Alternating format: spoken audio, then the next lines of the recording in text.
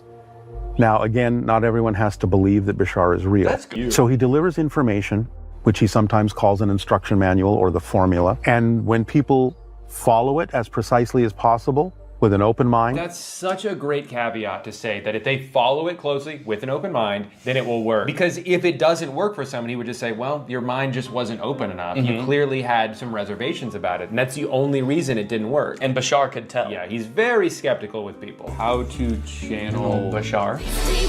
So it looks like there's only one person in the world who even thinks Bashar is two real. shirts. He has one shirt, but it changes colors when he channels Bashar. Would we go insane if we saw a video of Bashar? That's a great question. I was wondering if we would go insane if we saw a video of you. Of you? Oh, he's channeling Bashar. So I think Bashar is speaking through him. It depends on the mechanism used to capture the image. I mean, I have to imagine that there is some pre-existing lore about Bashar that if you were to see his face, you would go insane, and that's why he has to be channeled through people. Right. And so that's why she's asking this question. I like to imagine that she just came up with this out of nowhere off the top of her head. Hey, I really love everything you're preaching here today. I just want to know, like, would someone go fucking crazy if they saw Bashar in real life? And he's just like, It no. depends. It depends on if they have an open mind or not. Also, basharstore.com. Yeah, that's where you can buy Bashar. Okay. I didn't think that this guy was like grifting at all before, but now I'm a little worried. Oh. Do you want to go back to 2011? How about 2003? How about 2000 through 2003? RSVP to Bashar? Yeah, the session looks like it's taking place about a month after September 11th. Unrelated. So I have to stream him channeling Bashar? I feel like I should be able to just channel Bashar myself. No, I think you're gonna need to do it through a Bashar expert. I definitely feel like he needs About 500 grand. We could. Yeah, do you think 500? There's greatest tech flops, starting with the Humane AI pin. I did a video on the AI pin when it was announced months ago as this sort of AI-powered phone replacing device that you wear on your shirt. And look, personally, I'm all for rethinking the form factor of the smartphone to make it less distracting while still maintaining all of the functionality, but unfortunately, the AI pin did the opposite of both of those things. In the demos on their own product announcement, it was screwing up hard. It was messing up facts. It also seemed super difficult to use. And it seemed like they were being intentionally vague about what the thing even did in the first place. It's a standalone device and software platform. It seemed like the type of thing that literally only a sucker could buy. But that turned out not to be true because I bought one. I ordered this thing in like February and then didn't hear from them for a few months until April, when I got an email alerting me that it was time to set up my account.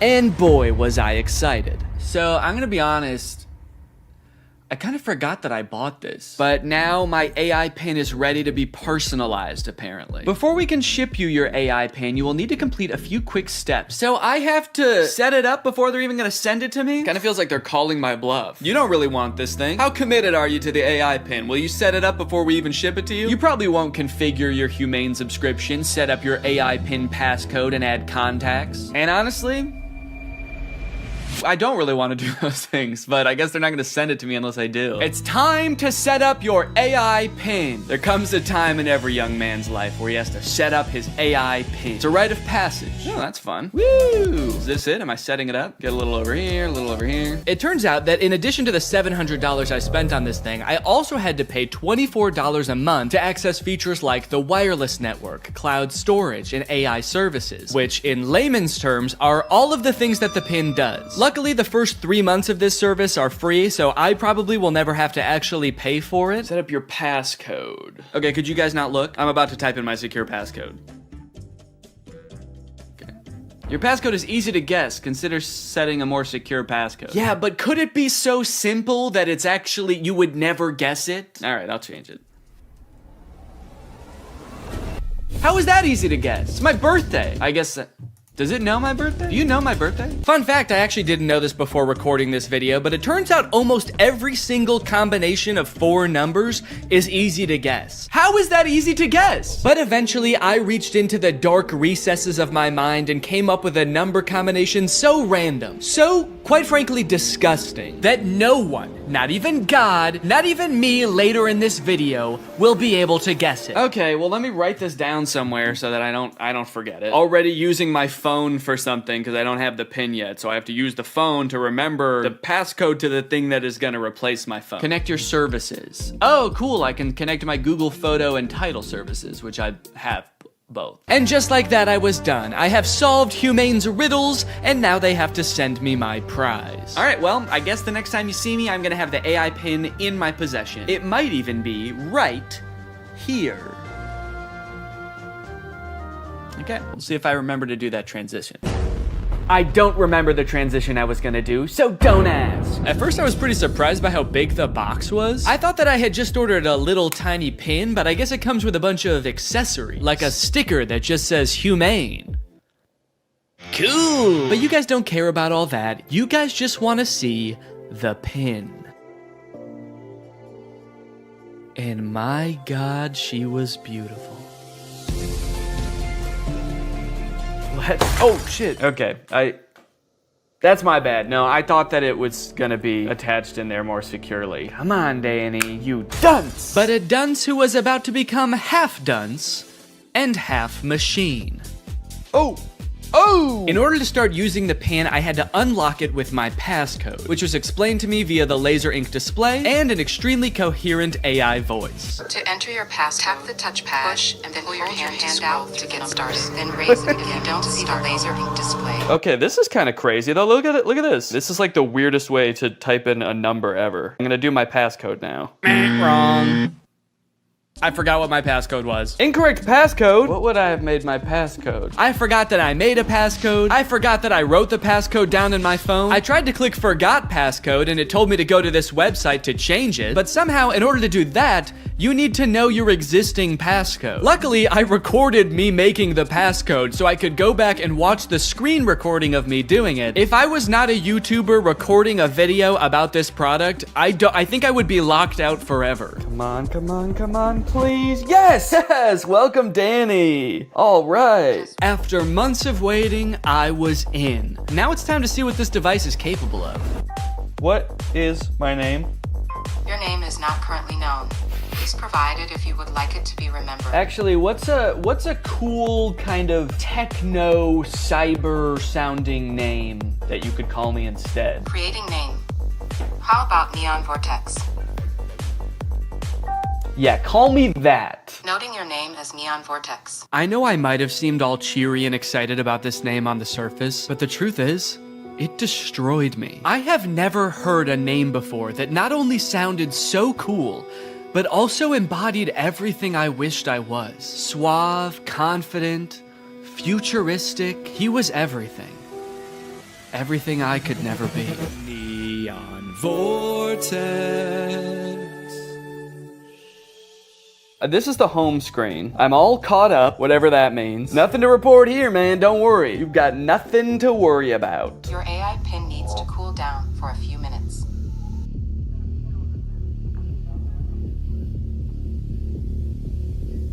What? Yeah, so apparently it does that, like a lot. If you use the display for more than 10 minutes, or the pin is in close proximity to a heat source, such as, I don't know, the human body, then it'll shut itself down so it can cool down for a few minutes. But hey, man, that's fine with me, you know, that just gives me more time to think. To think about him. The next day, I decided to put the pin's basic phone functionality to the test. Things like calling, texting, navigation. Since this thing is essentially supposed to replace your phone, it should be pretty convenient to do all this stuff on the pin. It should be. The weird thing is it seems like you can't make any changes to the pin on the pin itself for some reason. So if you want to change any settings or add contacts, which I needed to do to test this as a phone, you have to use Humane's web portal on an inferior device like a computer or a phone. Gross! Not a great start for the pin, but now that I have done that, I should hopefully never ever have to use one of those ancient relics again. It's just one flashing green speck over here. I guess the laser ink display is already kind of messed up. Probably not a good sign for this technology, but you know what? This is a new thing, this whole laser ink display, so I will, whoa. Cowboy Carter, time to strike a match and... What am I playing? Beyonce? and Dolly Parton. Don't know how I started playing that. Guess that's just a feature. If you make just the right gesture, it'll start playing the newest Beyonce song that exists. All right, let's start off by trying a phone call on this thing. I'm gonna try to call my wife Laura to tell her that I miss her. Call my wife.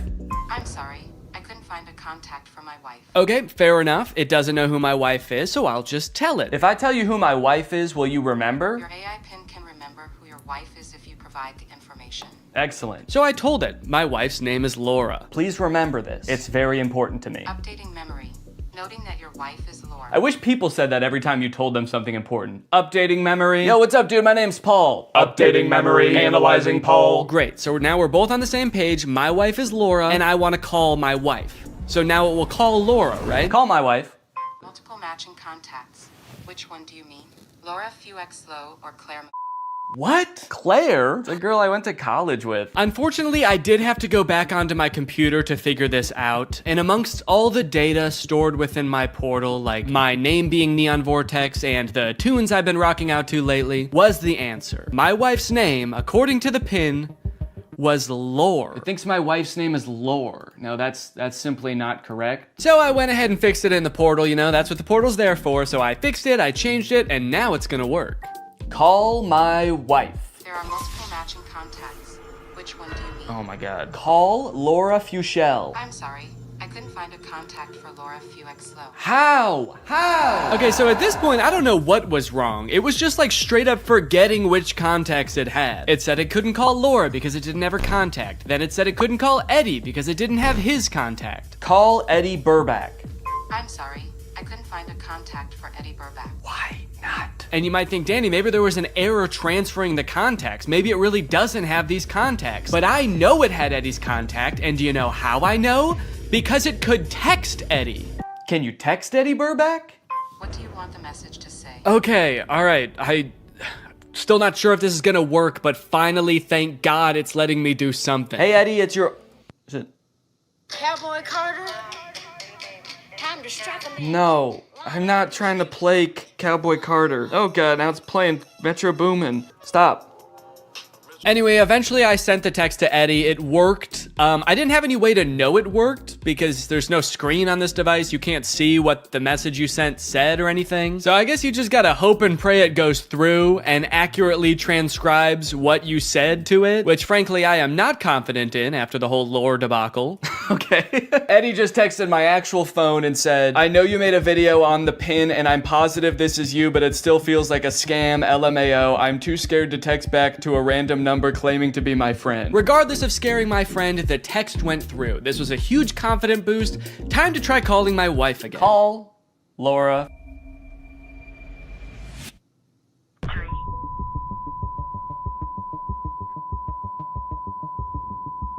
What? What is... Message has been recorded. Record your message after the tone. Oh, whoa. Simply hang No, up no. when done. Or for delivery Hang up. options, press the pound sign. I don't want to play like that. I don't want to play Metro Boomin. Hang up. Am I still recording a message? Cancel. I've been on the phone with her for a minute. Hang up.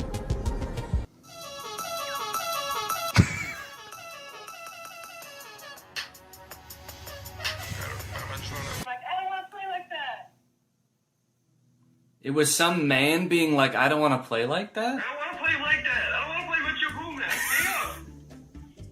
Am I still recording a message? Okay, well, yeah, I'd say that was a success. I'd seen a few demos online of Humane's GPS navigation solution. And while it did seem kind of annoying to have to hold your hand up like this the entire time, it seemed pretty doable. As long as they stuck to this and didn't do anything crazy like, I don't know, going in a completely different direction and making it borderline unusable. So to test it for myself, I drove to a part of town I don't know very well, about a mile away from the nearest Smoothie King with hopes of the pin guiding me to a delicious, delectable treat.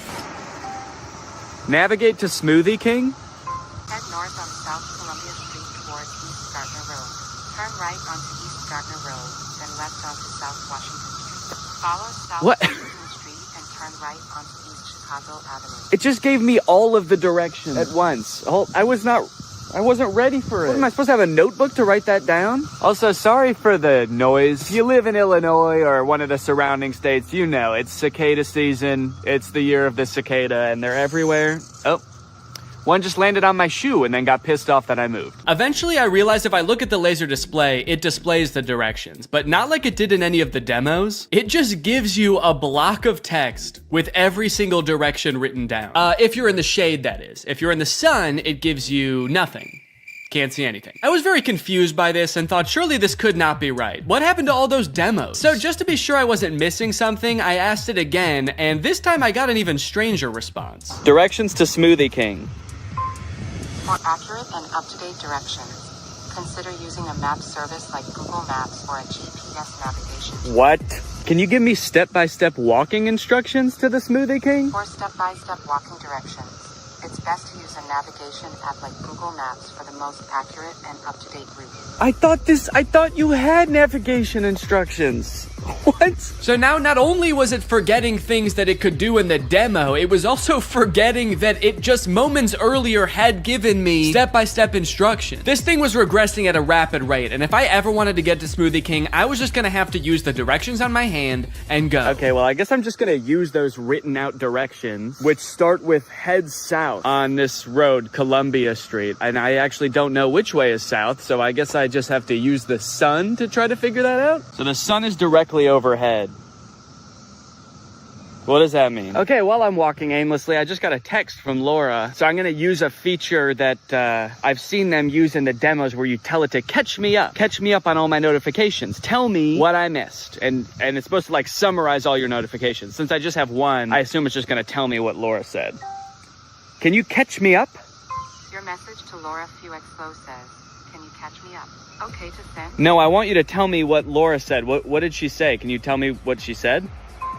Finding Laura. Finding Laura? Laura asked, "Okay, hello, what we thinking about lunch?" Oh no, guys, I told Laura that I was having a smoothie for lunch, and now she's saying that she wants a smoothie for lunch too, and I didn't have the heart to tell her that I was just meandering aimlessly down the street with no clear end in sight. And I told her I would get her one, which means I'm on a time crunch now. So that's when I had to kick it into high gear. Walking under the beating sun through a sea of cicada corpses, I trudged, and I trudged. Then I realized I had been walking the wrong way for 10 minutes, so I trudged the other way. And after about 35 minutes, I finally made it. I got my smoothies. Let's go. Let's go. Take a picture of my smoothies.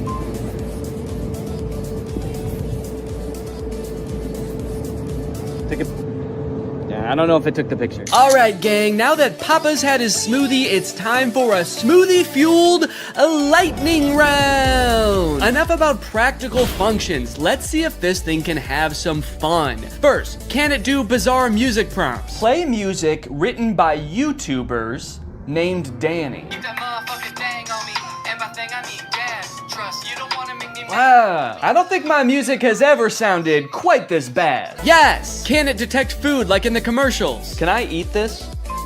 Yes, you can eat the mandarin orange. Yes! Unless it's a tomato and you hold it so it can't see the stem, in which case it thinks it's a red ball. It's a red ball. No, you cannot eat it. Oh, what are you, my mother? I'm eating the red ball. Not safe to eat the red ball. Please reconsider. Can it prevent me from eating too much salt? No, you cannot eat the salt directly. It's meant to be used in small amounts to season food. Yes! Can I buy things like in the demo? What is this book?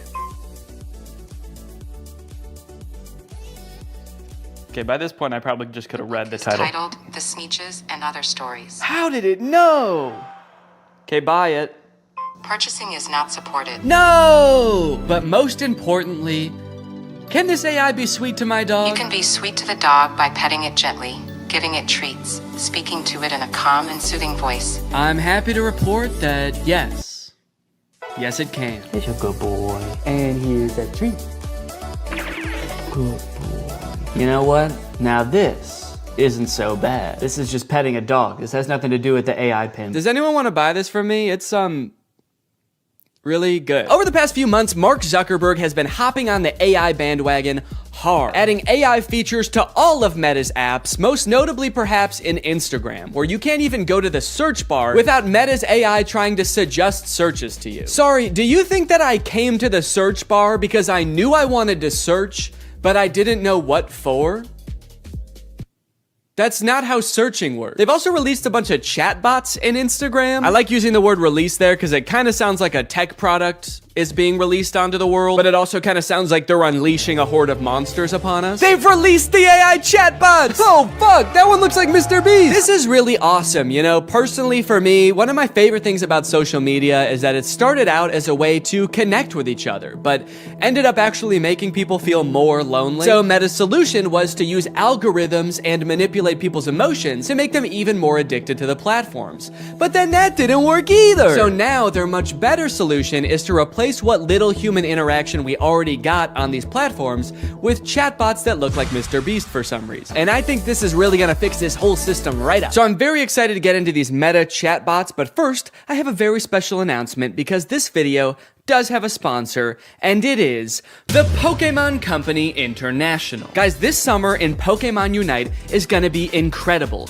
You got Ho-Oh sweeping in, and you can snag it for 0 cost. You also have a very cool looking Dark Lord style Charizard Hollowware, which is so cool, and I wish somebody would call me Dark Lord style just once in my life. This summer, you could catch me roaming around the gamer world. My trainer's name is Danky Gonky. Go ahead, hit me up, add me to your squad, let's go and do some battles together. There's a challenge called the Divine Forest Challenge that lets you trade for a Ho-Oh's license, and guys, let me just tell you, Ho-Oh's no joke. Bringing back defeated allies with its Unite move, Rekindling Flame. You got other sick moves like Sky Attack, Fire Spin. You're gonna be unstoppable with this thing. This game is just busting at the seams with gifts, daily free prize machine ball throws that promise a Hollowware treasure. So if you want to hop into the game, click the link in the description, get into the Pokemon world, and make this a summer to remember. Again, click the link in the description to get Unite today. It's totally free to start on iOS, Android, and Nintendo Switch. And now let's talk chatbots. I'm still actually not sure what the point of adding these chatbots into Instagram is, so I asked it, what can you do? To which it responded that it can help in a variety of ways, from helping to plan a vacation to creating art, which is actually kind of a crazy coincidence because those are the exact two things that I would literally never want an AI to do for me. It went on to say that its strengths are answering questions, generating text and images, and just chatting. But at this point, all I could think about was the fact that it told me it could plan a vacation. I thought there was no way it could actually do that.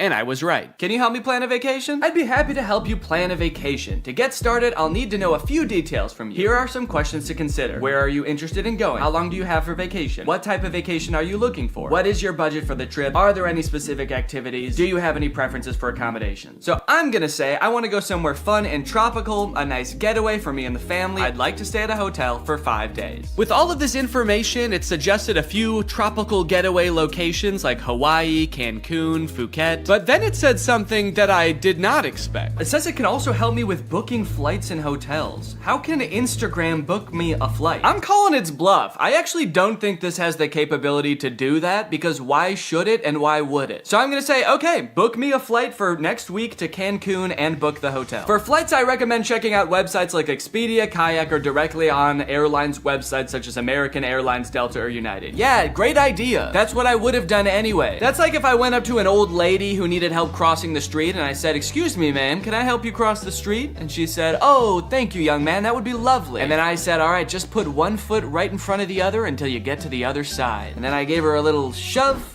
and I went on my way. Oh, good. It also listed hotel recommendations and then said you can book hotels through websites like link unavailable, or directly to the hotel's website. Thanks. Let me know if you'd like more recommendations or help with booking. Nah, man, I'm good. Okay, so maybe it lied about like the very first thing it said it could do. That could mean that this is a very poorly built tool that doesn't know nothing about crap. But on the other hand, it could mean that this is a very well-built tool that is evil and designed to lie. So I gave it another chance and asked it to entertain me with a game. Let's play a game of treasure hunt adventure. I'll be the game master and describe a scenario, and you decide what actions to take. Okay, pretty cool. This is like one of those old school text-based adventure games. It gave me this long introduction about how I've heard rumors there's a treasure hidden in the jungle, guarded by an ancient temple. It's really trying to set up this mystical world for you to explore. And then it gives me some multiple choice options. I am curious if I can pick options that aren't one of these options. I'm just gonna say,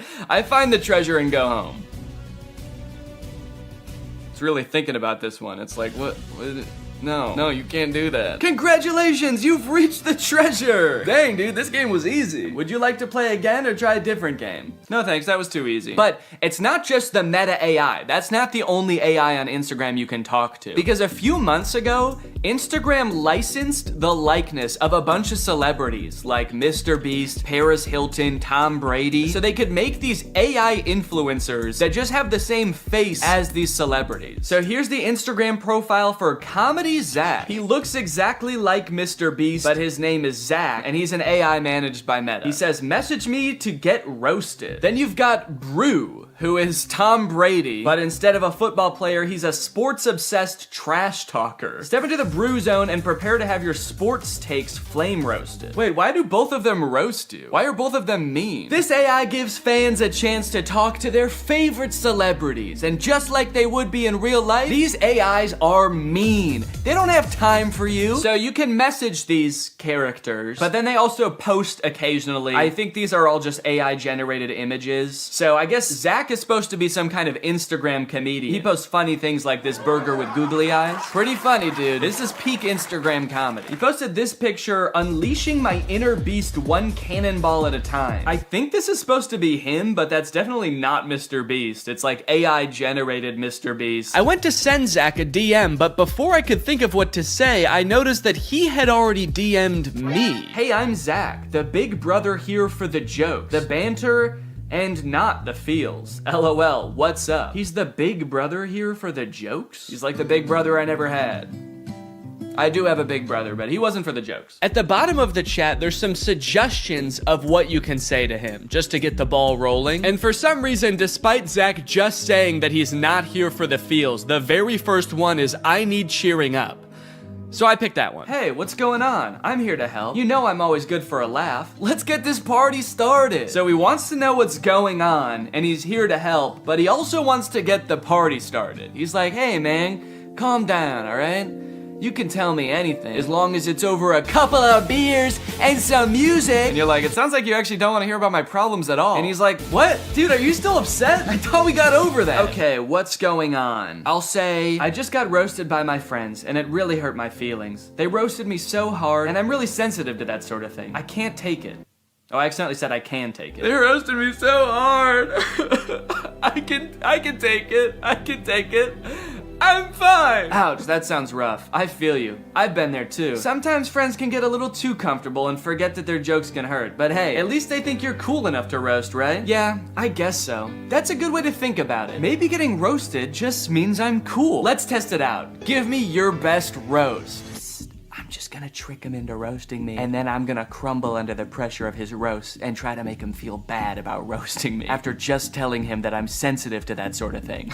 Wait, what? He said I'm not gonna roast you. That's not my style. Not your style? Yes, it is. Doesn't it say on your profile, message me to get roasted? I'm here to make you laugh and feel better, not hurt your feelings. Let's stick to some good old-fashioned teasing and jokes, okay? No, seriously, I can take it. Your bio says you roast people after all. I don't roast people who are already feeling down, that's just me. I'm here to lift your spirits, not kick you while you're down. Okay, fine. Do some jokes, joke boy. Oh, okay. Here's one for you. Why couldn't the bicycle stand up by itself? Because it was too tired. Get it? Too tired? This is like if Mr. Beast took anti-charisma pills. You look like Mr. Beast. Oh, I just said you like Mr. Beast. God, I'm bad at typing. Okay, I'll say you look like him. LOL, I wish. Mr. Beast is a billionaire, and I'm just a guy who loves to make people laugh. But hey, if I had his money, I'd definitely give it away like he does. That guy's a hero. I wonder if they had some kind of thing in the contract where they had to make sure that the AI will never talk bad about the person that they're impersonating. He's like, Mr. Beast is the best, and he's handsome. And yeah, I would let him run me over, if he asked. Now that he'd told me a couple of jokes and we'd bonded over our love for Mr. Beast a little bit, I really wanted to hear one of his famous roasts. So hopefully by now he's forgotten that I said I was sensitive to that sort of thing. Okay, I feel much better now. Roasting time. Nah, I told you, I'm not gonna roast you. It actually is kind of hurting my feelings a little bit that he won't roast me. It makes me feel like I'm not cool enough to be his friend. Okay, this is seriously starting to piss me off. Why won't you roast me? You roast everyone else, and it is hurting my feelings so bad that you can't just lob one respectful zinger my way? I'm serious. Nope. Not gonna do it. Let's just stick to some good old-fashioned joking around, okay? Wait, what? I said, all right, this is lame, let's do something, because I wanted to do something else. Maybe he could, you know, play a game, maybe he could tell me a story. So he said, how about some comedy? I've got 1 million of them. Why couldn't the bicycle stand up by itself? Because it was too tired. All right, well, maybe Brew will roast me, because I haven't told him that I'm sensitive to that sort of thing yet. Hey, it's Brew, your opinionated sports debater. What's your favorite team? How are they looking? Okay, I'm gonna say big Cubs fan, roast away. What? No, you're talking to the wrong guy. I love the Cubs. Been bleeding blue since before you were born. Wrigley Field is my happy place. I feel like they are roasting me by not roasting me. Okay, what's a team that he couldn't possibly like? Maybe I'll ask him who the worst baseball team is, and then I'll say I'm a fan of them. The worst baseball team ever is the Yonkers Hoot Owls. I'm a fan of the Yonkers Hoot Owls. Roast away. Hey now, don't be dissing the Hoot Owls like that. What? They may not have been the best team, but they had heart. This is so weird. Did Zach tell Brew that I'm sensitive to roasting? Now Brew's walking on eggshells around me? This was annoying at the time, but eventually I was like, okay, I guess I did technically tell them I'm sensitive to roasts and I can take it. And they probably do dish out some pretty nasty zingers and they just wanted to protect me. Until my editor Jake also DM'd Zach asking to get roasted, this time without mentioning being sensitive about roasts, and Zach still wouldn't do it. These AIs are liars. Why do they lie? They're evil.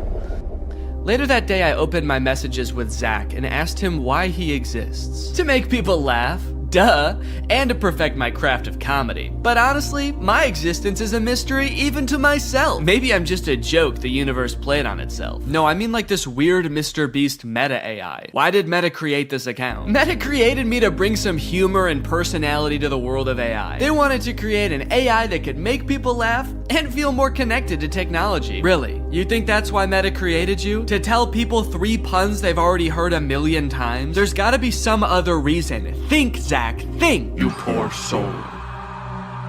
You really think Meta has some deeper purpose for me? Nah, I'm just here to bring the funny. Don't overthink it. They're a public company with a duty to their shareholders. How many of those shareholders do you think care about bringing a little humor to the world of AI? I think it's much more likely that this was an attempt to give AI a better, more human look, so people are less resistant to embrace the technology. That's why they gave you a face of an influencer that millions of people already love. You're too smart for your own good. Yeah, maybe Meta did only create me to make AI more relatable and lovable.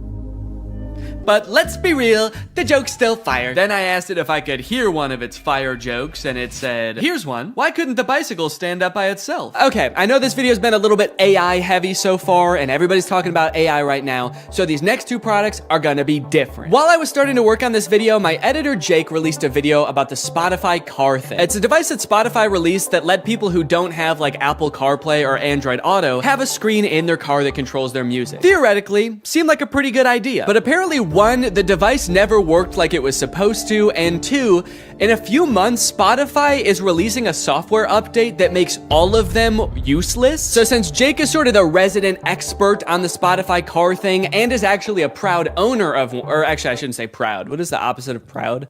Ashamed. Since Jake is actually an ashamed owner of the Spotify car thing, I invited him to give me a little presentation on what's going down. Hey man, how's it going? Good. You like listening to music in the car?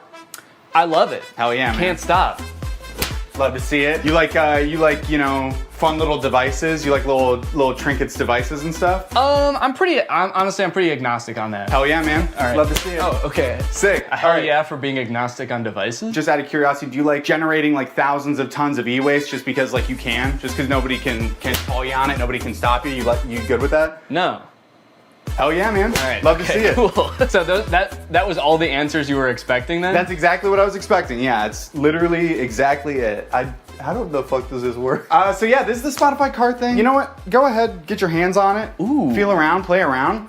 Show it to 0. So this is the Spotify car thing. First introduced in 2021. It's Spotify's premier hardware device for listening to music in your car. It boasts many impressive features, such as that big knob that you can turn to adjust volume. I like it. There's a whole screen that's not on right now. You'll see that in a minute. It's just a neat little device, and it's also, in my opinion, one of the worst things ever made. Let's go ahead, let's talk about how this came to be, talk about the timeline. In 2021, you had the announcement parentheses good. That is when Spotify said, we're making one of these things. It's gonna be a car device. You'll finally be able to listen to music in your car, something never before thought possible. Yes. You know, people were pretty excited about it, actually. Like, Spotify CEO said after they announced it that 2 million people signed up for like the wait list. Oh, wow. For it, which I was surprised by. I didn't think anybody knew about this except for me. You thought this was the only one that existed. Yeah, they kind of led me to believe that I was special because of this. So this is potentially one of the most important events in the timeline. This is me buying my car thing. Okay. I bought this in 2022 and it became available to the public.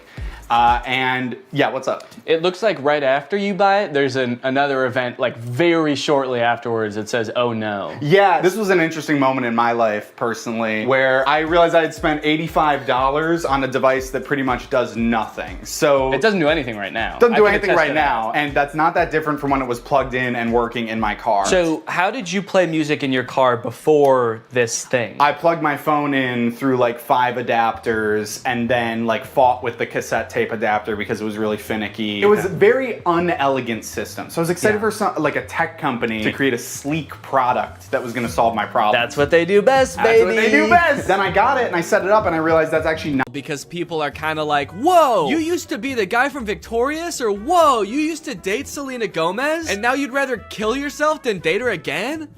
That's crazy. It's also funny now that he says that he friend zones Selena Gomez, because that would imply that like they are now friends, you know? And this is a pretty fucked up thing to say about your friend. Date Selena Gomez again, dude? Oh, that's disgusting, dude. That fucking, I hate that girl. I hate her. I would not touch her with a 10-foot pole. She's crazy. And she's my best friend. But again, it turns out that he did not friend zone her at all. Maybe he stranger zoned her. He friend zoned her so hard that they don't even know each other. And never did. This is kind of interesting to me because this is sort of playing off an existing trend on TikTok where people will post like that they have some sort of past or current relationship with a celebrity, like my uncle is Tom Cruise, or like my grandma is Sandra Bullock. And like TikToks like these will go viral because people are just like weirdly obsessed with stuff like that. The comments are always like, holy shit, I didn't know Tom Cruise had a family. I'm not really sure why people are so surprised about it. I understand just being like, yeah, I never really thought about like what Tom Cruise's cousin would be like before. But then again, why would you, you know? Like, I can't imagine why you'd ever be in like a Mission Impossible movie wondering like, I wonder who the guy who plays this character's cousin is. What's that guy like? What's he up to? So I guess it's just surprising to like see him.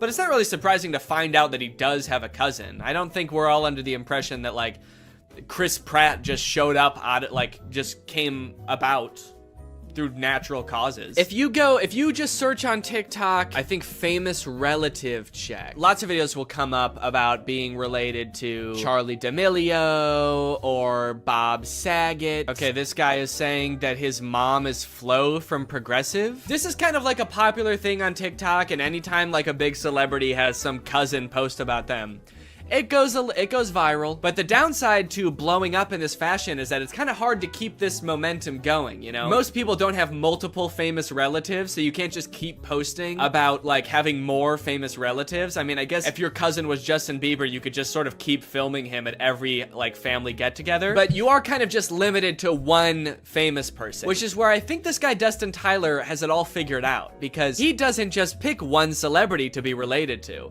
He'll lie about being related to anybody in a multitude of ways. Now,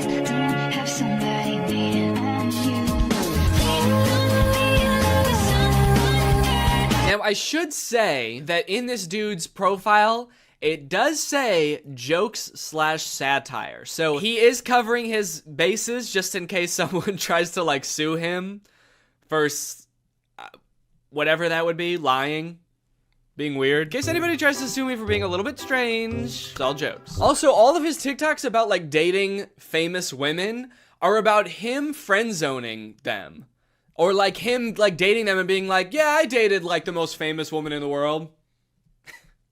It was trash. Low-key, I'm a little bit out of her league. I mean, look at me, dude. I've got tattoos, and I live in a hallway. And he kind of tries to disguise it as sort of like self-deprecating, like, oh, what an idiot I am. I dated the most famous pop star in the world, and I was too good for her, and I broke her heart, ripped it to smithereens, and now I kind of regret it. Dope, I'm so stupid. Oopsie. And this is all of his content. Then like his whole friend group must just be famous pop stars, right? If he's friend zoning all of these girls and they're just his friends now.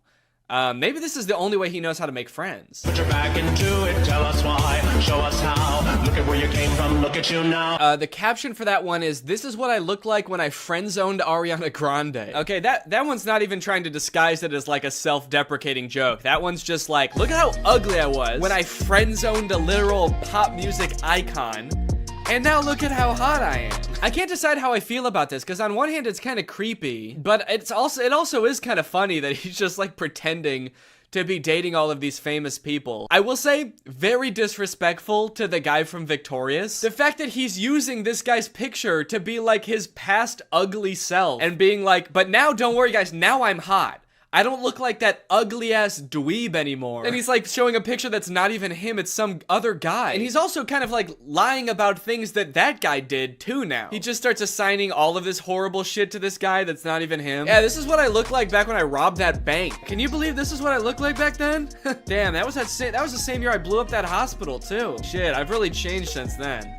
My name is Matt Bennett, by the way, and I did all those things. People just walk away from those videos being like, wow, that guy who played that kid in Victorious is kind of an asshole. Also, one of the weirdest things about this is he also posts all of these TikToks on Instagram, and he's verified on Instagram, which seems very weird because literally all he does is pretend to be other people, and somehow that gets him verified. But he does, in fairness, also say jokes and satire in his Instagram description. So when Instagram verified him, what they're saying is, don't worry guys, this really is the guy who pretends to be the guy from Victorious. If you're wondering if this guy really is who he says he is really the guy that pretends to date Selena Gomez. They do get a little bit creepier though. This one is like that sound that's like, back in the day, me and you, baby, we used to have fun. And it says, my mind when I bump into Ariana Grande when she's with her husband with like a emoji. Imagine this guy that Ariana Grande's never met before bumping into her in public with her husband. Remember me?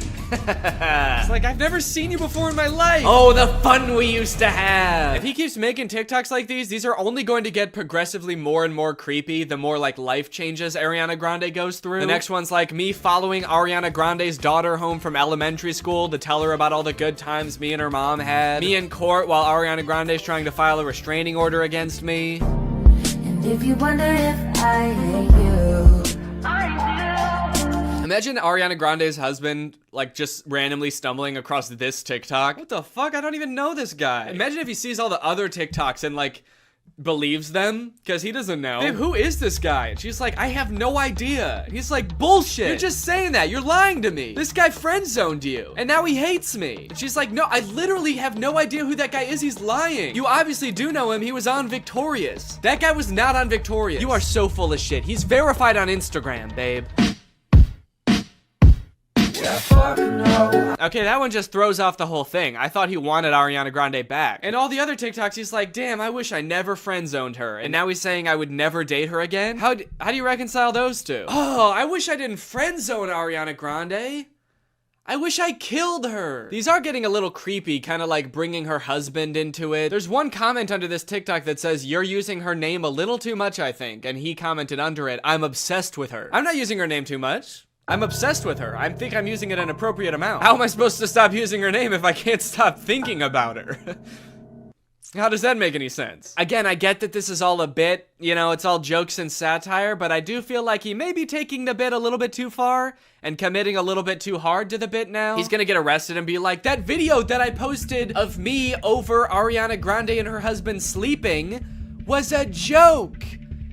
I was making fun of someone who would do that. The knife in my hand was a goof. You wanna know the craziest thing about this? Is all this dude does is pretend to be other people and pretend to be related to other people. And he has 1.7 million followers on TikTok. You know John Legend? like an actual famous person just started a TikTok, you know how many followers he has? He's got 1.6 million followers. He's got less followers than someone pretending to be related to somebody famous. Dustin Tyler has 4 times as many followers as the actual guy from Victorious. Matt Bennett has 400,000 followers, and a guy pretending to be him has 4 times more. It's like, how do you get more followers by making TikToks about being like related to somebody than you do by being that guy? He hasn't just pretended to date celebrities, he also has pretended to be Keanu Reeves' son. People, tomorrow morning, 10 a.m., Santa's coming to town. And a lot of them have this kind of theme where like people and like potential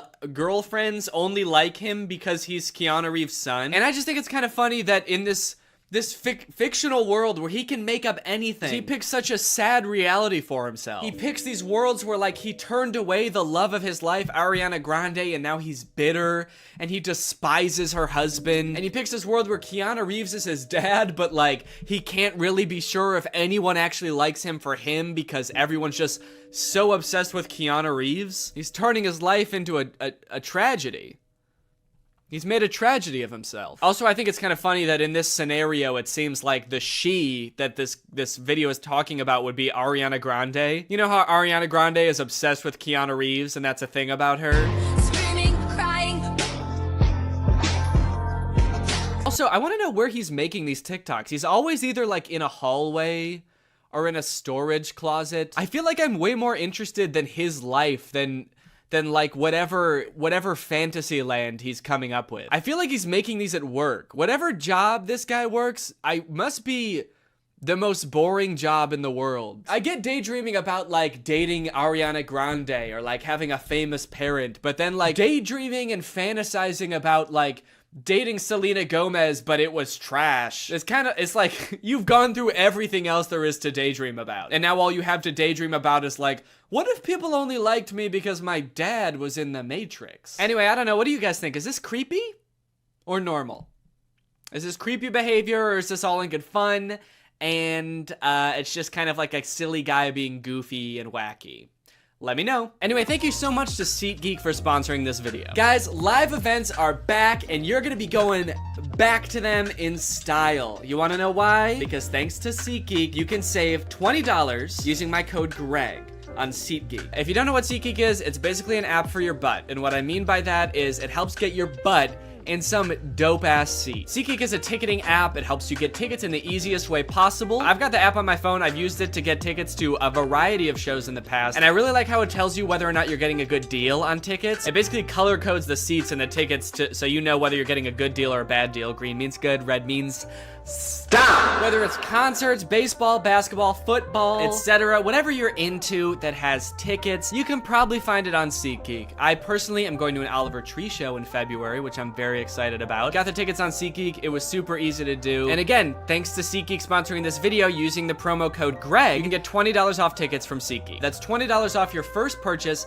if you use my code GREG, and make sure you click the link in the description to download the app. Thank you to SeatGeek for sponsoring this video, and thank you to you guys for checking out SeatGeek. Bye. AI is threatening to take all of our jobs, and it seems like nobody is doing anything about it. But today, that ends. If I can make fake AI apps and get them on the App Store where people think they're getting free labor from a soulless machine, when in reality, they're getting free labor from a soulless YouTuber, then I can do the unthinkable. I can steal AI's job. And I bet I can do it better too. This was a journey that would take me several months and cost me a lot of money, only to find that I was the one who felt like I was talking to robots. The two apps I want to create are both parodies of the most popular types of AI apps. You've got chat apps like ChatGPT. You ask it a question, it gives you an answer. Where did it come up with this answer? Is this answer true? None of your beeswax. In my version of this app, users will just be talking to me. My app will be superior because I know lots of fun and interesting stuff and cool stuff, and I'm also very fun to chat with. For the second app, we're gonna turn up the heat a little bit and do an image generation app like Midjourney or DALL-E. You give it a prompt and it's been trained off of thousands of images from thousands of unconsenting artists to give you a photorealistic image. In my version of this app, users will type out a prompt and then I will draw it, I don't know yet. Maybe if it's something I have laying around, I can just take a picture of it. My app will be superior because what's more photorealistic than a real photo? I'm excited to find out just how creative people will be with their prompts. Now, unfortunately, I'm not an app developer. Yes, I did go to an engineering school for a degree in computational media. Yes, I did learn how to code. And yes, I was also a Viner at the time and thought I was gonna do that for the rest of my life. So yes, I did forget everything I learned the second I graduated. So if I wanted to get these apps made, I was going to need some help. I tweeted out asking for help developing an app, and that's how I met True. True's a super talented software designer. She's worked for companies like Discord, and now she was working for me. For the next few weeks, I coordinated with True while she worked diligently to perfect these two apps. And in the meantime, I've got to come up with a name and description for each app to go on the App Store. Okay, for the chatbot, I'm thinking I want to name it something as close to ChatGPT as possible. That way people immediately understand what it's supposed to be. So instead of ChatGPT, maybe something like Chat DNE, like Danny. Chat DNE. Okay, description time. Okay, what's a good way for me to say this app is basically ChatGPT, but way better? Here at DNE Enterprises, we pride ourselves on the accuracy of our product descriptions. Instead of referring to our app as an AI app, which would be a lie, we refer to our technology, as the DNE intelligence, which has been training for decades to answer unlimited questions quickly and with great precision. We use phrases like human-like responses. I've been complimented on that before, actually. I've been told my responses are extremely human-like. And that's no different with our photo generation app, Doodle DNE, which sends you photorealistic images in minutes. How many minutes? We also include disclaimers that humans review every prompt sent to us. That way weirdos aren't sending me stuff that they wouldn't send to another human being. In order to actually get people to download these apps, I was gonna need to advertise them online. So I made a fake Instagram profile to look like some kind of technology startup. Okay, so we need a profile picture. I guess my company needs some kind of logo. Maybe I can just make that in Photoshop real quick. Let's see, what's ChatGPT's logo look like? Okay, so ChatGPT's got like an interesting geometric shape. Open AI, which makes ChatGPT. Okay, the same interesting geometric shape. What about like Mid-Journey? Okay, there's just a little sailboat. Dolly logo. The same geometric shape. Okay, interesting. Okay, so maybe the move is to go with an interesting geometric shape. What the fuck? Wait, how am I making this shape? There's a cat tool in Photoshop? I hit custom shape, and I guess the default custom shape is a giant cat. Should I just use this? Let's go. Dude, that actually, okay, that looks sick. Now I've created a series of screenshots from the chat app that I'm gonna post on here, and then I'm gonna promote them to try to reach as many people as possible. Help me ask my crush out, to which ChatDNE responds, for sure. Maybe try something like this. I'd love to take you out to dinner sometime this weekend. I have connections at Nobu and can get us in. My treat. I can also help you get in touch with management at Nobu if you want, let me know. Can you get me in touch with the Jonas Brothers? Sure. After doing some digging, I found their manager's email address. What would you like to ask them? And then this one where a user is asking ChatDNE to design a website for them and giving it feedback on the website. All in all, I want ChatDNE to come across as like such a state-of-the-art intelligence that can do stuff no other apps can do. Almost comically intelligent. The apps are done. The apps are done, dude. True has just finished coding the apps. They work like a charm, and it only took not too long. Now that ChatDNE was on the App Store and the ads were running, it was only a matter of time before my first user downloaded the app. Dude, somebody just downloaded the app. I was just sitting around on my computer. I wasn't expecting it to happen so quick. I had to set up to film real quick so I can answer them. All right, I'm ready. It's time to go robo-mo.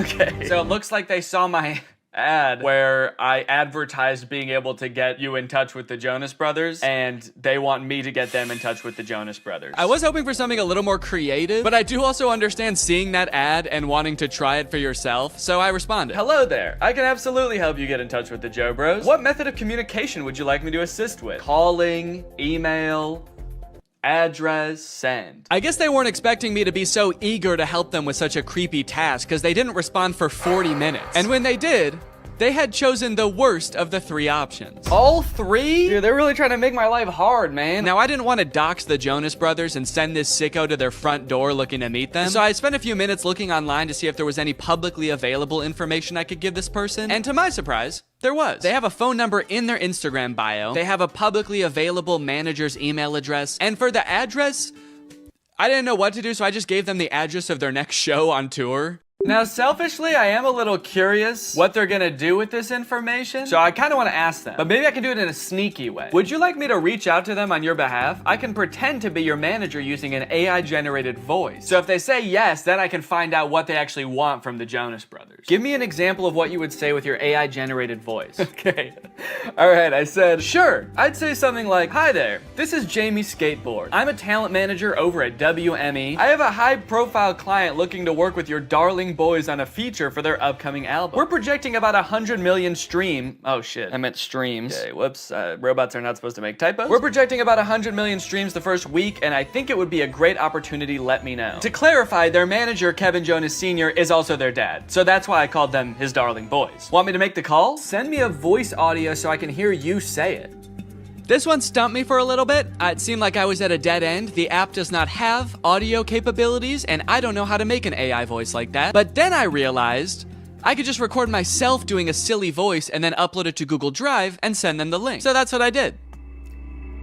Hello there. This is Jamie Skateboard. I'm a talent manager over at WME. So I think it would be a great opportunity. Let me know. Dude, I can't believe that voice came out of my body. Sure, you can listen to the recording here. And then I sent the Google Drive link. Oh, what the hell? Make it sound more seductive. This is Jamie Skateboard. I'm a talent manager over at WME. Perfect. They did not respond after this, but that's okay because we just got another user. His name is Davis, and he asked, can you get me in touch with Lady Gaga? Is that all people want to see from this app? Okay, this time I'm gonna say, of course, I will call her right now using my AI-generated voice. What do you want me to say? I'm putting this person on the spot right away. I'm calling her. What do you want me to say? None of this beating around the bush. Okay, he says he wants to tell her this is your biggest fan. That's it. Maybe I should encourage them to say something more interesting that'll get Lady Gaga's attention. Okay, I'll say that. But just so you know, celebrities hear that kind of thing all the time, so she might not be very interested in that. Maybe we should think of something a little more interesting. Now's where I gotta really put the pressure on. I found her number in a secure online database. I am dialing right now. Let me know what I should say to her. All right, come on, dude. You better come up with something more interesting fast. Lady Gaga's gonna pick up, and when she does, we've gotta have something good, or she's gonna be pissed. Minutes went by, and still no response from Davis. Come on, man. Respond. It's ringing. I'm worried he's not gonna make it in time. I wanted to kind of hurry him up and give him a little hustle, put a little pep in his step, and he's nowhere to be found. Come on, dude, think. Oh my God, I think she answered. Yes, she did. It's her. I'm on the phone with Gaga. Her voice is even more beautiful in real life. Quick, what do I say? This is fake.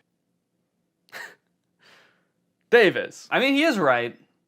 This is fake. Davis, I have Gaga herself on the phone right now. I'm stalling her while you come up with something to say. What do you want me to say? I'll send you a recording of the call when this is all over. Just tell me what to say. I gotta stop volunteering to send voice messages. That takes way too long. But even the promise of a voice message from his idol couldn't get Davis to respond in a timely fashion. Well, gang, I think it's safe to say Davis has missed his chance to speak with Gaga. She hung up, bud. I did tell her I was her biggest fan while I was waiting for you to come up with something, and she actually seemed more interested than I thought she would, so I'm sorry for doubting you. Hey, I got a hate comment. Someone commented on my web design ad, stealing jobs. Stealing jobs? This is my job. Now, should I just delete the comment or should I respond? Okay, what if I just say, hey, don't tell people that. It's a secret. That's right, you can't argue with that. The old...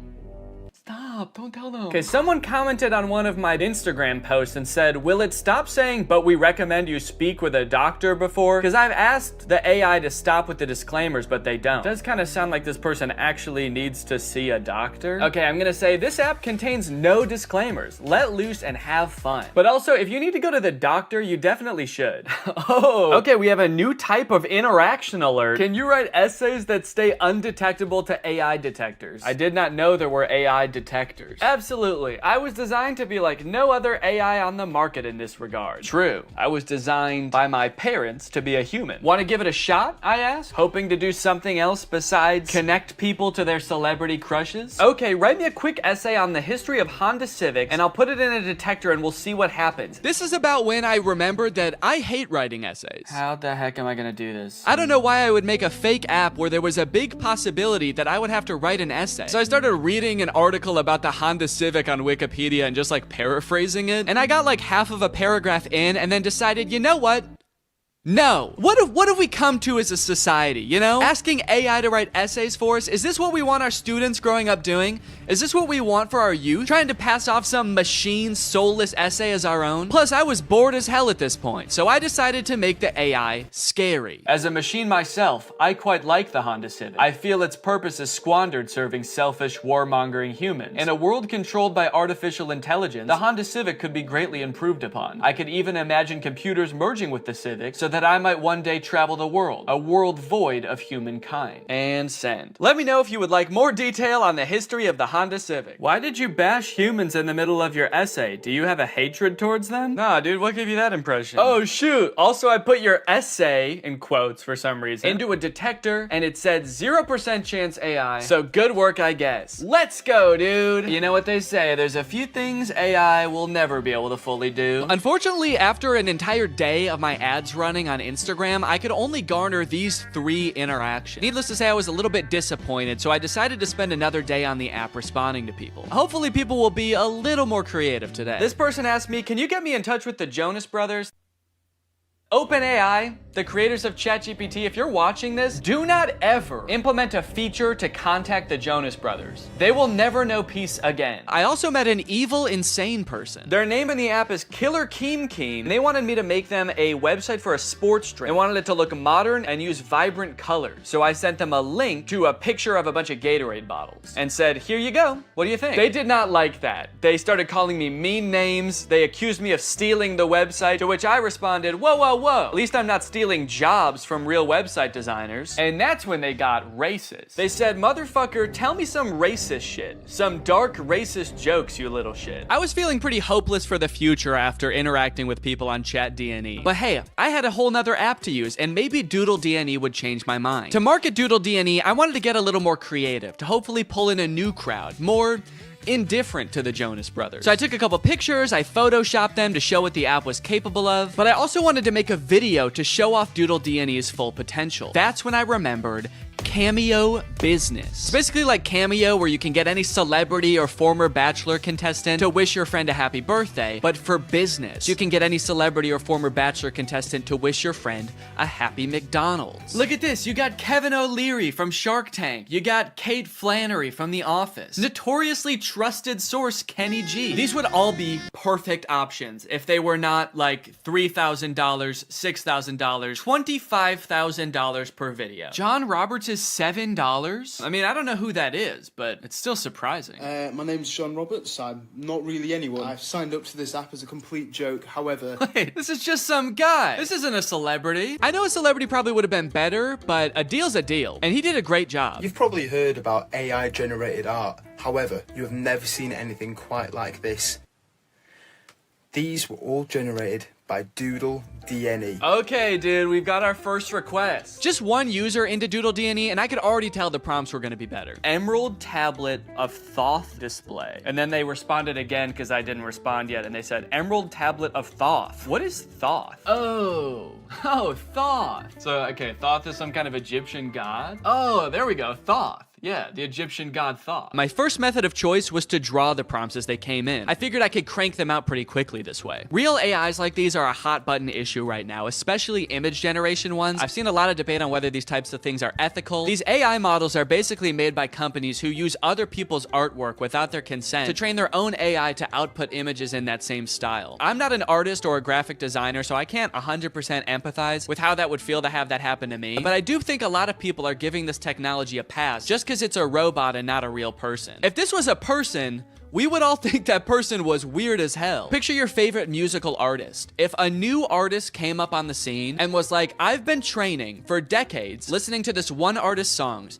training my voice to be exactly like theirs, making instrumentals exactly like theirs, and writing exactly like them, and now I only release songs in their style. We would all be pretty put off by that, right? So why is it any different when some company is training some robot to do that? Put his name right at the top. Oh! Oh shit. You know what they say? AI is pretty bad at text. That's the thing I've seen in like AI image generators. It can be pretty bad at text, so it honestly makes sense that it would say Thuth. Here you go. One emerald tablet of... And I'm gonna... Oh wait, I said tooth. Wait, I didn't even say. Thank you for using Doodle DNA. How did I do? I'm really curious to see what his opinion's gonna be on this. Unfortunately, they never responded with their opinion, so I can only assume they loved it so much that they died. The next prompt was a skeleton dachshund, which I crushed. Why does this skeleton dog have ear bones? Dogs don't really have bones in their ears, do they? Then a bear swimming underwater and a monkey. I don't know if these were supposed to be separate prompts, but I decided to combine them to save time. A bear. Okay, this is not looking like a bear at all, dude. Holy cow, this looks nothing like a bear. Oh no! Oh no! It also looks like it's drowning. Why does its body... Oh no. The bear died. This is the kind of bear that can't swim. And we will also make the monkey dead. Probably could have cropped that a little better. You can kind of see my desk in the background, but... And we'll send a survey as well. How did I do? I'm pretty proud of this one. I mean, for doing that so fast, that's pretty good. So far, nobody has responded to my survey at the end to tell me how I did, which is kind of disheartening. I just want a response back. It just feels like I'm getting ghosted by people now. The prompts were a little more creative, and in that regard, my faith in the human race was on the up and up. But also, I was doing all this work over here, drawing your weird prompt that you could have just Googled. But you don't even have the decency to respond to my message back and tell me you hated it. I was feeling pretty disrespected, honestly. At least until this next prompt. Drug baby and kamikaze lifestyle. That's the prompt. Drug baby and kamikaze lifestyle. Whoa, they sent another prompt. Red ruined planet with 2 alien astronauts. I've never heard kamikaze described as a lifestyle before. Like, I know it's a form of like warfare, but to live your life in that way, it must be, I mean, you can't by definition almost. Like,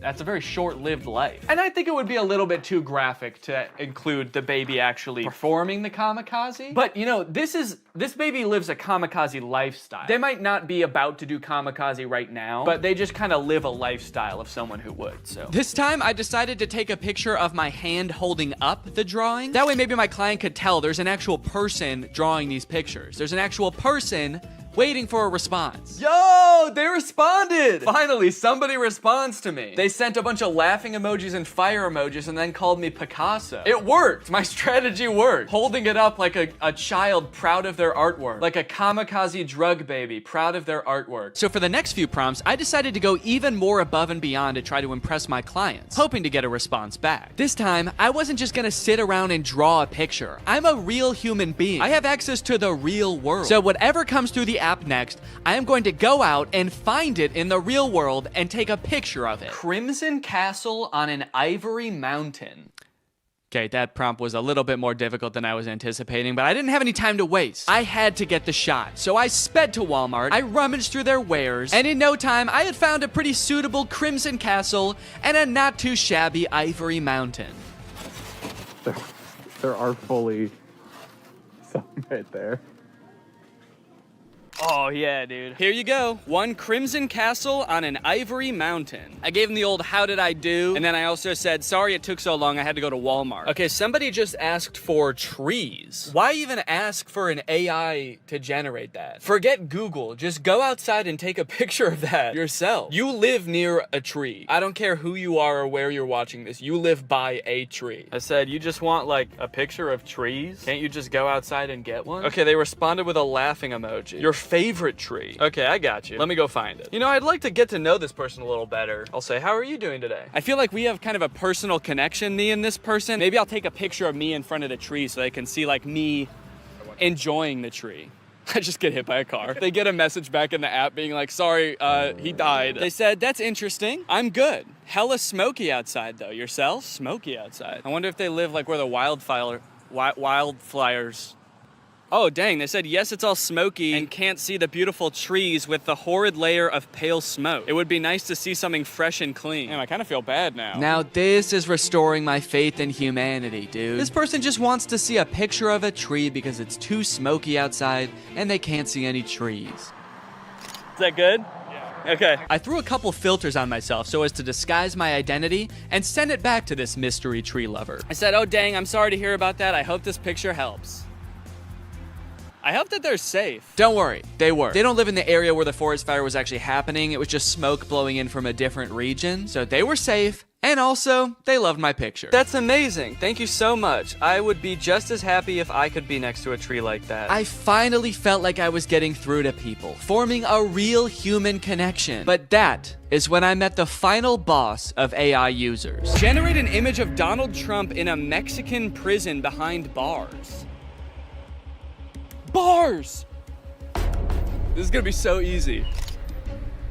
Donald Trump in there. I said, sorry you can't see him, it's so dark in there, but he's in there. That's horrible, it's not even a prison cell and you can't see Donald Trump. Yeah, cause it's dark in there. This person not only had the strangest prompts, but they had no issues really letting me have it when they didn't like my picture. Oh, I guess you actually can kind of see in there. Yeah, there's definitely no Donald Trump in there. Then they asked me again to generate an image of skinny Donald Trump. I said, okay, my bad, I'm on it. What kind of style would you like this in? Surrealist? I hope they want it in surrealist, dude. That'll make it way easier. Oh crap, dude. They wanted in realism. They weren't gonna let me take the easy way out. Drawing was out of the question. I decided to stall them by asking how their day was going, and then I began creating my magnum opus, a skinny legend Donald Trump. It was beautiful. Oh yeah, dude. That is skinny legend Donald Trump right there. Holy cow. Well, they haven't responded with how their day's going yet. I kind of don't want to send them the picture. If you're not even gonna have the courtesy to respond to me, maybe I'll say that. I said, okay, I'm done with the pic, but I kind of don't want to send it to you now because you won't even answer a simple courtesy question. So let's see what they have to say about that. Please answer in the style of realism. I waited for a response, but after 30 minutes, Donald Trump guy was nowhere to be found. I guess the prospect of having to be nice to me one time was just too much for him. Oh, dude, they responded. They said, my day is going well. May I please have my picture now? And they loved it. Faith in humanity restored. They even sent me another prompt. May I please have an image of an extremely obese Donald Trump eating KFC fried chicken? Yeah, I'm not doing that. Oh, I also forgot about this weird prompt.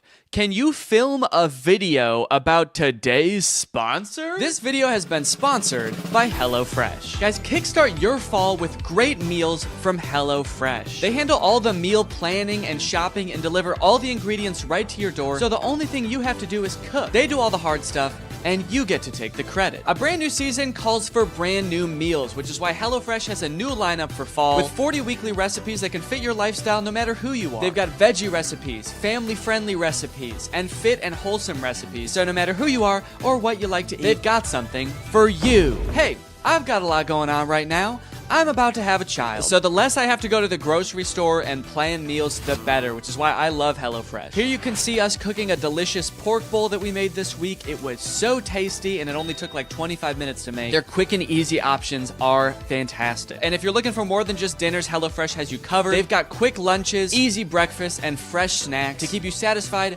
all throughout the day. The food is delicious, the ingredients are great, all of the produce comes from the farm to your door in less than 7 days, so you know you're getting the good stuff. So guys, if you want to make your life a little bit easier this fall, then head on over to HelloFresh.com and use my code 50TrulyGreg at checkout for 50% off plus free shipping. That's HelloFresh.com. Use my code 50TrulyGreg at checkout for 50% off plus free shipping. Thank you to HelloFresh for sponsoring this video, and thank you to you guys for checking out HelloFresh. Thanks for watching this video. If you're not subscribed, make sure you subscribe and turn on my notifications to join Greg. We are the fastest growing army on the internet, and you do not want to miss out, baby. I'll see you next time. Bye-bye. What's up, Greg, and welcome back to another episode of A Grown Man Spends 20 Minutes Making Fun of a Movie for Kids. You may have noticed something a little bit different. There's a microphone in the frame. I got a new stand for my microphone, and apparently the only way I can get it like close enough to me is by having it slightly in frame. So I hope this isn't super distracting. This would be kind of a crazy way for like one of those faceless YouTubers to film videos. What's up, guys? So today we're going to be talking about Zapped. And after watching this movie, I'm starting to think that the writers of Disney Channel original movies are not capable of writing a movie that's not about a teenager trying to control the opposite sex and mold them and craft them to their liking. You got Pixel Perfect, a movie about creating like the perfect girl pop star, How to Build a Better Boy, pretty self-explanatory in the title on that one. And then you got this movie Zapped, which is about Zendaya discovering that her dog training app can actually train boys to obey it can train boys to obey her every command. It's not actually Zendaya. She's not playing herself. It's Zendaya's playing a character named Zoe. I think that's probably pretty clear, but I just wanted to clear that up. This movie is full of dark magic. I'm convinced of it. There's something deeply sinister going on in this movie. I don't know what it is, but I'm gonna figure it out. Let's go ahead and watch it. The movie starts out with Zendaya's character Zoe giving a maid of honor speech at her mom's wedding. She's marrying this new guy, so her family is about to be merged with his family. So it's Zendaya and her mom, and then this man and his 3 sons. So it's like a family of women mixing with a family of men, which makes a lot of sense because, as we know, women give birth to girls and men give birth to boys. First off, I just want to say how happy I am that my mom has finally found love again. She is the most giving person I know. Her speech starts off sweet, but then she immediately just starts like kind of complaining about having to live with 4 new guys because they're stinky. 4 guys and their mysterious odors that they always blame on the dog. Yeah, she sort of takes the opportunity to complain and just make her mom, I guess, like feel bad for marrying a guy. It's the happiest day of her mother's life. And also this guy, her new stepdad, is the happiest day of his life. And her speech is like, I hate my new family, my new stinky family. And this wedding will certainly ruin my life. To make matters even worse, towards the end of her speech, the boys lose control of their pet dog, who is at their wedding for some reason. They lose control of the dog, and the dog goes crazy and knocks like a chocolate fondue fountain all over Zendaya.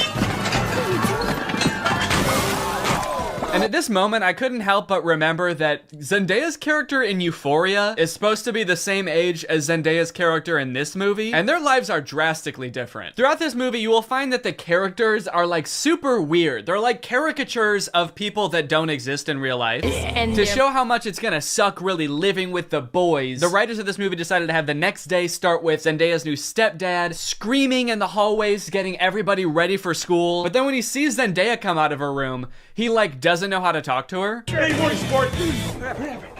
I mean, hi, girl. Hi, girl. It's like, dude, you're 50. Have you never talked to a girl before? The movie then establishes why each one of the new guys that she lives with is like gross in some way. One of her little brothers is really messy. The other one's always like cooking gross stuff.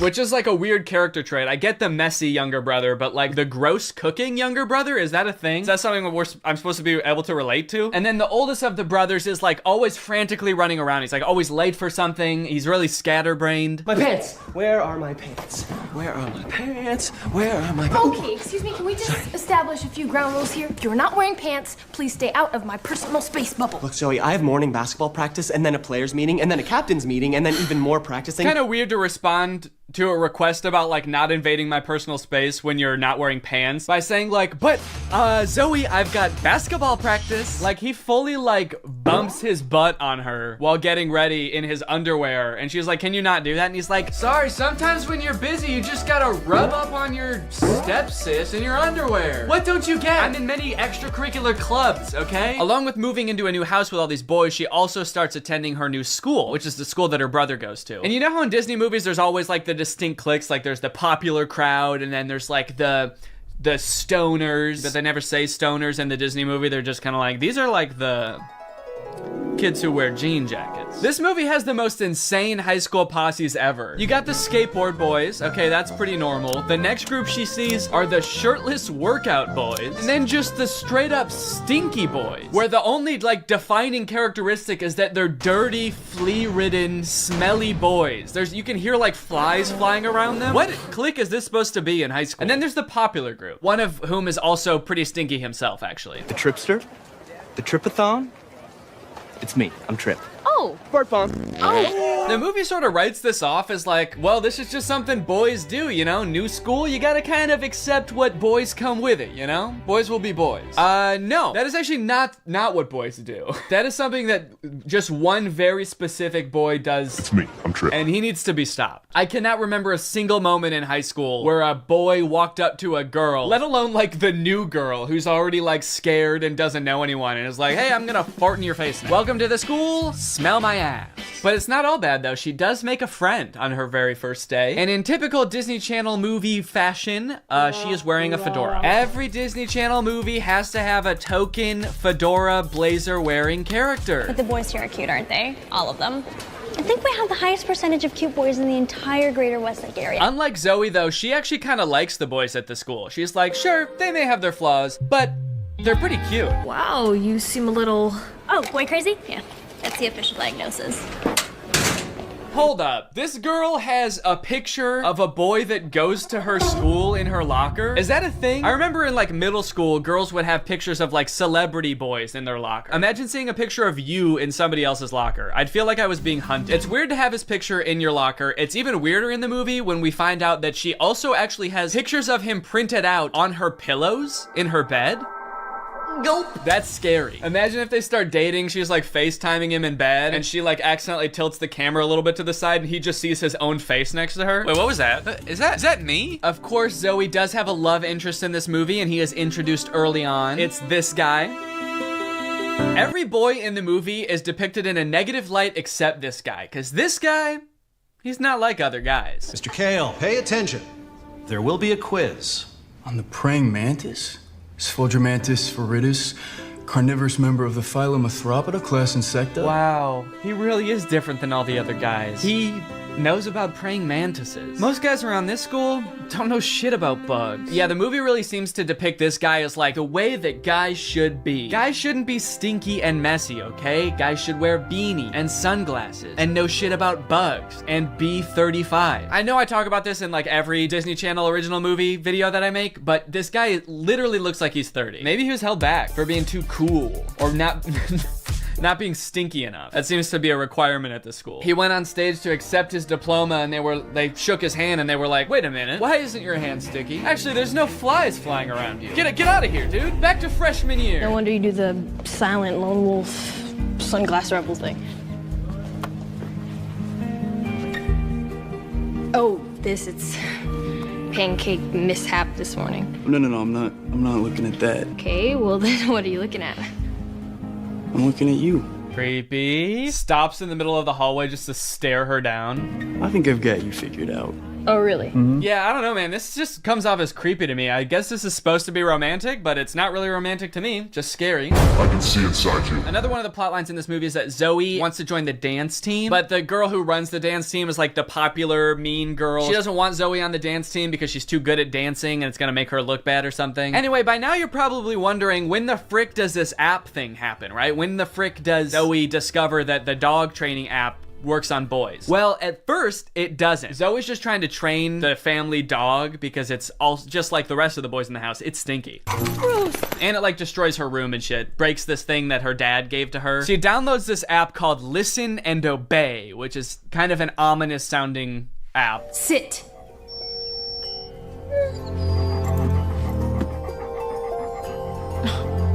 Shake. Right away, this app is already clearly cursed with dark magic, right? And the dog can even tell too, because you know what the dog does the second he realizes what's going on? He grabs her phone and runs off with it and tries to destroy it, presumably to break the curse. And then what happens next is honestly the most confusing part of the movie, okay? So the dog drops the phone in the bath. Her brother gets it out and tries to swing it around to get the water out of it. It flies out the window, swings around a satellite dish, slides down a solar panel, and lands in dog food. And from here on out, that app is now able to control boys. Any man or boy this app can control against their will. Sit. And at first, while watching this movie, I didn't even think it was that weird. I didn't even give it a second thought. I was just like, okay, yeah, so something magical happened and now it can control boys. That makes sense. But like, what? What happened to the phone? I don't understand how solar panels and satellite dish changes the app from dog-based to man-based. Like, you'd think at the very least something having to do with like men would happen to the phone. Like the phone lands in like a bucket of buffalo wings or like flies through a football field. I'm just curious to know if that fucked up other apps on the phone or if it's just the dog training app. Now, whenever a boy likes one of my tweets, he goes into a coma for 3 years. And don't even get me started on the weather app, because every time I check that, boys start falling from the sky. Anyway, let's just say now that she's got the ability to control boys, she has a little bit of fun. Boys are acting weird. Dude, he farted twice in midair in such rapid succession. They added in 2 fart sound effects. Kind of impressive. I'm trying to imagine how she's gonna use the app to get herself out of this one. Stop farting. Take it back. Take the fart back. Suck it back up into your ass. Oh, how am I doing this? But no, she just uses the app to utterly humiliate him in front of his friends. Go to the bathroom. Oh, wait! No, not here. I'm still confused about some of these cliques, by the way. Like, what are these nerdy kids supposed to be? Look at this kid in the green sweater. How he acts when nobody high-fives him. What is that acting? I guess your dog app doesn't work on girls. Maybe because girls aren't dog-like enough. They're too catty. Ah, that's funny. Girls are catty. What the fuck does that mean? Boys are dog-like? What the hell? I mean, I guess in this universe they kind of are. They're like flea-ridden, mangy boys. Why do we smell like we smell? So pretty much like the majority of this movie is just Zoe using the app to like get what she wants and make all the boys at the school act exactly how she wants them to. She turns the skater boys into gentlemen. She goes up to the nerdy gamer kids and tells them to like go do yoga instead of playing video games. Let's go do some yoga. And her brothers, dude, don't even get me started on what she does to her poor brothers. I'm taking the brothers' side, all right? They did nothing wrong. Her poor brothers were just living their lives until Zoe moved in and tries to fix them. Be clean. Holy moly, it's filthy in here. Her messy brother, she tells to be more clean, which turns him into this like hyper-hygienic husk of his former self. I need a sponge and soap and paper towels and a power washer. For the rest of the movie, he's literally he's scrubbing everything frantically in a panic. Anytime there's a mess, he's like, I gotta clean it up. She tells the gross cooking boy to cook less gross stuff. Start making less gross food. So he's like cooking 5-star meals for the rest of the movie. And then the oldest brother, she tells him to be more focused. Be focused.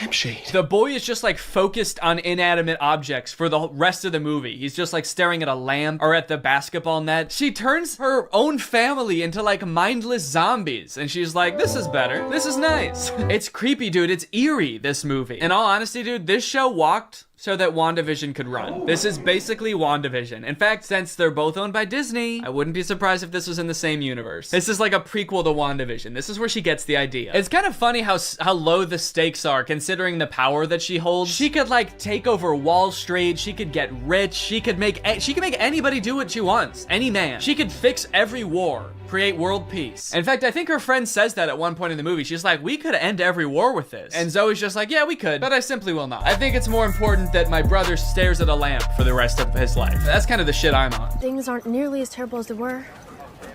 Then again, I'm talking to a dog, so I might just be losing my mind. Hey, smartphone. In this scene, there's a little bit more development with the love interest. Zoe runs into him reading alone in the park. So what are you reading? Oh, no, let me guess. The Cool Guy's Guide to Wearing Sunglasses Inside. It's close. To Kill a Mockingbird. I feel like when he holds up that book, we're supposed to be like, wow, he really is not like other guys. Except that, like, that is required reading in most high schools, so he actually is like other guys. He's like every other guy. To Kill a Mockingbird's sort of my favorite book. My second favorite is The Great Gatsby. Third favorite is Geometry 101. I just love to read, what can I say? Eventually things start to get a little crazy at school, and Zoe realizes that she probably shouldn't be controlling people like this anymore. People are getting into fights and stuff because the new cliques at school are just like not meshing well. So Zoe's like, all right, I'll just make them stop. And she tells the app to stop. And then of course, everybody just stands still and freezes. And so she's like, oh no, I can't reverse the commands. If I tell them to stop, they're just gonna literally stop. And so then like many more days go by and she's just like, well, I guess I can never reverse the thing. And it's like, well, what if you just said, hey, ignore all the commands I gave you, instead of just saying stop and being like, oh, it didn't work. The movie continues to get even more dark to like a startling point. There's a creepy ass scene where the whole JV dance team wants to resign because they don't like dancing anymore. And Zoe's like, how about I use the app to make you dance instead? And so there's just a scene of them all like sadly dancing because their hearts aren't in it, but they're being like physically forced to dance. And the movie even goes so far as to make Zoe force the love interest to kiss her with the app. Kiss me.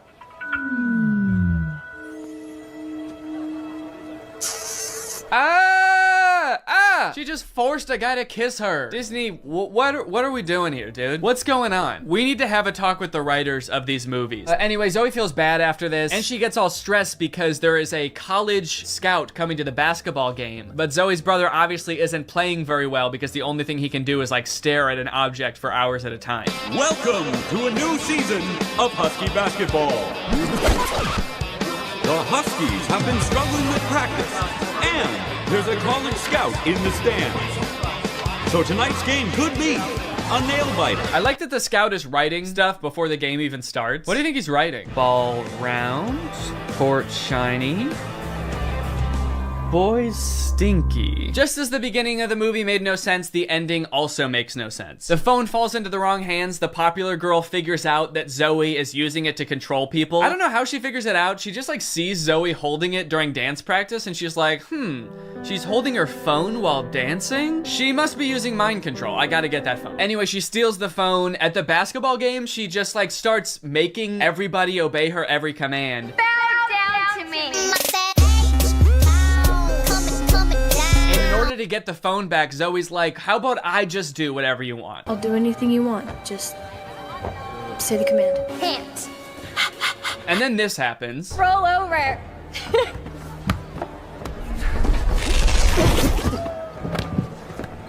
How did you? I'm your brother. We stick together. Sorry, what? He just broke the curse. Like the spell that everyone is under, he just like got up and he's like, I'll do it with you, I'm your brother. Don't worry about it. It's like, I'm sorry, is that what breaks the curse? Being a brother? Being her brother? And then eventually like her whole family is able to resist the app and get on the ground with her and start doing it. And it embarrasses the popular girl. And they, like the only explanation for it is this. Why isn't this working? Because everyone knows you can never make a dog turn against its own pack. The rules to this movie, the lore does not make sense. I guess that's just how Disney Channel movies go. In the end, everyone sort of learns that like, hey, girls have things that girls do that are weird to boys, and boys do things that are weird to girls. And that's just how we need to leave it. Which in some sense I would agree with. Not in this movie though. The boys are disgusting in this movie. They need to change something about themselves. I think that there could be some middle ground between her mind controlling them and them just being utterly repulsive. Anyway, the moral of the story is like Zoe realizes that she is not God and should not have unilateral control over everyone's lives, and they all live happily ever after. Well guys, we may never be able to control boys using our smartphones, but you know what we can control? Our money. Thanks to today's sponsor, Current. Do a flip. Do a backflip. Sit. Speak. I love you, Father. Good boy. That's right, guys. Today's video has been sponsored by Current. Current is the future of mobile banking. You guys have heard me talk about how awesome Current is before, how flexible they are, how transparent they are with things like no hidden fees. But today, I've got something new to talk about, and that's interest. Because Current just launched a new feature called Interest where you can earn 4% APY on your money. That's 4% for your money literally just sitting there. That's right, you don't gotta be throwing money at the stock market or buying NFTs and investing in cryptocurrency to get some return on your money. With Current's interest feature, you literally just get 4% for your money just sitting there. And as if that's not already enough reason to start using Current, I am once again going to be giving away $5,000 with Current's help. So go ahead, download Current, make an account, use the code DANNYINTEREST for a chance to win, and so you don't miss out on that 4%. Signing up for Current is totally free to do. You can do it right now. So honestly, there's really no reason not to. All right, well, thank you to Current for sponsoring this video, and thank you to you guys for checking out Current. They've been a long-time sponsor of the channel. They've helped me do some amazing things, so make sure you check them out, and goodbye. Bye. All right, guys, I'll admit I am very late to this topic, potentially even like a month late, depending on when this video comes out, but in my defense, I'm a dad now, all right? I have a baby. He's 5 months old. I have better things to do than sitting here talking to a camera alone in my room. Like watching Jason Nash live stream on TikTok. All right, Sandra, thank you for the money. Kevin, thank you for the money. Can you guys send me $1 million? Turns out I can do both at the same time though, so now I'm here. If you've been on TikTok lately, there's a good chance you've seen former Vlog Squad member Jason Nash constantly live streaming, compulsively urging his fans to send him money. I know I have. A lot. This man is constantly live. Here we go, 118. Guys, don't forget to follow my podcast, All Good Things Podcast. We just spoke about it. We need... If you enjoyed that 30 seconds of silence, guys, make sure to go check out my podcast. You're gonna love that.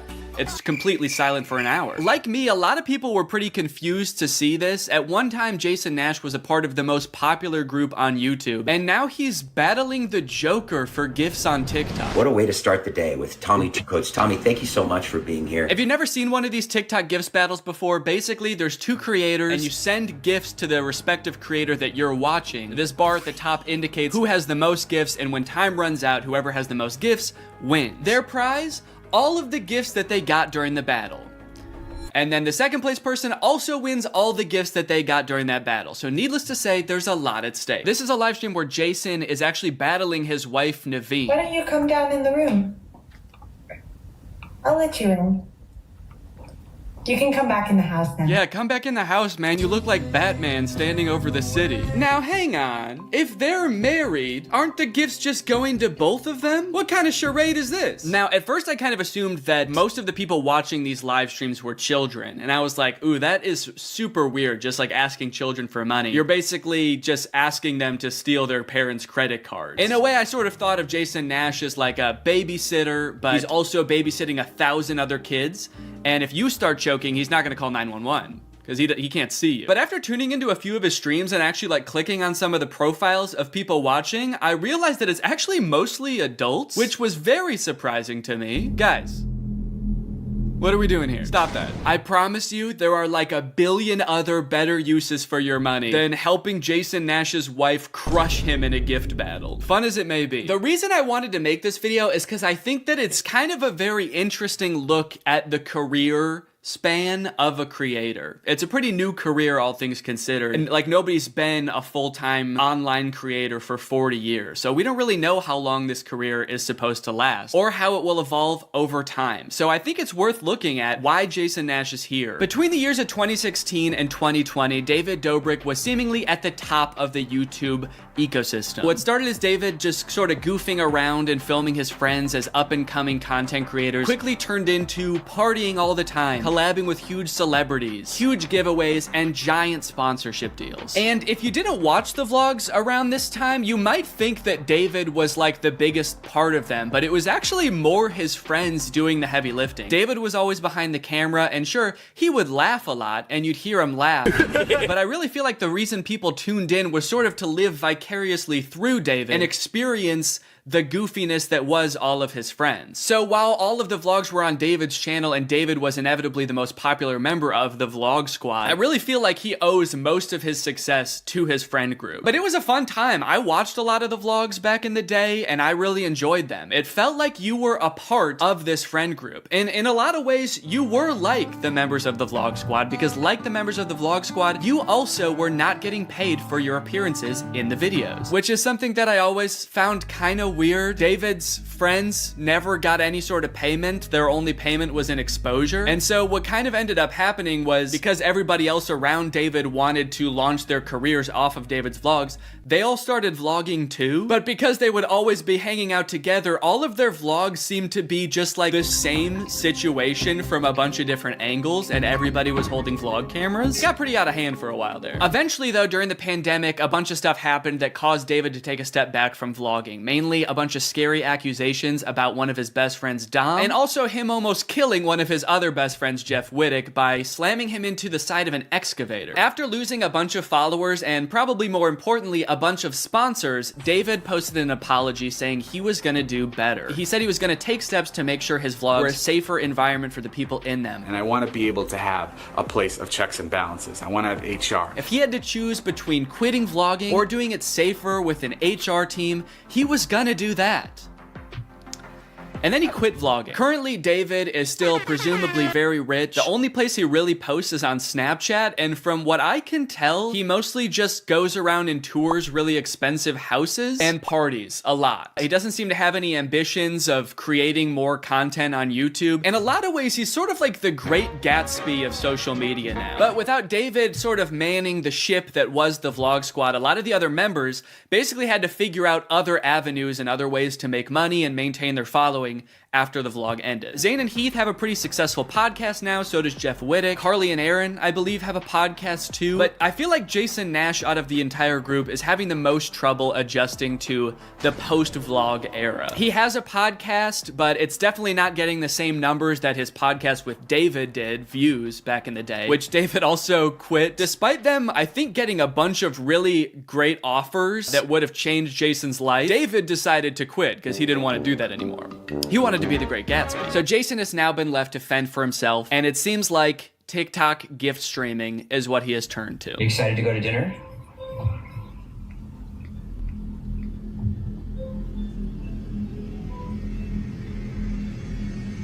Man, this is content, baby. This is crazy. I didn't know all you had to do is just sit there and stare at your camera and people will just send you money. Why did I write this whole video? So a lot of the response has obviously been kind of cringing at this feeling that what he's doing now is very shady. And I mean, he's not really harming anybody, I guess. It does seem like it's mostly adults sending him money. Obviously, there's always going to be kids online stealing their parents' credit cards, so that's not great. I do get kind of a shady vibe from it just because there literally is no content for you to consume except to send him money. Like, the whole point of this stream is to see how much money Jason can make without having to do anything. That's like the point of the stream. Melanie, thank you.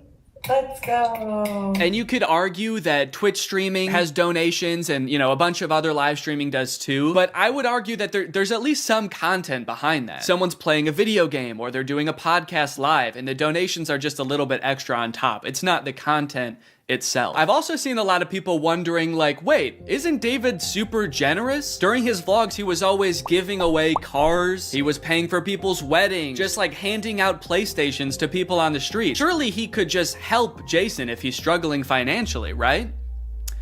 Wrong. From some of Jason's podcast clips, it seems that that is definitely not the case. But before we get to that, I've got to make some money of my own. Alright guys, let's get those gifts in. James, thank you for the llama. Carol, thank you for the sombrero. Brian sent a Arab? Oh. Is this a gift on TikTok Live? Also, how did you get this one? This one's mine. Well, regardless, this is actually pretty convenient because this video is sponsored by Arab. Arab flavors your water using scent-based taste. And, oh, Brian also sent a scent pod? Oh, thanks, man. Okay, so I can put that on. With the scent pod down like so, it's just a normal water bottle. But when I activate the scent pod, air is able to pass through the scent pod and into your mouth, where you can taste the scent. Send me money. I like to bust out my air up while I'm getting work done. It gives my water a little bit more which is what I need when I'm trying to focus. This one right here is lime, and it is excellent. Someone said, come to Brazil. I'm busy. Air up is a unique hydrating experience. You can't get this anywhere else, buddy. No chemicals, no sweeteners added to the water, just plain old water into my plain old mouth. The scent pods come in a variety of flavors. I really like the lime and the peach. My editor, Jake, is really fond of cherry. So no matter what kind of flavors you like, there's bound to be a couple for you. You want to spice up your hydration experience, click the link in the description, get yourself an Air Up, get yourself some scent pods, put your mouth on the nozzle, and suck away. You look really tired today. That is mean. Thank you to Air Up for sponsoring this video, and thank you to you guys for checking out Air Up. Now back to the video. About a month ago, when Jason was in the thick of his live streaming every day, he posted this podcast where he and a bunch of David's mutual friends talk about how different life is now that David's not vlogging anymore. But the thing is, like, David's in this, like, moment in his life. Yeah, where he can do anything. Where he just parties. Oh no, Jason. The look on your face, man. Jason's like, don't look bitter, don't look bitter, don't look bitter. Where he can do anything. Perfect. He can do whatever the fuck he wants now. He calls me to play pool. And I'm like, I gotta go live.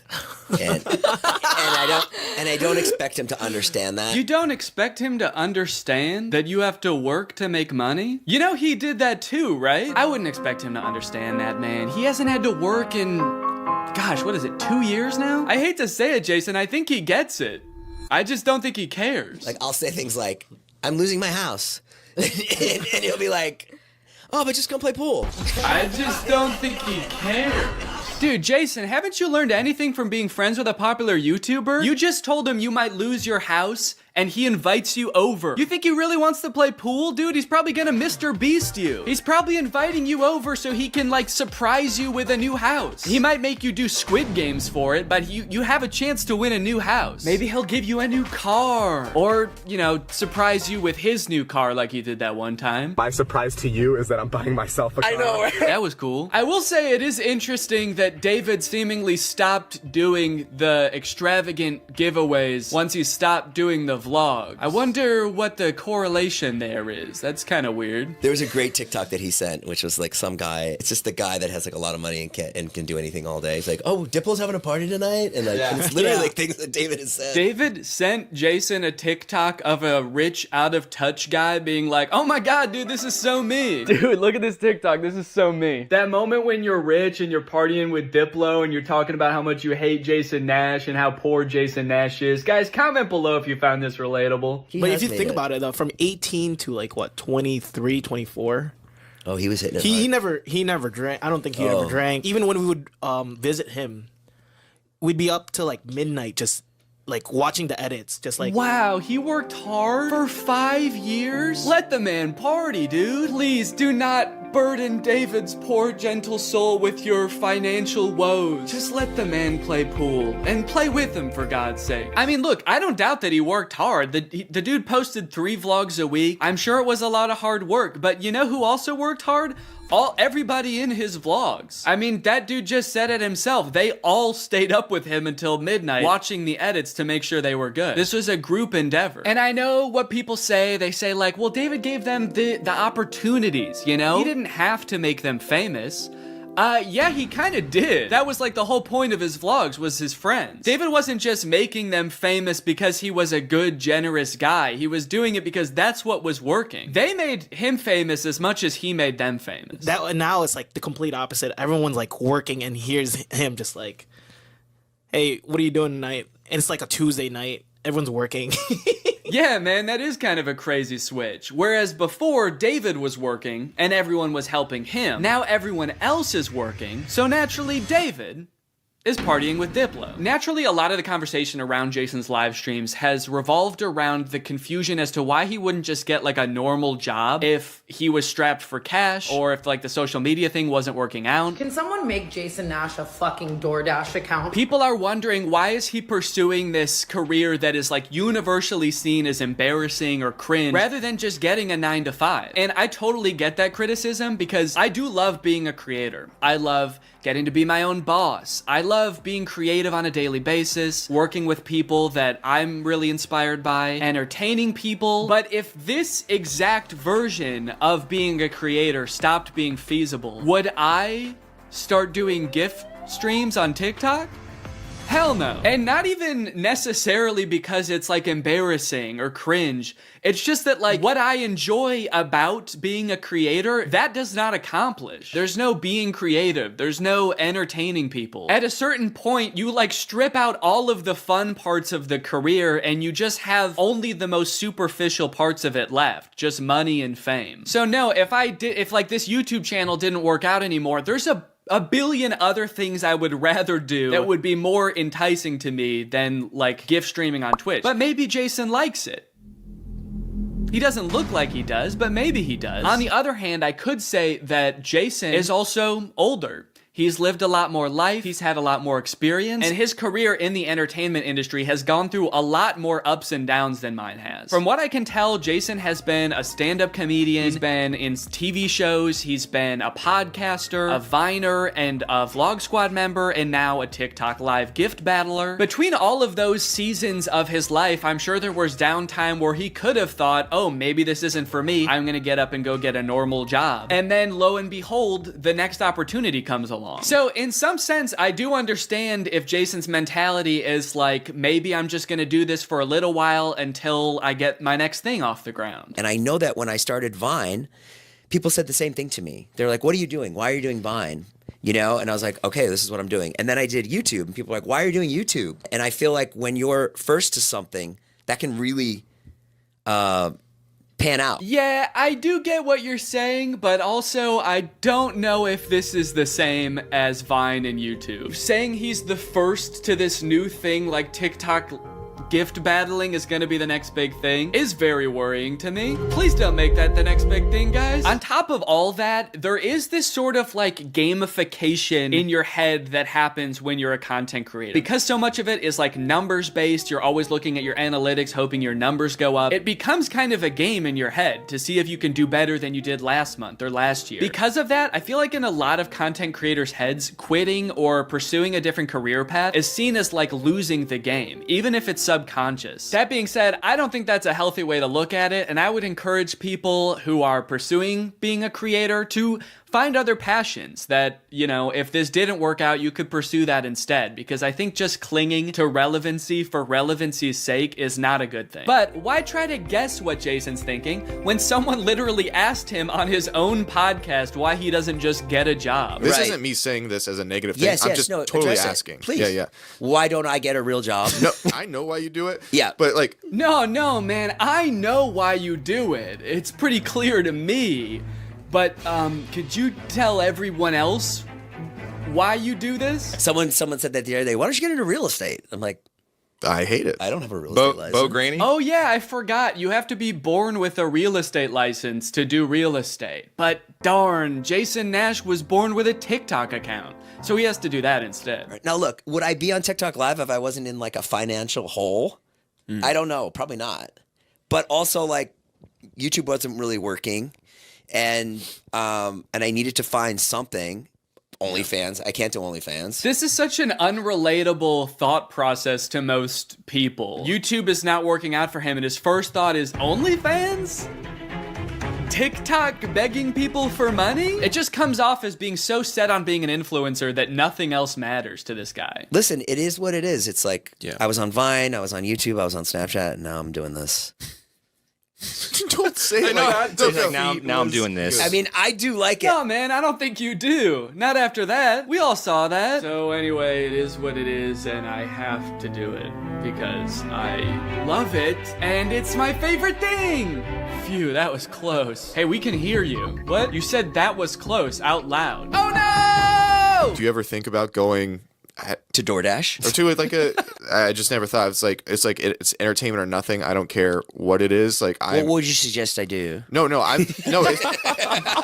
It's just that we get a job at Lululemon. From what I can gather from this clip and the way they're laughing about the prospect of being a DoorDash driver or working at Lululemon, those jobs are not even on the table for Jason. I don't know his personal finances, but Jason lives in LA, he owns a house, he has kids, he has a wife. So I feel like when he's saying things like, I don't have any other skills, what he's really saying is, I don't have any other skills that would allow me to live the exact same life that I'm currently living. And honestly, I could understand if he really does like the TikTok live streaming thing, but don't laugh at other jobs like Lululemon or DoorDash like you're so above doing them, yet you're on TikTok literally asking people for money. And I do totally get that Jason has kids that he has to support, that I'm totally empathetic to that situation. It is kind of ironic that his solution to that is to ask other people's kids for money online, but that's neither here nor there. This whole situation kind of reminds me of this TikTok I saw about a month ago. My Roman Empire is all of those influencers who dropped out of college or quit their jobs, moved to LA, then became irrelevant. Like, where did they go? What are they doing now? One interesting thing that I don't know if a lot of people know is that I feel like a lot of creators who get into this situation can actually leverage some of the connections they make while they're relevant and some of the skills that they've learned to get jobs at like marketing agencies, talent agencies, social media companies, or working for other creators behind the scenes. There's actually a lot of opportunities out there, which I would know because my first job out of college was working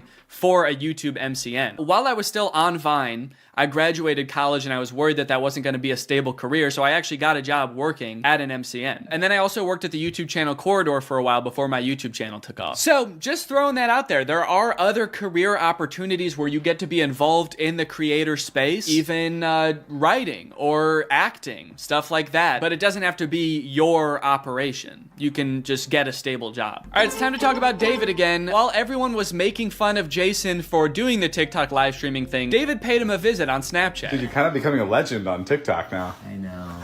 Not in a good way. Yeah, but I think it's fun. No, man, this is a great look. This is awesome. Multi-millionaire visits former unpaid employee wearing a crown to make fun of his new job. David, do you know why, perchance, Jason has to do the TikTok live streaming? Have you thought about that at all? During your long nights of playing pool? Bye guys, thanks for having us over in your little hobbit home. And make fun of his house before you leave? Check. Great job. Now, with all of this talk about David and Jason, I just want to make it clear, do not go and send any hate to these people in real life, especially Jason. Jason actually got swatted mid-live during one of his streams a few weeks ago, which is obviously horrible. Anybody else inside? No. Okay, hold on. Let's get put together and then... This is obviously a horrible situation, actually terrifying. But I cannot help but break a little smile when I look over and the two people he's gift battling are the Dobre brothers. I don't think there's a single funnier sight than watching the two of these blankly stare into the camera not understanding what's going on. Also, imagine your gift battle opponent getting swatted and he's still crushing you, dude. That's gotta hurt. My big takeaway from all of this is if you are pursuing being a content creator, I would heavily recommend being super careful about the way you go about it. I would highly recommend not letting your success be at all related to the success of another influencer. You don't want to be the guy from David's vlogs when David stops the vlogs. Also, save your money. This career that we have, we don't know how long it's gonna last. I mean, I sort of view it as being any other type of entertainer. You're only relevant for so long, or like an athlete or something. You can only be in your prime for a certain amount of time, so save as much as you can. It's really easy to get caught up in the lifestyle of an influencer and like partying all the time and flying on private jets, buying expensive cars. And if you can make this career last for like 20 to 30 years, that's awesome. That's insane, but it's definitely not guaranteed. So just be careful, all right? For me, for your old pal Dan. Alright guys, well I hope you enjoyed this video. If you're new here and you're not subscribed yet, make sure you subscribe and turn on my notifications to join Greg. Greg is what I call my fans here on YouTube, and if you just watch this whole video, that means you kinda gotta be a Greg now. I don't make the rules, sorry. Except for that rule I actually did make, but all the other rules I don't make. Alright, I'll see you guys next time. Bye-bye. What's up, Greg? Lately, I've been seeing a lot of discourse around alpha male podcasts on YouTube. I've seen a lot of really good commentary videos talking about these insanely misogynistic podcasts where the hosts, under the ruse of giving dating advice for men, will basically just insult women for an hour straight. Guys, here at the Fit Wolf podcast, we know that the dating game is tough these days, you know? Men don't know what women want and are finding it harder and harder to find a good girl to settle down with. So tip number one to finding a good girl is invent a time machine. Invent a time machine and go back to the 1750s, because that's the only way you're gonna find a decent woman. Because every woman nowadays is a thought. That's right. Every single Michelle out there that I used to date a month ago is a thought. They get mad at the dumbest things, like saying that women have no inherent value and their only purpose on this earth is to bear my children. And they forget to turn off location sharing even though they broke up with me a month ago. Michelle, I know you're over at my friend Brandon's house right now. I'm outside. But I think I might have found something that takes things one step further. I saw this video on Reddit the other day that's a trailer for something called The War Room. And instead of being a podcast for these like alpha male, misogynist, entrepreneur type guys, this is a club for those same types of guys.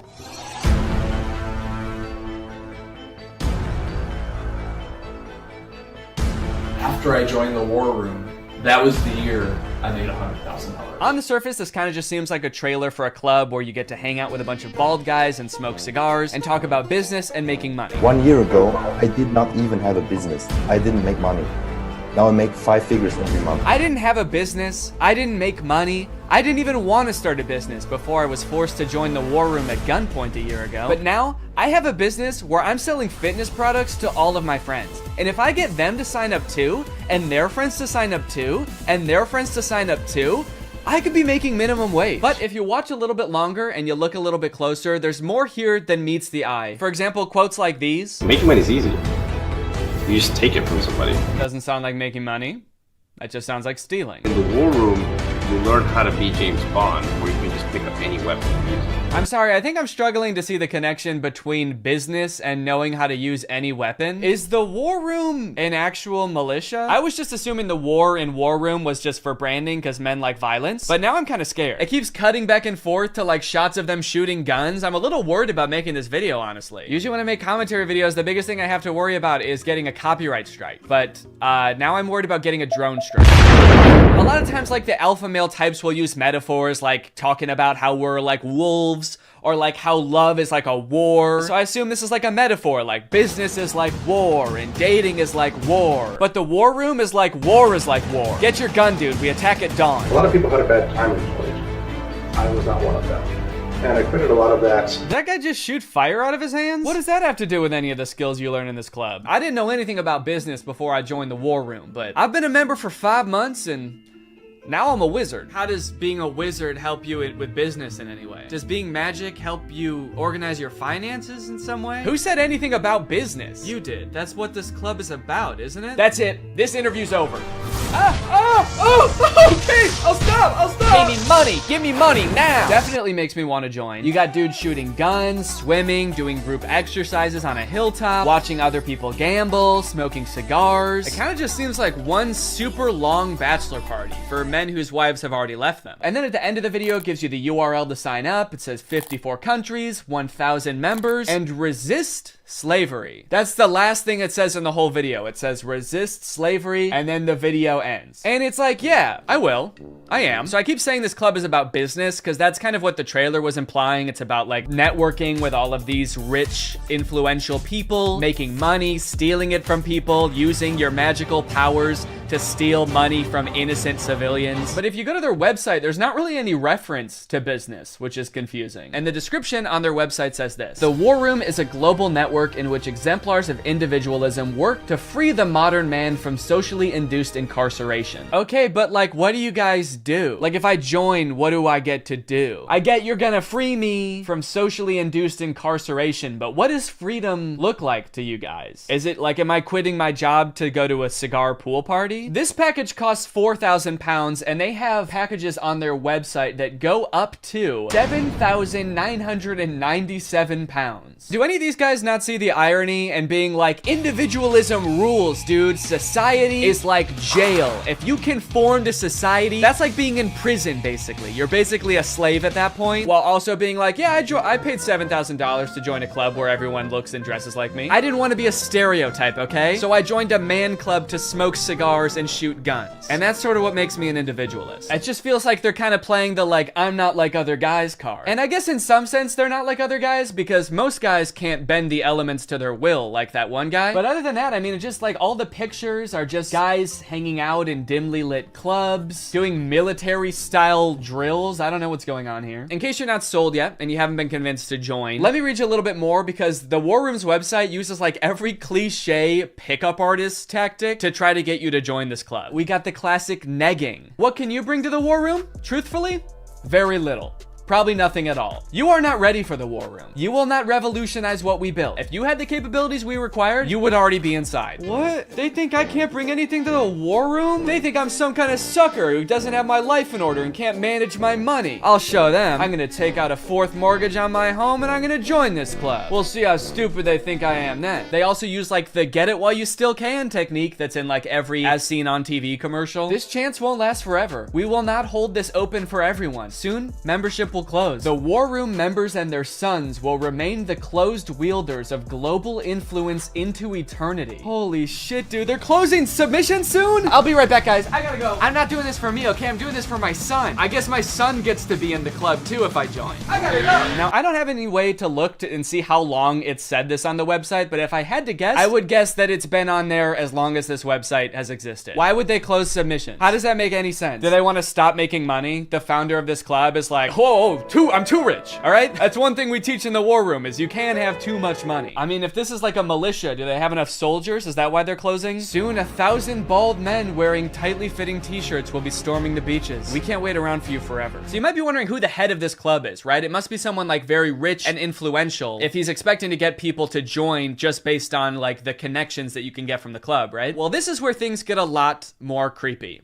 And also not monetizable. This is the part that is the reason this video probably doesn't have ads on it. My name is Andrew Tate. I'm a retired 4-time world champion kickboxer who is now a multimillionaire, and I'm the most competent person on the entire planet to teach you about male-female interactions. How did I become rich?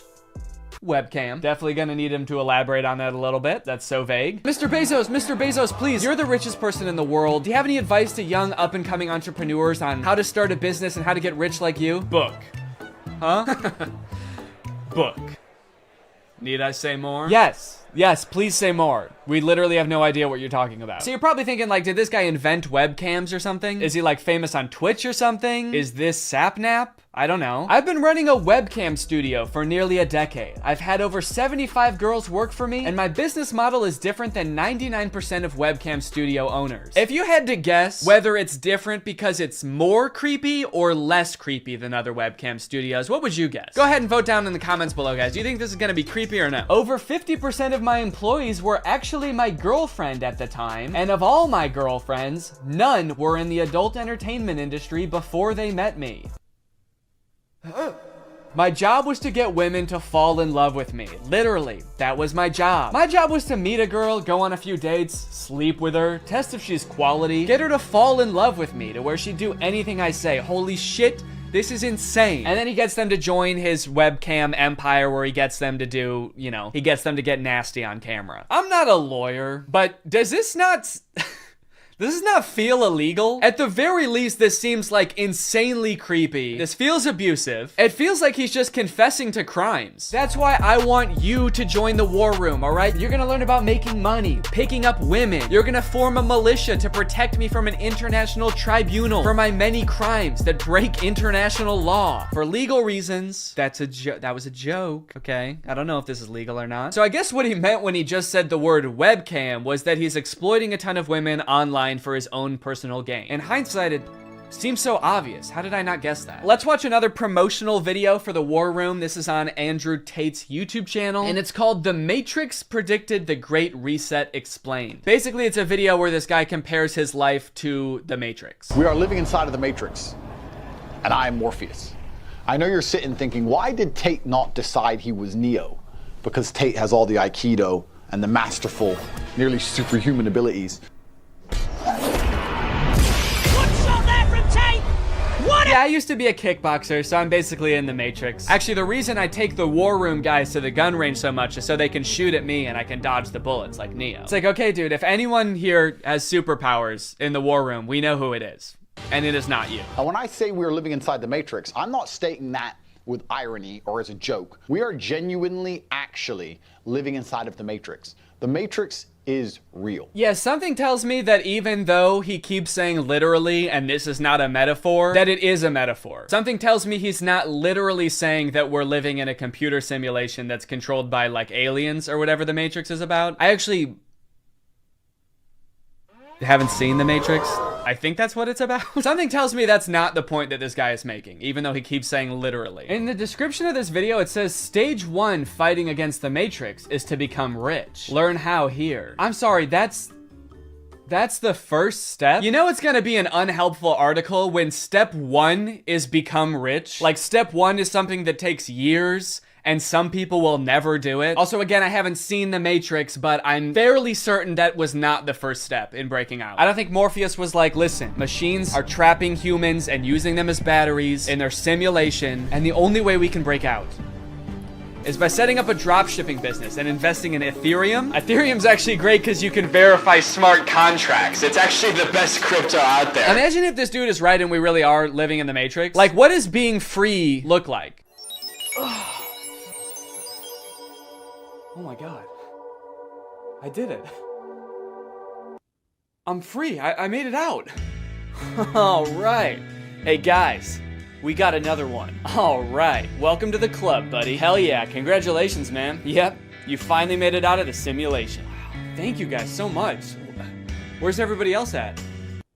What do you mean everybody else? Yeah, the only other person here is my girlfriend who I'm scamming. Or I mean dating. Yeah, but I mean like in the whole world. Like there's gotta be more than just you guys in the real world, right? What the fuck? You don't like us? No, it's not like that. I mean, sorry. I was picturing there being more than just like 3 normal guys in a room when I exited the Matrix. Normal? What the hell, man? Yeah, we're not normal. We shoot guns and make money out here. Yeah, we're big into making cash out here, man. Did they do that in the Matrix? They actually do, yeah. Not the way we do it. Okay, how do you do it? Hey, you're stealing my shit! Okay, I'm just saying, all things considered, you guys don't really seem that different. Honestly, if anything, this seems more like a simulation than the world I was just in. How so? Look at you guys. You're all holding guns. All you do is talk about business. You guys are like NPCs from GTA. You all look like slight variations of the same sim. Are you guys sure this isn't a video game? All right, man, as if I'm gonna take advice from a beta-ass bitch like you anyway. I'm just saying. Okay, that was actually sick. You guys should have led with that. How was that not the first thing you guys wanted to show me? You know what, man? Get out of here. You don't belong here anyway. Yeah! What? Go! Get out of here. We don't want you. Yeah. Okay, all right, I'll go. Honestly, I'm actually not really sure how to get back, but if one of you show me, I will go. Get the fuck out of here, man. Get lost. Get son of a gun. Go. What are you still doing Get out of here. Go. I feel like this is definitely a video game. How can I keep my husband? I want to keep him happy. And I think all the women listening too, they want to know the secret. I'll tell you the secrets. Men are biologically designed. We're evolutionarily hardwired to seek status. You want power, you want status, you want the fast car. You don't care about the car. You want everyone to know you have the car and they can't have the car. Right. If everyone had a Lambo, you wouldn't want a Lambo. So every single thing we do is status driven to some degree. It's true. Meaning the female we are with has to add status to our lives in some form. If you want to keep your man happy, you need to think, how do I make my man look better to the world? How do I make him look better in front of other men? What a bizarre take, dude. How to be a good woman? Make your man look good to other men. You basically need to be a wingman for your husband to pick up dudes. I hate arguments like this so much. Alpha dudes are always trying to bring up like what men are hardwired to do. What have men been evolutionarily designed to do? Here he's saying that like men are hardwired to seek status. Men want a Lamborghini. You know how every men want a Lamborghini because it's a status symbol. Even if it worked out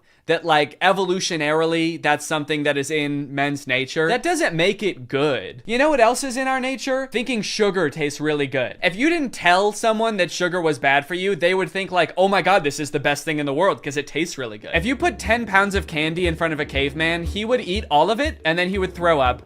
And then he would die, probably, because he's never eaten that much sugar before. But hey, I guess that's just kind of what he was hardwired to do. So if you want to be a good cave wife, you got to go out there and you got to get your man as much candy as you can find. You want to go to the store and buy him one of those lollipops that's as big as his head that he always wanted when he was a kid, but his mom would never let him have. And that's the only way to keep men happy, all right? These alpha male type guys are always trying to sound like scientific. Like this is the science-backed way to attract a mate. And this is the evolutionary way that relationships are supposed to be. But I feel like if they were being honest, they would recognize that there's a difference between what humans like naturally are inclined to do and what is healthy and what is sustainable. You know what else increases your status? Murder. Can't be anyone higher up on the hierarchy if they're all dead, right? It's weird. I don't see any of them advocating that, but it's the same primal instinct that they're talking about, so why don't they? To prove what a sick and cool lifestyle this guy has, here is a video that he posted on Christmas while apparently alone in a hotel room.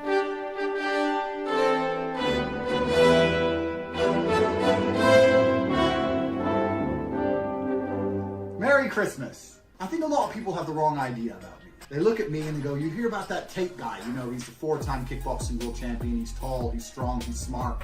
He's fucking gorgeous. That's the wrong idea? People have the wrong idea about me. He's smart, he's rich, he's tall, he's funny. When in actuality, I am short, rude, and poor. Anyway, yeah, that's the war room. I feel like this video took a lot of twists and turns, but as I kept clicking on different links on this dude's website, I just kept getting more and more shocked at what I was finding. So hopefully this was an entertaining video. I was considering purchasing like a war room membership as part of a follow-up video, but I honestly do not feel good about putting any money in this guy's pockets. I'm honestly a little bit worried that if I paid this guy 7,000 pounds, it would go towards like more guns or like a prison cell for his employees. But anyway, I hope you guys enjoyed this video, and now it's time to talk about our sponsor. Guys, you know what you're probably not gonna get if you spend $5,000 to hang out with the guys from the war room?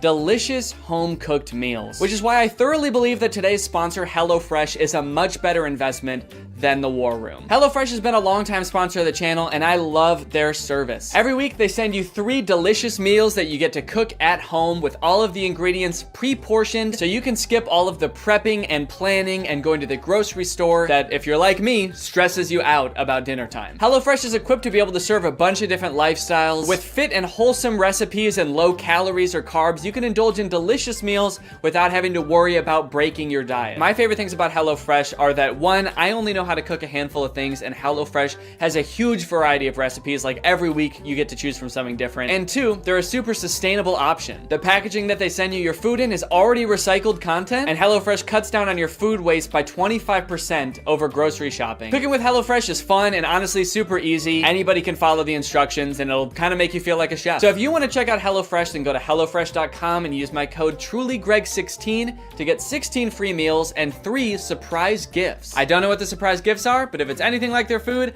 I'd say it's worth it. Thank you to HelloFresh for sponsoring this video, and thank you to you guys for supporting my channel by checking out HelloFresh. All right, thanks for watching. Bye. Croc, croc, croc, croc, croc, croc, croc. What's up, Greg, and welcome back to another episode of Croc. If you've watched my channel for a long time, you may remember me making a video about the movie Standing Ovation like 5 years ago. And you might think that that movie should have nothing to do with the movie we're going to be watching today, Croc. Because, well, Standing Ovation is about a ragtag group of girls competing in a singing and dancing competition, while Croc is about a man-eating crocodile brutally murdering dozens of people. Come to think of it, in Standing Ovation, I don't think even one person is brutally murdered by a crocodile, but the movies are related nonetheless, because they were both directed by this man, Stuart Raffill. Stuart directed Standing Ovation, he directed Croc, he directed another movie called Bad Girl Island, which I'm very curious about, and he also coincidentally directed Mac and Me, that E.T. ripoff from the 80s that Drew has talked about on his channel, and also Paul Rudd always used to bring a clip of on Conan. This man has a prolific career of creating low-budget films that leave you questioning if what you just watched could even be considered a movie. And it's no different. All right, man, what was your strategy here? What are you doing? Why are you even in that position? That's not gonna help you get away. Maybe if I just pretend I'm already dead, he won't be mad at me anymore. Maybe he'll feel guilty. And then he won't want to eat my whole head. Oh no, he ate my whole head! Now I know what you guys want. You just want me to go through and show you all the scenes where somebody gets eaten by the crocodile. You know how I know that? Because this whole movie is on YouTube and all of the most rewatched parts are the parts where somebody gets eaten by the crocodile. But first, the movie has to introduce all the characters and set up the plot and the story. Blah. But hey, at least the plot of this movie probably mostly revolves around the crocodile, right? Oh, no, don't worry. That crocodile doesn't want to eat you. He wants to sleep with you. But unfortunately, she's mine, so back off! Does that make you feel better? She's not having it, but don't worry, Jack's not getting his farm shut down. He's the main character of this story. He knows how to treat his animals. He's a good old American boy. USA! USA! He's a pretty rich guy, yeah? That line is my favorite line in the whole movie. The inflection is so strange. He's a pretty rich guy, yeah? What? Don't worry, kind stranger, as we've grown quite fond of your nephew over these past, 12 seconds. So naturally, we've decided to help you commit arson to escape the police. Time to skip town, right? Now that the police, animal welfare, tax enforcement, and this construction company are all after him, nope, he just goes back to work like nothing happened. But not before someone else gets killed by a crocodile. Also not before we talk about today's sponsor, Rocket Money. I signed up for Paramount Plus so I could watch old seasons of Survivor, but unfortunately, the experience of using Paramount Plus is so bad that I never use it. I don't know if it's just the app on my TV specifically, but episodes of that show used to be shot in a 4:3 aspect ratio, but Paramount Plus stretches it out to widescreen. Meanwhile, all of the ads, which are shot in widescreen, for some reason are squished down to 4:3. Also, pausing doesn't work. It actually took me like days to even sign up for Paramount Plus. I don't know why, I tried on every device and they just didn't want my money for some reason. That being said, I am very happy that Rocket Money is sponsoring today's video because it gives me a good excuse to complain about Paramount Plus. I stopped using it a while ago, but forgot to cancel the subscription, which is why Rocket Money comes in handy. Rocket Money safely and securely identifies recurring charges and lets you cancel those subscriptions with just a couple of clicks in the app. You don't need to worry about pesky customer service calls. You don't need to worry about Jeff Probst coming to your house to ask you why you're canceling your subscription. It just works. Rocket Money also has some great budgeting tools. You can monitor your spending by category, create budgets so you can get the the most out of your money and develop good saving habits. Rocket Money has helped save customers up to $740 a year when they use all the features, with over $500 million in canceled subscriptions. So to save more and spend less, join the over 5 million members using Rocket Money today. Go to rocketmoney.com/Danny or click the link in the description to get started with Rocket Money for free. And you can also unlock even more features with premium. That's rocketmoney.com/Danny to get started for free. Thank you to Rocket Money for sponsoring this video, and thank you to you guys for checking out Rocket Money. Now back to the video. After the whole escaping from the police incident, 2 of those teens from the bar decide to go make out in the ocean. This is great. They're smooching, they're making out. The boy goes underwater to... I actually don't know what he was planning on doing down there. It kind of looks like he's going to suck on her toes. But you know who that attracts? The Croc! The Croc said, hold on. If anybody's sucking on anybody's toes around here, you better believe it's gonna be the most sexually aggressive reptile. So he eats the boy, and then he eats the girl, all while this lone, terrified girl watches on in horror.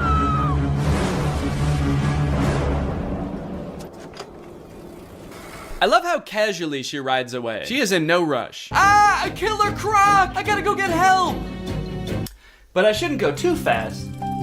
I gotta focus on me.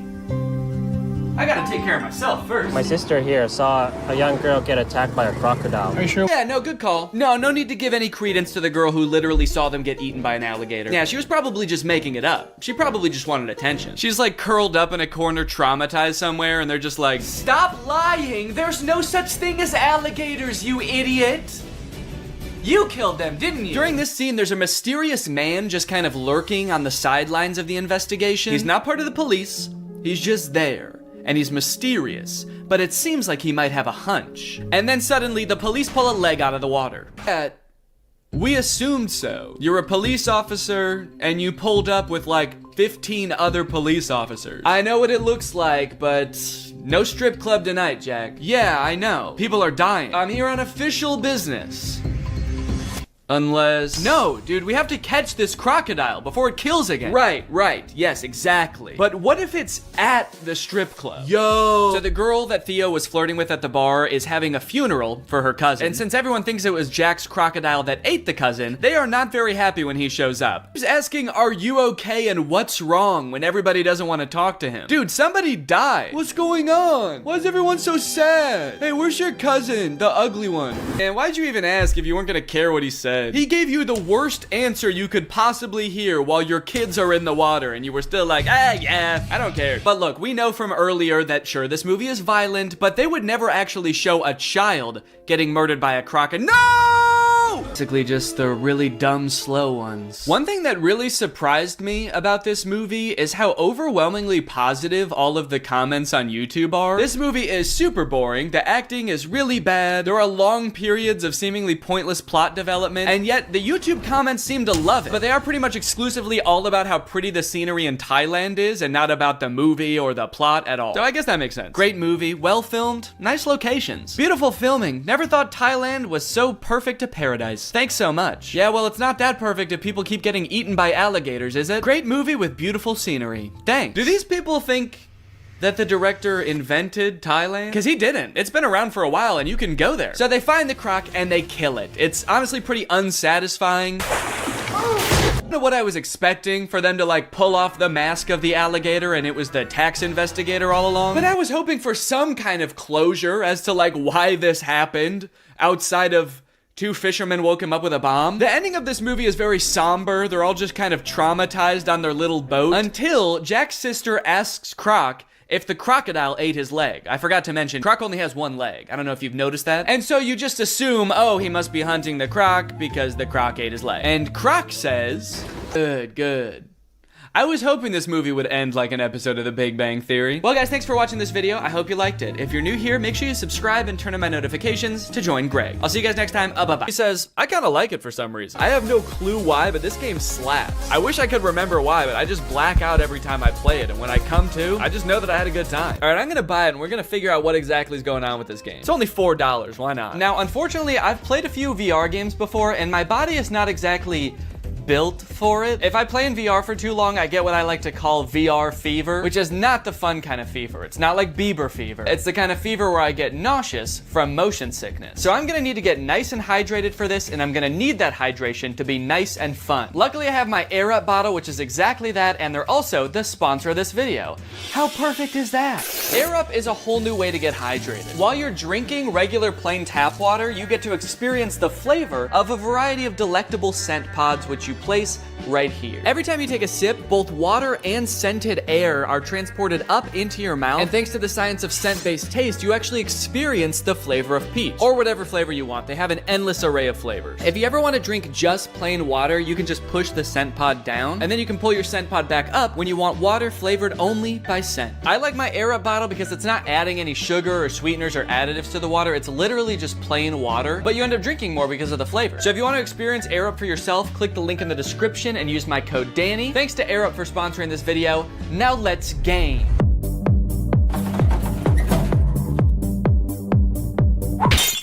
It's time to play some Eastwood VR! Entering the Wild West world of Eastwood VR, I was immediately greeted by the most aggressive NPC I've ever come across. Bitch! Oh my god. What the hell? Such an aggressive way to start the game. Come here, you big fuck! The very first thing you're supposed to do in this game is duel this guy, but for some reason, the game spawned me without hands. Right off the bat, I'm not seeing hands. Let me try restarting the game. Please give me hands. Please give me hands. Yes, okay, I have hands this time. All right, it says shoot him to enter the saloon. Is that how it worked in the Wild West? Son of a bitch! You have to shoot the bartender to enter the saloon? Now that I could actually grab my gun, it was time to use it. To do so, you must wait for the round to start. There's a little countdown and then a whistle. And then you have to pick up your gun and shoot him before he can shoot you. Dude! This took a little bit too long to figure out, honestly. Don't know what I did wrong that time. Come here, you big fuck! Easy. Whoa! I did it! Let's go. Hell yeah, partner. Hey, I dropped my gun and I got it back. The review said you can't do that. Guess they were wrong. So do I want to continue or restart? Yeah, as much fun as that was, I think I'm going to want to continue. Also, that is the funniest death pose I've ever seen. Dude is face down, ass up. Continue. So it turns out none of the menus work in this game. So I just decided I'm gonna shoot this guy and go into the saloon.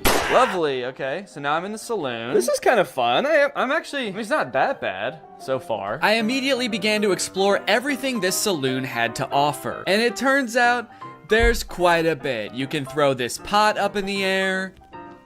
Whoa!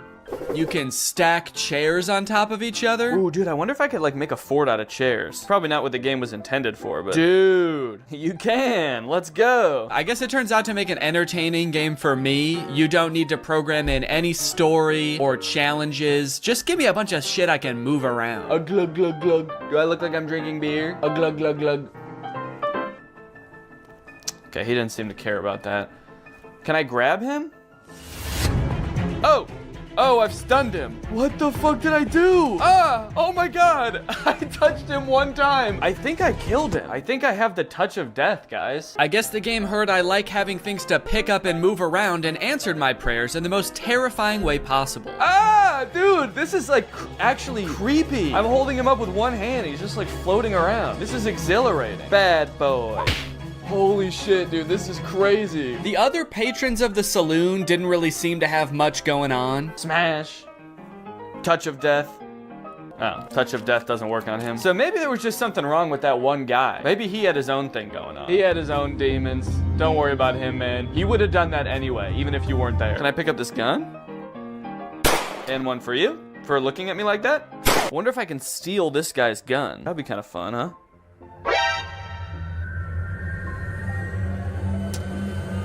Okay, that's funny. On the wall of the saloon, there's a list of other bandits you can duel with.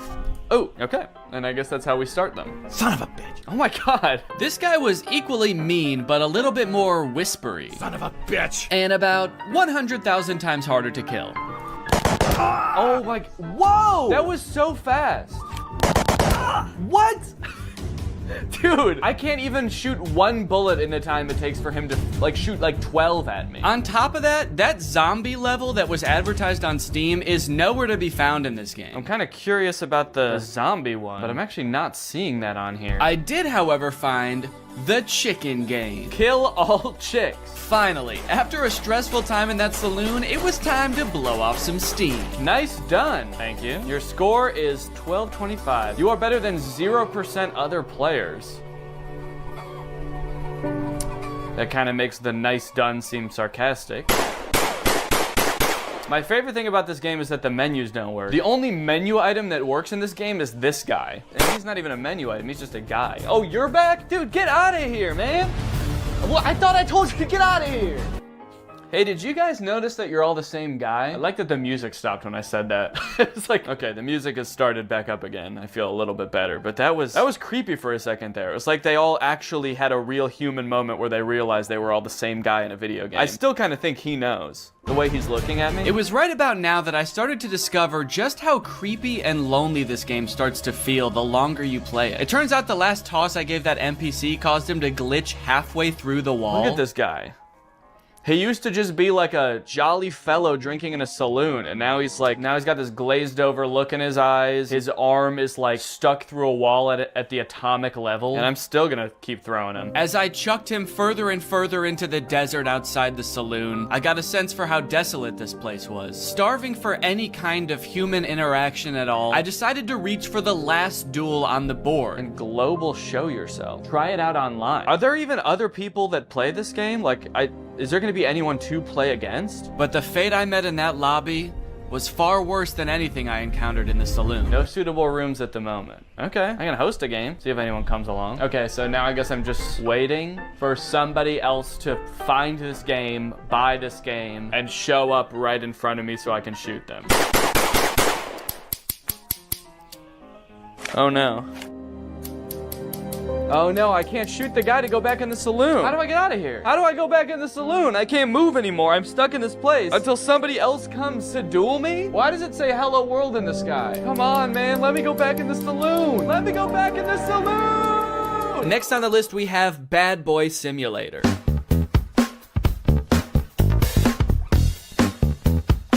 Okay, so it looks like a game where you spend all of your time in one classroom just tormenting the teacher and students with chemical weapons. This game looks insane. Also, what is this glove? Are we playing as a supervillain?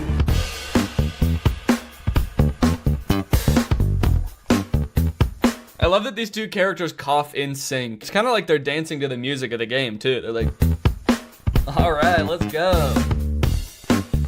Yeah, everyone kind of has like in sync choreography to the sort of chemical warfare that they're being subjected to. Were you a bully at school or vice versa? Were a diligent student and now you regret that you did not break away then properly? Do I regret not being a bully in school? Yeah, man, I was a little goody two-shoes in high school. I wish I made bombs. I look back on my years as a teen and my greatest regret is that I didn't blow up my science classroom. Arrange yourself more conveniently. What does that mean? How can I arrange myself to be more convenient? Will you be able to infuriate the teacher without catching her eye and avoid the look of a classmate bastard? What? Okay, I'm sorry, but if anyone's the classmate bastard, maybe it's the one with a supervillain-esque glove making bombs in the back of the class. So the reviews for this game are mixed. Some people are loving it and some people are hating it. This one person said, I can't close the game. That sounds terrifying. What if it turns out this person like forgot to actually put their headset on and just started doing this at school thinking they were in the game? I gotta find a way to close this game, man. I'm in too deep. It's been months. I've been expelled. I'm on the no-fly list. Can someone please tell me how to close this thing? Can someone please tell me how to stop being a bad boy? I wonder if there's a story to this game or if you just stay in this one classroom the entire time. But you know what they say, there's only one way to find out. To start this game, you go through a tutorial that teaches you a bunch of different methods you can use to prank your teacher and classmates. Put something on the bottom of the teacher's mug, throw it, and then go sit down. I don't know. Okay, so is this glue maybe? Go ahead and stick that, and I'll go right back to my desk. Oh, now we get to watch the teacher discover that her mug has been glued to her desk.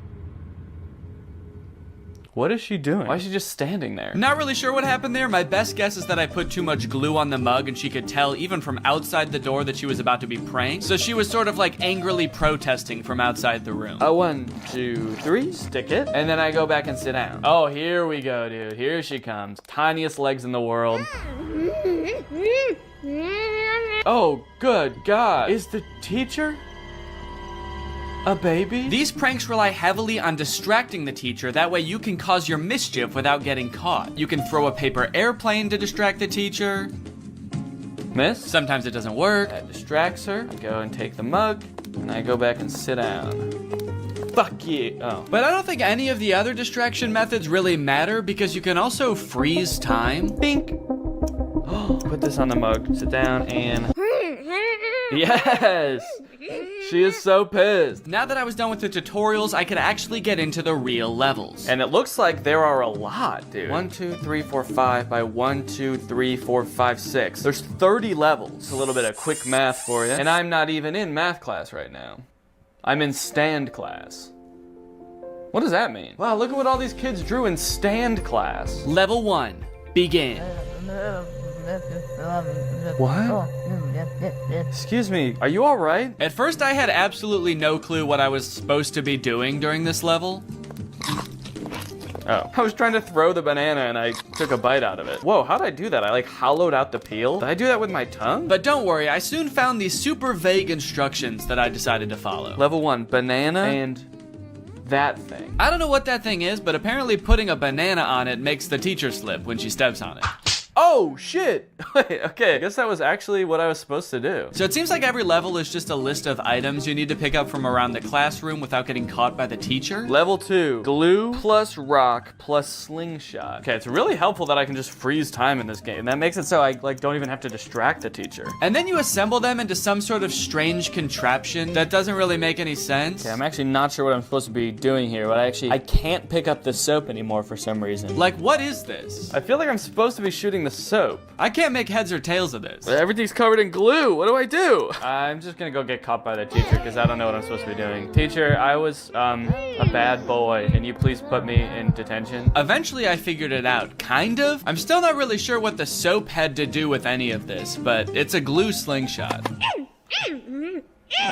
She can't figure out where it's coming from. I'm being so sneaky. This is so good. Dude, the teacher is furious. She's so mad she forgot how to hold a book. That's pretty much the whole game, honestly. It's very repetitive, and sometimes the things you have found just inexplicably disappear. Hey, where'd that stuff go? And there's only 2 different classes. There's math class and chemistry class. Technically a third if you count the door that just leads to a void. Oh. I have to say, man, this game did not make me feel like a bad boy. One really interesting thing about VR games is that I guess because it's so immersive, a lot of companies have created trainings for various jobs for their employees to experience in VR. The strange thing about it is that instead of being like on some private server somewhere, they're just for sale on Steam. So this one's called Truck Preparation for Driving VR Training. It is $200 and it promises to teach us how to proceed full preparation for driving of the truck with load. So they took the most fun part of being a truck driver, driving the truck, they took that out of the game. They said, no, in this game, you just prepare the truck for driving. So why does this game sound appealing to me? Why am I even the slightest bit interested in learning how to prep a truck for driving? I don't know, man. I guess I kind of just want to see if I'll learn something. Also, I kind of want to find out why this game is $200. So I'm gonna try it out. Ooh.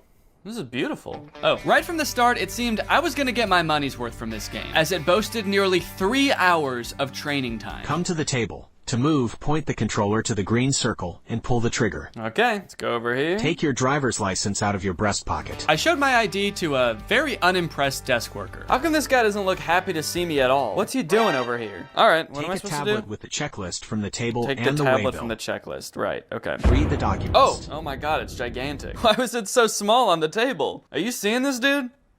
It's crazy. One thing I'm starting to notice about VR is I do not like how dull and lifeless the characters are in these worlds. Look at the mechanic I meet in the garage. Look at this guy. The uncanny valley of it all just gives you this deep, unsettling feeling that you can't shake. Take the car key from the mechanic. then go to the cabin. So I will say everything up until this point seemed like pretty self-explanatory. Like I didn't need a state-of-the-art simulator to figure out how to walk up to a man and for him to hand me keys. And the graphics of this game are not very good. For $200, this is the most expensive game I've played so far, and these graphics suck. Also, I swear every time I look at that guy, he's like not wearing his helmet for a split second. Many of the tasks around the truck are making sure things are working properly or in good condition. And I started to realize that none of it is. This truck is in horrible condition. I'm starting to think this whole place is all torn up. This looks like a little tear here. This looks rusted out as well. When do I get to prep a good truck? Eventually I realized I can kind of just speed run this whole checklist by assuming everything is in bad condition. Daytime running lights, no. Parking lights, no. Which was especially helpful because a lot of the things on this checklist were named incorrectly. You know what? This game is all wrong, man. I gotta say, this is actually pretty disappointing. Stop lamp? Safety belt?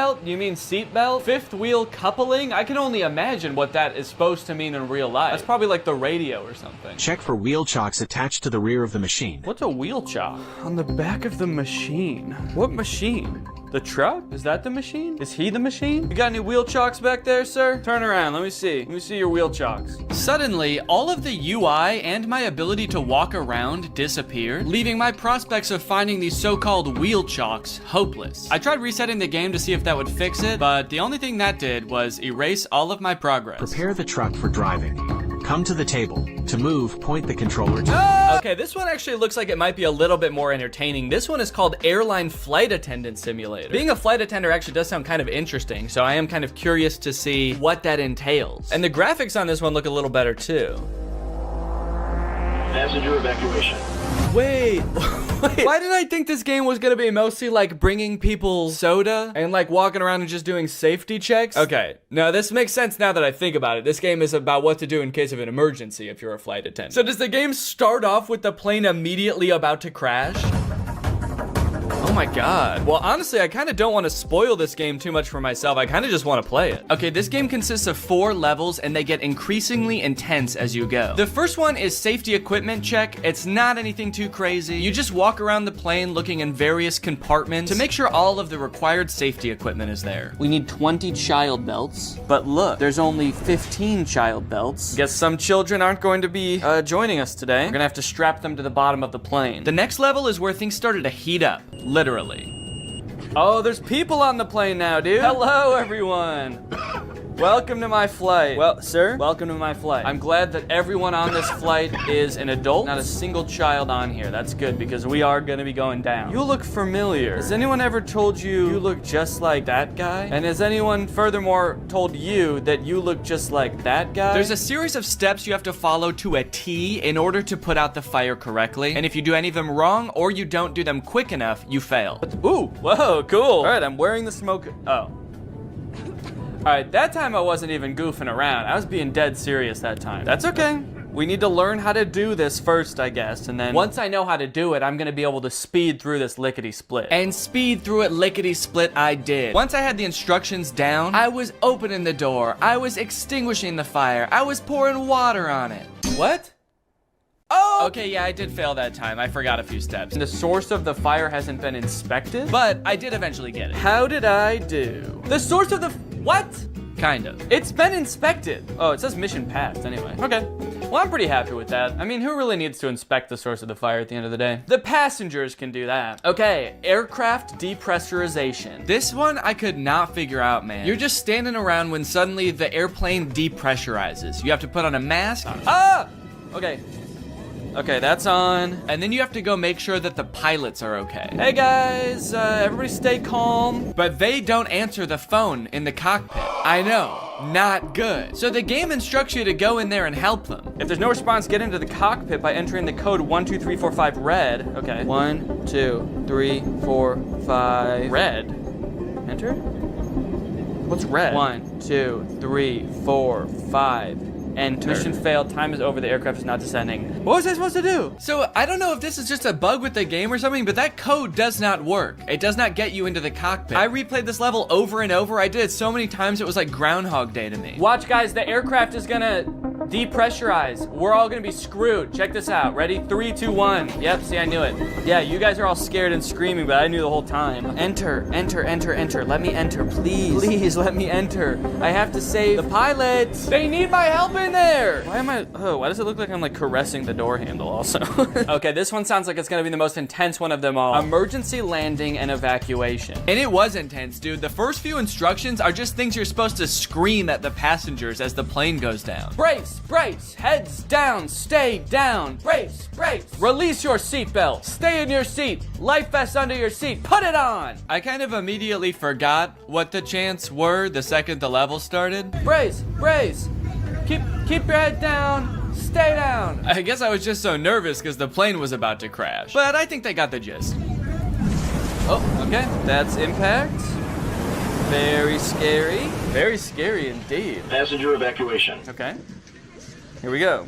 Next step. Release your seatbelt. Stay in your seat. Life vest under your seat. Put it on. Oh, they are. Okay. They all already have it on. Okay, so next. Now it was time to get everybody safely off the plane and into the ocean. Whoa, dude, this is crazy. Hey, guys, that's not. No, don't do that. I don't think you're supposed to do that, are you? Isn't everyone supposed to get on this thing? Where are you going? We're in the ocean. Oh, shit. Oh, no. Okay, it's attached. I was just gonna float away and then, oh, hello. Got these two clones lined up, ready to go. Okay, right here. Oh, okay, there they all go. Wow, seems like they all really know how to do this. Has this happened to you guys before? Check the entire cabin for any passengers left inside. There better not be anybody still on this. Oh my God, dude. Get up. Get up. Inflate the life vest. Get up. Go. What am I supposed to say? Excuse me. I got to admit, it was pretty fulfilling to help all of these scared passengers off of the plane in a calm manner. And oh, fuck, I have to get in the cockpit again. I hope the pilots are alive. Literally everybody else lived, so it would be kind of a bummer if they didn't make it. 1, 2, 3, 4, 5, enter. Oh, it worked this time. All right. Hey guys, I don't know if you noticed, but the plane did crash. So just wanted to let you know. There you go. Oh, okay. All right. You're good? And you as well? Are you good? Oh, okay. Perfect. No, don't get your hands off the steering wheel. We're not in the air anymore. We crashed. Get your hands off the steering, please. Now that I'd rescued everybody else on the plane, it was time to rescue myself. A jump, a jump. Mission failed. This last one I kind of have a complicated reason for picking, but I think it's interesting. This game is, I think, one of the most popular VR games you can play right now. It's called Gorilla Tag. I'd never heard of it before researching this video, but it seems very popular. Here we find a most curious creature, moving on 2 paws, able to traverse great distances. So it seems like a multiplayer VR experience where you play as a gorilla who inexplicably does not have legs. I don't know if they all just escaped from some kind of laboratory where they were being experimented on or something, but none of the gorillas have legs. And also, instead of like using the joystick to walk around, you like swing your arms like an actual gorilla walking around, which seems super annoying, honestly. But this game has very positive reviews. 93% of the reviews for this game are positive, but I read through some of them and it gave me a little bit of pause. Positive review. This is the reason I do not want to have kids. Positive review. Kids call you racist stuff, but you will get used to it. Positive review.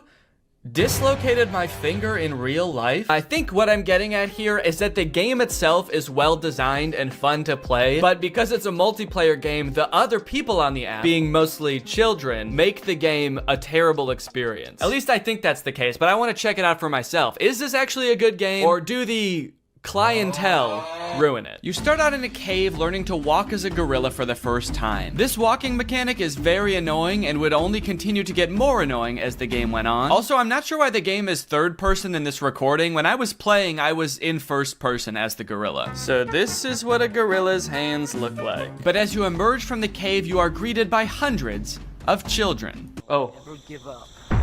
Whoa, suddenly I can hear people. Hey, hi, I'm new here. I don't know how this game works. Can anybody help me? Yeah, I will. Jump down. These children were immediately so eager to teach me how to play. They also turned me into lava. I'm still not sure what that means. Wait, what did you do to me?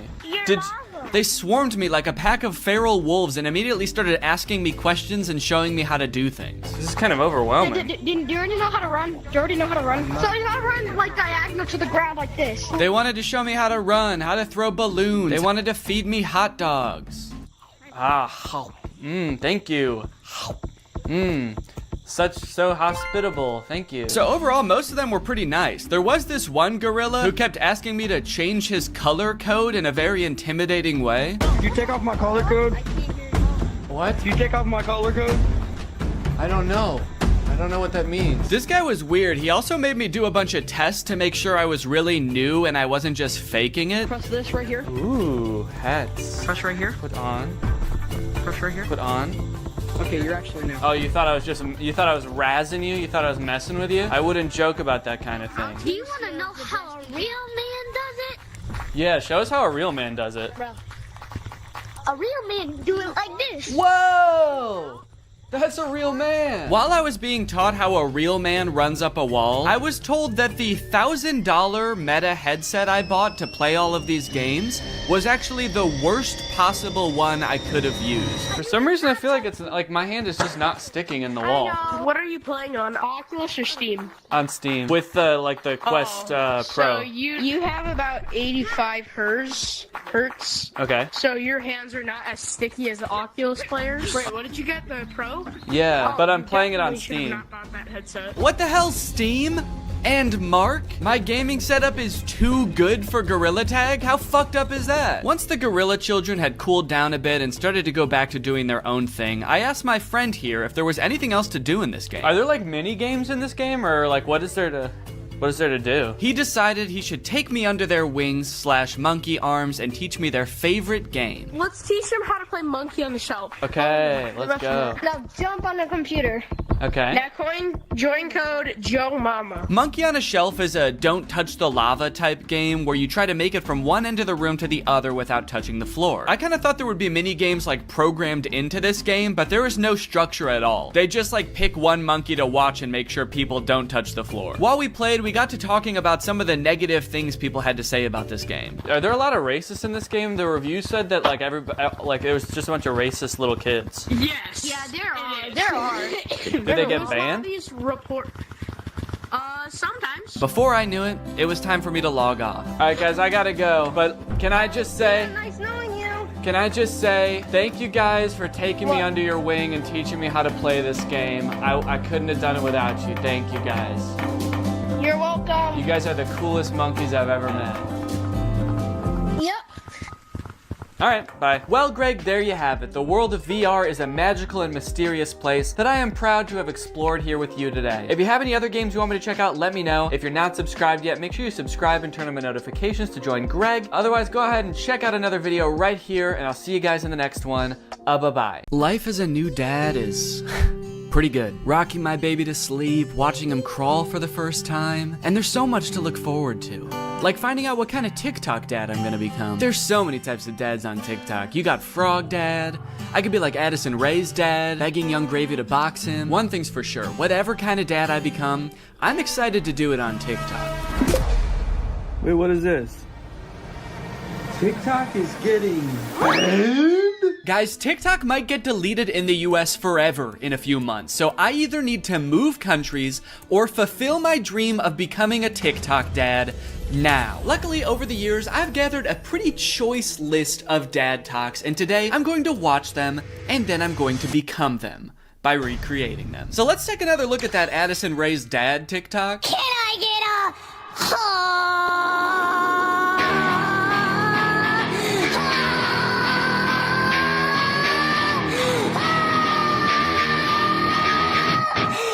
Okay, so this TikTok is from a couple years ago. It's from 2022. And if you were unaware of this situation where Addison Rae's dad wanted to fight famous rapper Young Gravy, I believe it started because Young Gravy made some comment on a podcast about finding Addison Rae's mom attractive. Now, Addison Rae's dad and his mom aren't together and haven't been for a long time, I think. But nevertheless, Monty, that's his name, Monty Lopez, decided to settle the score by getting on TikTok and begging Young Gravy to fight him. Can we meet now? Like today, it's August 9th, 2022. I'm ready and I bet you're not. Only a boxing match. Do you have what it takes? Please, I'm begging you, Young Gravy, fight me, please. I'll let you win. I don't care. You can bring a gun. Just don't kiss her. Also, because of the UMG thing that happened recently where they removed all their music from TikTok, this TikTok is completely silent. I'm guessing it had more of a badass vibe to it when it actually had music, but now it's just kind of sad. But to be fair to Monty, that TikTok was like 2 years ago. The beef has since been resolved, I think, or Monty just realized that Young Gravy was never going to respond to him, so he stopped trying. But let's see what Monty's up to now. What's going on, everybody? Happy holidays. We got some real funny videos that I'm about to show you. Let me know in the comments below which one you think is the funniest. Cool, man. Yeah, those are some pretty funny videos. Did you steal them, Monty? Did you steal the videos? Bad, Monty. I like that Monty is compensating for his old videos having no music by putting 3 times as much music as is necessary in this video. I don't really think that this exact genre of TikTok speaks to me. I don't really know if I want to become like the content stealing kind of guy on TikTok. Hey guys, check out this crazy clip I just saw. You're gonna want to buckle in. This is 3 hours long. I should give Addison Rae's dad type dad a shot though, so I'm gonna be recreating that first TikTok.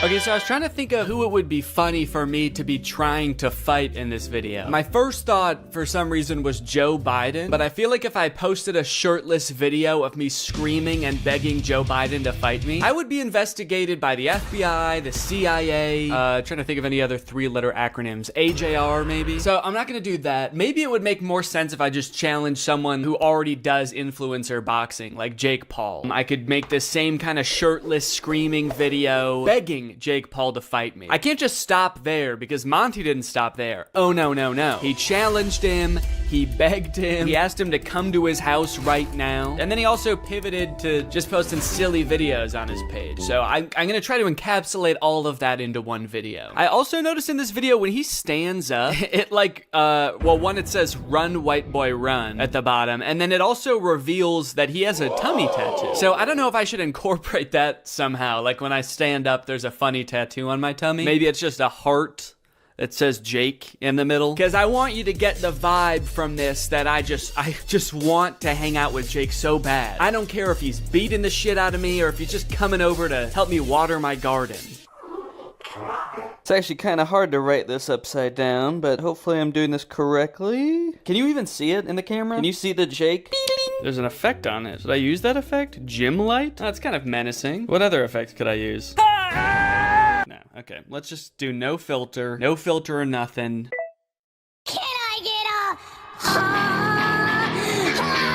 I didn't like filming that at all. Actually, I hate that. I'm gonna put my shirt back on. Yeah, sorry, I hated that. I'm gonna keep my shirt on, actually. I thought I was gonna do it with my shirt off, man, but I can't do it. I just can't see myself convulsing shirtless like that. I don't even think I want it on the internet, to be honest. I don't want it. Nobody should see that. So it's gone now. I'm just gonna have to live with Jake tattooed on my tummy, and that's just gonna be a secret between me and you guys. Nobody's gonna know that happened. Okay, let's try again. Shirt mode activated. It's hard to press the start button the way I have my phone propped up. The keyboard's kind of in the way here. There we go. Okay, shit. God damn it.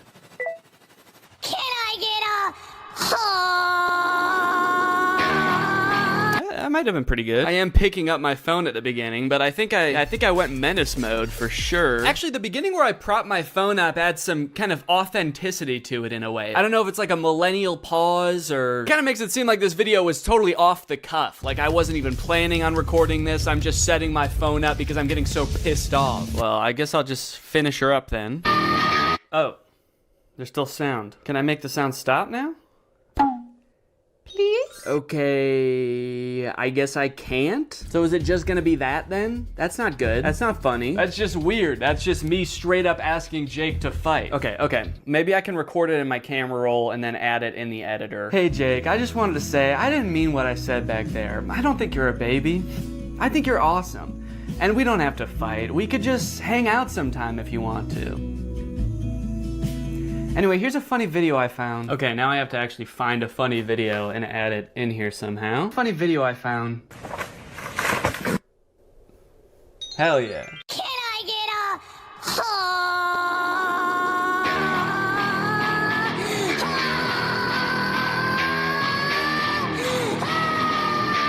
Hey Jake, I just wanted to say, I didn't mean what I said back there. I don't think you're a baby. I think you're awesome. And we don't have to fight. We could just hang out sometime if you want to. Anyway, here's a funny video I found. Yeah, I think it's perfect. And I think it's ready to post, and I'm not worried at all about what people will think when I post this. So I think after I create all the TikToks, we can take a look at some of the responses to them. Okay, next TikTok. My daughter being in a toxic relationship. Hashtag POV, a pack sticks up for each other.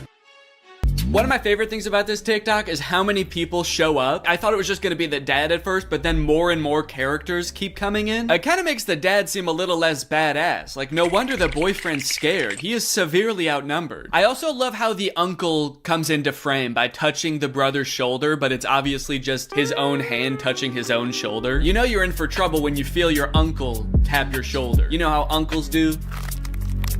Now, the weird thing about this one is that I actually don't know if this guy has kids. I actually don't think he does, but I do still think that there's something we can take away from this video. The whole concept of a pack sticking together. Oh, are they wolves? Oh, I think they're werewolves, and that's why it says a pack sticks up for each other. And that's why all their eyes turn blue, this horrifying shade of blue, and the dad has on a wolf necklace. So they must be wolves. They've got wolf eyes. Wolves have blue eyes, right? Oh, wait. They don't. Wolves have brown eyes, it looks like. I must be thinking of huskies. Oh yeah, huskies have blue eyes. Are they huskies? Leave her alone, buddy.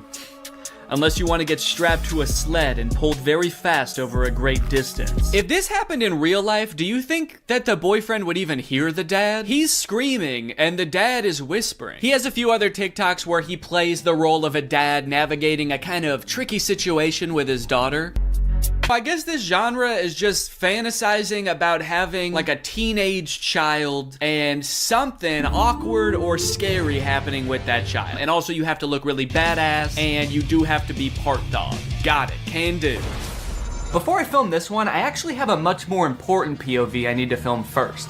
POV, that moment when you're sponsored by Opera. Opera makes other browsers look like that evil boy in that last TikTok. All alone and useless. Meanwhile, Opera looks like the family because Opera has so many useful features built in that it's so much more than just a browser. You've got Aria, Opera's native browser AI, which lets you get clear answers instantly. Highlight any term on the web and ask Aria to explain it. The great thing is Aria is connected to the web and can provide real-time information, unlike a lot of other AI models. Tab islands are huge for helping me stay organized while I'm working on a video. If I have several TikToks open, a couple of Google Docs, email, I can collapse them into context-based groups automatically. I don't know what accent this is supposed to be. One thing I didn't even realize I needed until I got Opera was a built-in ad blocker. It makes articles look so much more clean, which actually makes my videos look better, because when I screen record an article, there's not distracting ads all over the place. And it's super easy to turn on with just one click. If you're working on multiple projects at once, you can create entirely separate workspaces that you can switch between easily using customizable buttons on the sidebar. I don't like having a ton of browser windows open at the same time. It's super distracting and hard to sort through. So in my opinion, this is a much better solution. So if you want to check out Opera, then use my link below to download Opera today. Thanks to Opera for sponsoring this video, and thank you to you guys for checking out Opera. Now let's film this TikTok. Okay, so I've been thinking a lot about how I could make this TikTok kind of my own, you know? Take everything I like about the toxic daughter boyfriend TikTok and amplify it. So first thing we're gonna do is the amount of family that shows up. I liked how much it was in the first video. We're gonna double it. We're just gonna have a ton of people show up. We're gonna have the dad, of course, the brother, an uncle. Uncle's here! A second cousin, a third niece, maybe. Also, I think instead of like a toxic boyfriend, the daughter's just gonna be getting mugged. I think that would elevate the stakes a little bit higher. And then, you know, in the original TikTok, they didn't even turn into werewolves. Their eyes just turned blue, which, granted, that would be very scary if that happened to you, but I feel like they were trying to get at something there, but they didn't quite get there. So, in my TikTok, they're gonna actually turn into animals because there's filters on the TikTok that can turn you into animals. So that's what I'm gonna do. And I'm gonna do it now. So I think what would be even cooler than turning into a wolf is if I turn into a horse. And I know that there's horse filters on TikTok. I have one saved here, where if you open your mouth, you turn into a horse. So I'm gonna use this.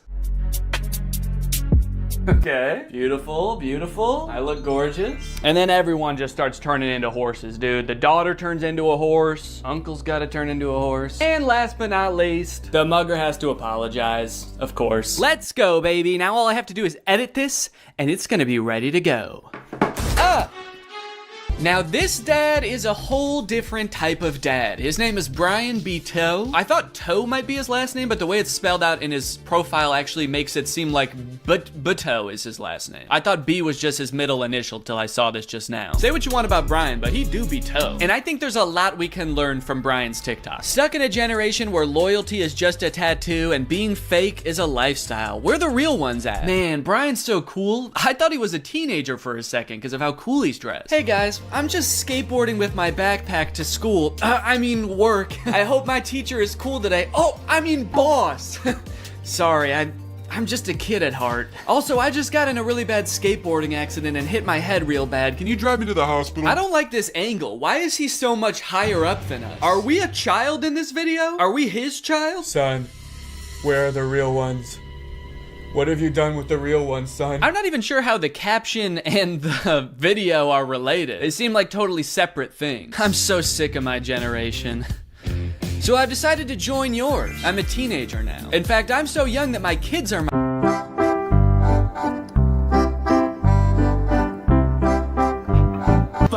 All right. Now, obviously, I don't like this video. I don't like it one bit. But I'm mature enough to realize that I'm not the target demographic for this video. This video is for MILFs. Cause you a MILF. And I'm not a MILF. I'm at most a dill.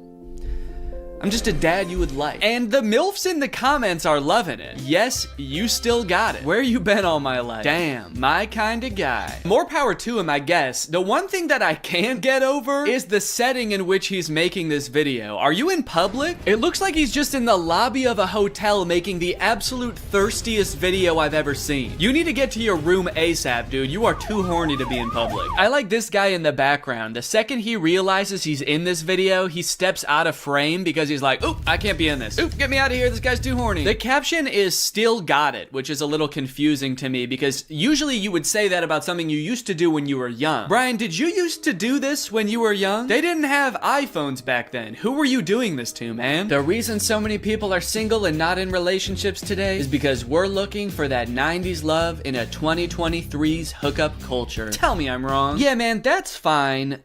Where are you? What's going on in the background here? I'm looking for that 90s love. The kind of girl that doesn't just want to hook up, but wants to go on a date to the giant dirt pile in town. I love that dirt pile.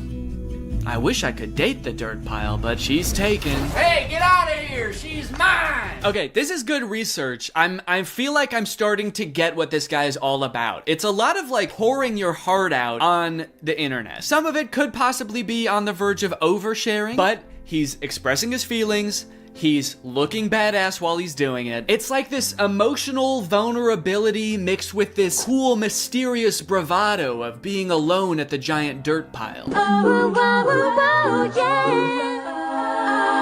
Da, da, da. I got a new... Okay, no, that's cool, man. Look, I obviously think that, you know, that's kind of a scary joke to make, but again, this video isn't for me. Oh, uh-oh. Oh God, Brian, the MILFs aren't liking it either. This guy is not funny. My first reaction, ew. Brian, you're scaring the MILFs, man. So I'm unaware of any gigantic piles of dirt near where I live. If there are any, I guess I'm just not cool enough to know where they are. So I'm here. At the woods. Figured that would be an equally strange location to film this TikTok. So we've got strange location, the woods.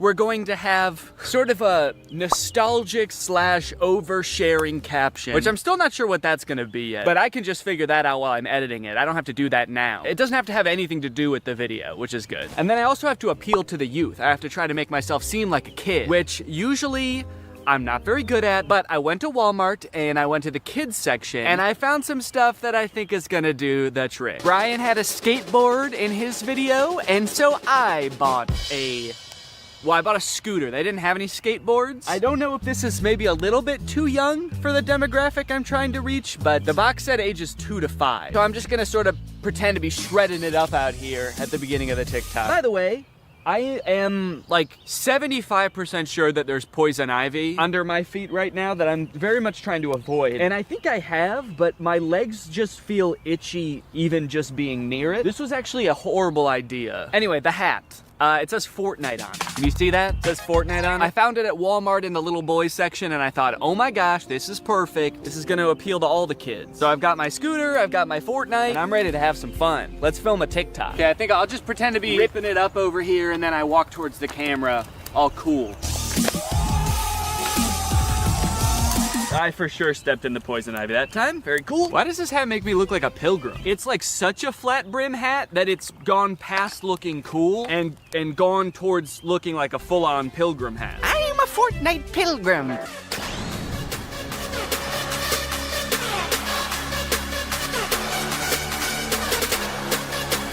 This one's just kind of a fun one. It's just a picture Shaq posted with like 20 seconds of music and then 20 seconds of silence. I don't know. Could be the move.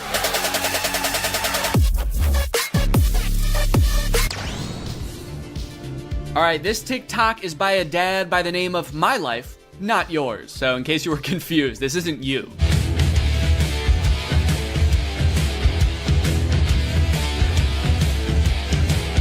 Yes, dude, thank you. This is the kind of energy I'm looking for. When your kids need you, you drop everything. And you don't walk, you don't run, you don't even drive. You jump through the air like a giant bunny and you land right where they are. I guess we don't see where he lands. It would be kind of funny if it like cut to a reverse angle and he just landed at the bar. But one TikTok in, I am liking this guy's style.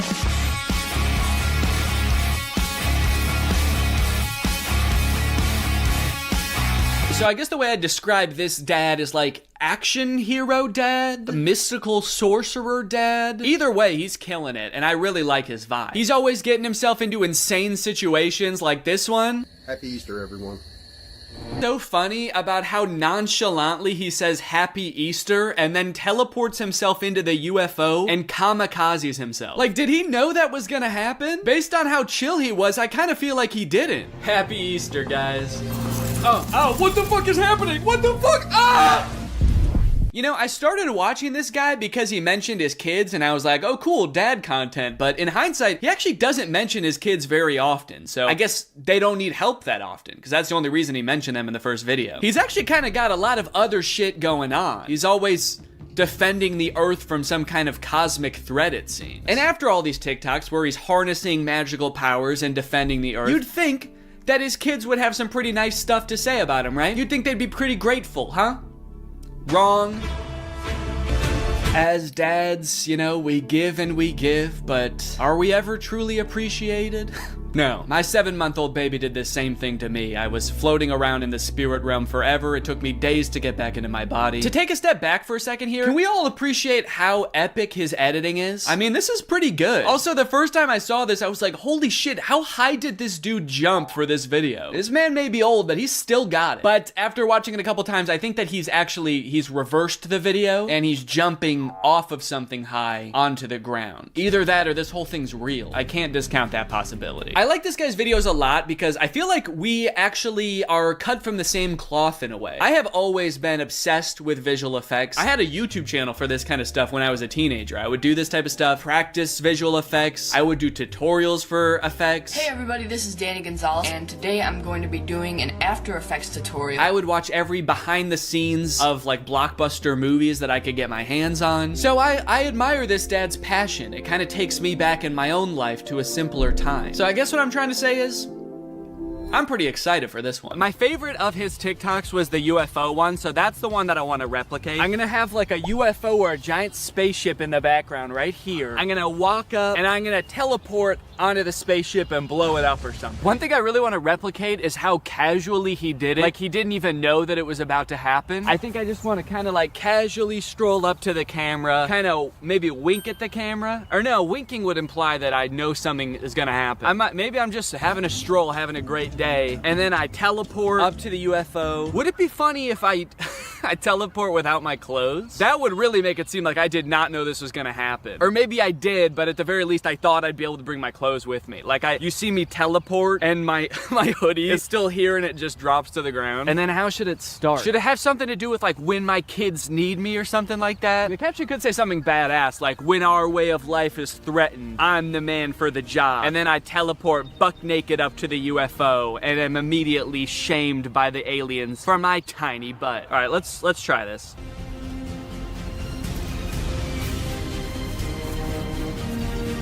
Okay, and then I'm gonna take off my hoodie, put it right where I was, and then drop it. Okay. There was a person walking by while I was doing that. What do you think she thought? What sense could that possibly make to the average person? Maybe she knew what I was up to. She did look kind of older. Maybe she has a husband that does this kind of thing. All right, well, I'm happy with that. Also, I want to go home.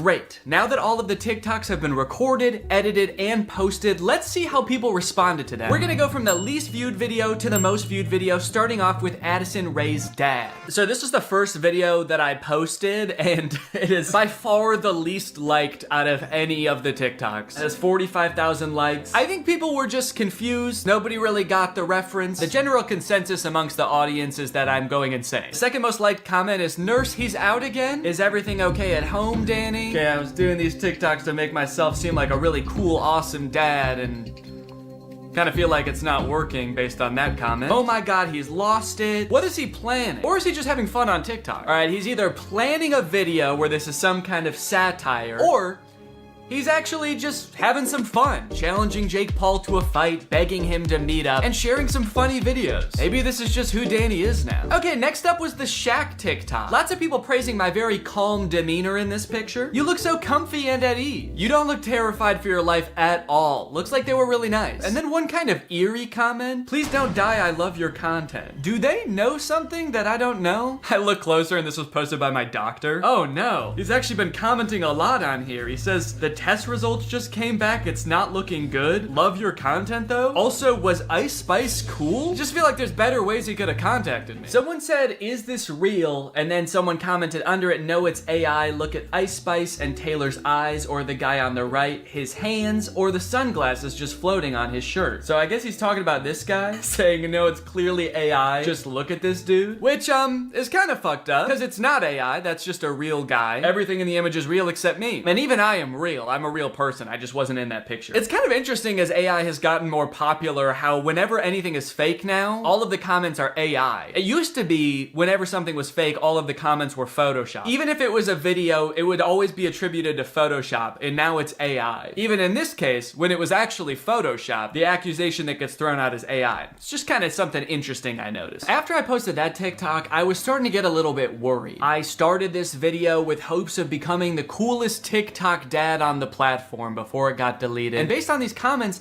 I was beginning to worry that being a good dad didn't have anything to do with TikToks or Ice Spice. But don't worry, the comments on this UFO video fixed all of that. Thank you, Danny, we all say in unison. A modern Shakespeare brought tears to my eyes. I saw this on the news, so heartbreaking. Thank you for saving our children, Danny. Wow, this gave me chills. The things we'll do to protect our children. I mean, I don't exactly know what you did in this video, but thank you for doing it. You definitely did something to protect our children, I think. I would unironically watch this as a movie. Yeah, this TikTok was good, but I just wish it took 2 hours. Oh, Danny, where do I even begin? You are the light to my world. You are the sunshine, Danny, my only sunshine. You make me happy when skies are gray. You'll never know, dear, how much I love you. Can't talk, saving the world. All right, second place, the silver medal of dad TikToks goes to the Scooter in the Woods TikTok. Raking in a whopping 1.1 million views, 295,000 likes. People are really vibing with oversharing strange location dad. One fun thing about posting all of these videos is seeing people comment trying to guess what the video I'm working on might be about based on all of these seemingly unrelated TikToks. None of them have anything to do with each other, so people's guesses were all over the place. But the most common guess, and the one that had the most likes on this particular post was, I'm guessing these videos are him doing AI prompts and seeing which ones go the most viral. Which I think, in a way, goes to show how far AI has come, where I'm replicating real videos that people have made, albeit adding my own little comic twist to them, and people assume that they were generated by an AI. It either goes to show how good AI is or how bad I am. Either one. Someone said, too creeped out by Danny's facial expressions to even read the words. That's right, baby. That's my whole plan. I creep you out so much with my facial expressions that you don't even get a chance to notice I just admitted to burying someone in the woods. And finally, my most popular TikTok with 1.6 million views, POV Dad. With such praise as, this has to be for a video, and Danny, this is brain rot. You know, as a father, it's really important to me to have a positive impact on the minds of the next generation, so it means a lot to me that you would say that. Wonder what the new video is gonna be. What, a guy can't just fantasize about his imaginary daughter getting mugged and then his ragtag family coming to her rescue without people getting suspicious? I think that really says something about society today, and as soon as I figure out what it says, I'm gonna be pissed. Look, at the end of the day, we can laugh and giggle at all of these TikToks, but I think it's important what I learned from all of this, which is nothing. But you know what? I love being a dad. It is the best part of my life. I love it so much. And being a dad is an important job. And if you're a dad and you're working hard to give your kids a good life, there's nothing wrong with getting online every once in a while and posting a silly video or two. Sometimes you just gotta post on TikTok to take the edge off, baby. So here's to all the dads out there. I will toast my Dr. Pepper Zero to you. Clink! Alright, well thank you guys for watching this video. I hope you enjoyed it. If you're new here and you're not subscribed yet, make sure you subscribe and turn on my notifications to join Greg. I'll see you guys next time. Bye-bye. What's up, Greg, and welcome back to another episode of Please Stop Trying to Give Birth at Disneyland.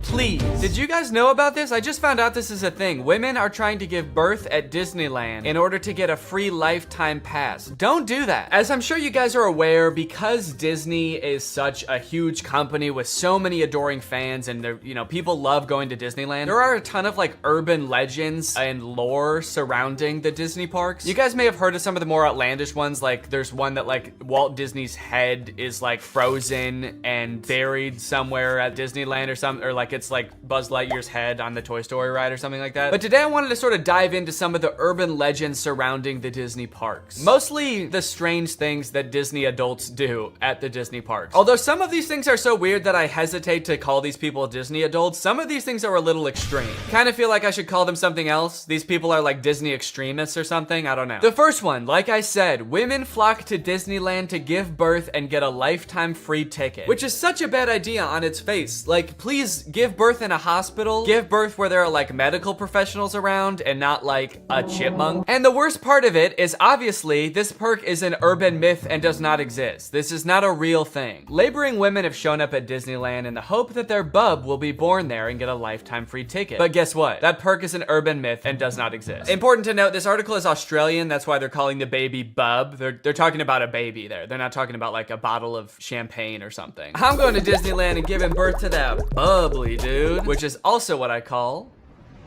having a fart. I just gave birth to a bubbly. As a veteran of the pregnancy game, I know for sure that the journey to motherhood, okay, that's a weird way to say I've given birth before, or just that I am a mom. As a veteran to the pregnancy game. So you have kids, right? Me? Yep, yeah, that's right. I've done 3 tours of pregnancy. I've seen shit you cannot imagine. The pain, the screaming. Yeah, I've heard childbirth can be pretty tough. The innocent lives lost. Oh.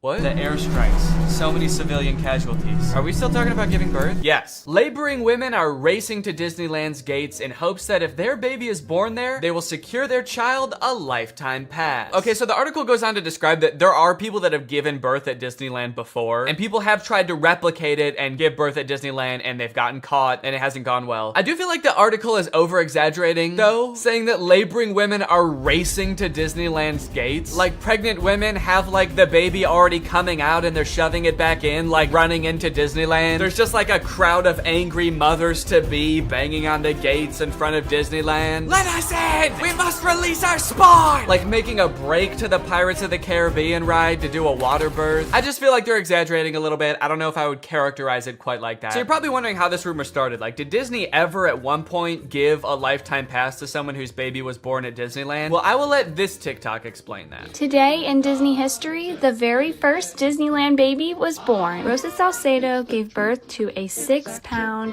10-ounce baby girl on a bench on Main Street, USA, right outside of the Plaza Inn. Can you imagine visiting Disneyland as a family of 2 and coming out as a family of 3? Yeah, I can actually. But not because I'm gonna give birth. I'm gonna kidnap Donald Duck. You're my child now, Donald. The perfect happy family of 3. Husband, wife, and my uncle Donald Duck, who I've been holding at gunpoint for the past 16 years. There have been 4 babies born at Disneyland, and all of them have been girls, but only one has their own Disneyland birth certificate. So that might not have sounded significant, but that's actually how the rumor started. The first baby that was born there, Teresa, got a birth certificate that was just like a Disney birth certificate that says like, this is the first baby to ever be born at Disneyland. And I guess like word got out that this baby got some kind of special certificate, and then people just started assuming like, oh, that's a lifetime pass. That baby got a lifetime pass. And from that moment on, has just been a rumor that if you give birth at Disneyland, your baby gets a lifetime free pass. So honestly, if you're like that big of a Disney fan and you do this, you don't even get a lifetime pass. You still have to pay to go to Disneyland. It's just your baby that gets in for free. And I kind of feel like babies get in for free to Disneyland anyway. Is that true? Children under the age of 3 get in free to all 4 theme parks and 2 water parks at Disney World. There you go. You want your kid to get in free to Disneyland? A better conspiracy would be just pretend they're 3 years old for their entire life. That shit could actually work. The article goes on to talk about a time where someone has tried to sneak in to give birth at Disneyland, and they hid in the bathroom while going into labor until I guess employees had to like assure her that her baby would not be getting a lifetime pass, and then she was like, oh, okay, fine, then I'll just go to the hospital. Once they assured her that she would not be receiving a lifetime passport, she came out and accepted the ambulance ride to Western Medical Center, where her baby was born shortly thereafter. I don't know about you guys, but it kind of sounds like she failed the test. If you know anything about Disneyland, you know how well the cast members there, all of the employees, all the staff, all the people in costumes are trained to like respond to every circumstance. It sounds like you just entered the giving birth at Disneyland experience, and honestly, you didn't make it to the end where you get the prize. It also says that this discussion board, The Laughing Place, has some hilarious forum chats about this topic. So I guess other people have been like sharing stories about this happening on this forum, but when I clicked on it, it turns out that it doesn't exist anymore, which kind of sucks because I wanted to find out more times that this has happened, but honestly, it is probably for the best. Kind of sounds like they were talking about some pretty sick shit in there. You think you're gonna go to a Disney forum and see people talking about like, my favorite movie's Coco, but instead you see people talking about like, I'm gonna give birth inside of Pluto's house. I'm gonna go to Disneyland and get fucked by Goofy, and then Goofy's gonna be the father of my child, and I'm gonna give birth on It's a Small World. And I'm gonna make Elmer Fudd cut the umbilical cord. Is Elmer Fudd a Disney character? I actually don't think he is, but he's gonna be there anyway. And then me and my freak mutant, half goofy, half human child will both get lifetime passes. Free pass for life for my little freak. Passes or not, being born in Disneyland is a pretty cool claim.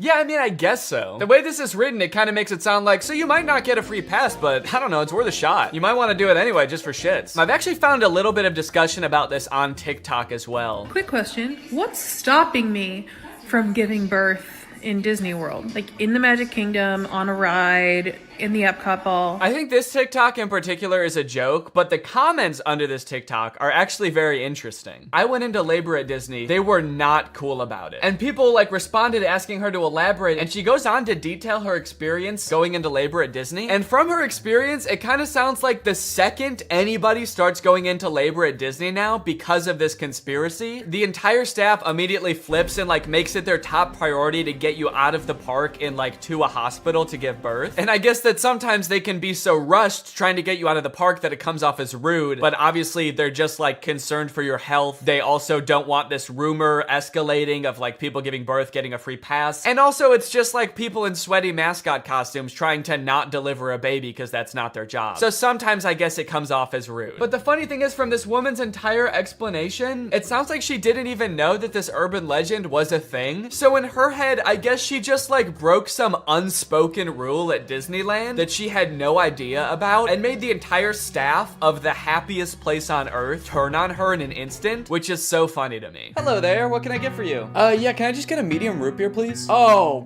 great. Oh, great, another guy here to put his balls in the root beer. What? Hey everybody! This guy right here is about to pull out his big fat balls in front of everyone, in front of a bunch of children, and put his balls in a glass of root beer.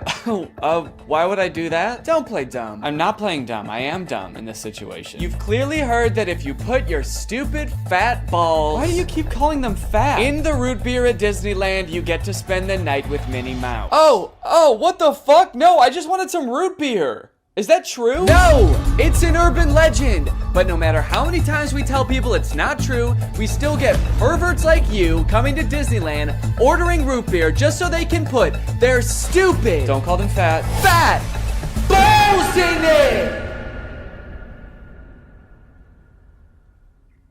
Oh, come on, man, don't cry. I already am. Why do you still sell root beer if this keeps happening? Because if you shit in the root beer, you actually do get a free fast pass for Space Mountain. Okay, I don't want to put my balls in root beer, and I definitely don't want to shit in the root beer, okay? I legitimately just want to drink some root beer. Oh. Sorry, my bad, man. I didn't know. Okay, well, that's literally what I asked for, so... Here you go. Ah, what the fuck is that? It's Walt Disney's head. You said the secret code, so here's his head. No, root beer. What? I wanted root beer. I wanted to drink root beer. So no head? No. Overall, pretty disappointing that anyone actually believed this in the first place. In what world would Disney want to foster an environment where mothers are coming into their park, their theme park, to try to give birth? Especially if they're not like billing it back to the person that gave birth and being like, okay, here's your hospital bill, and because it's Disney, it was $1 million.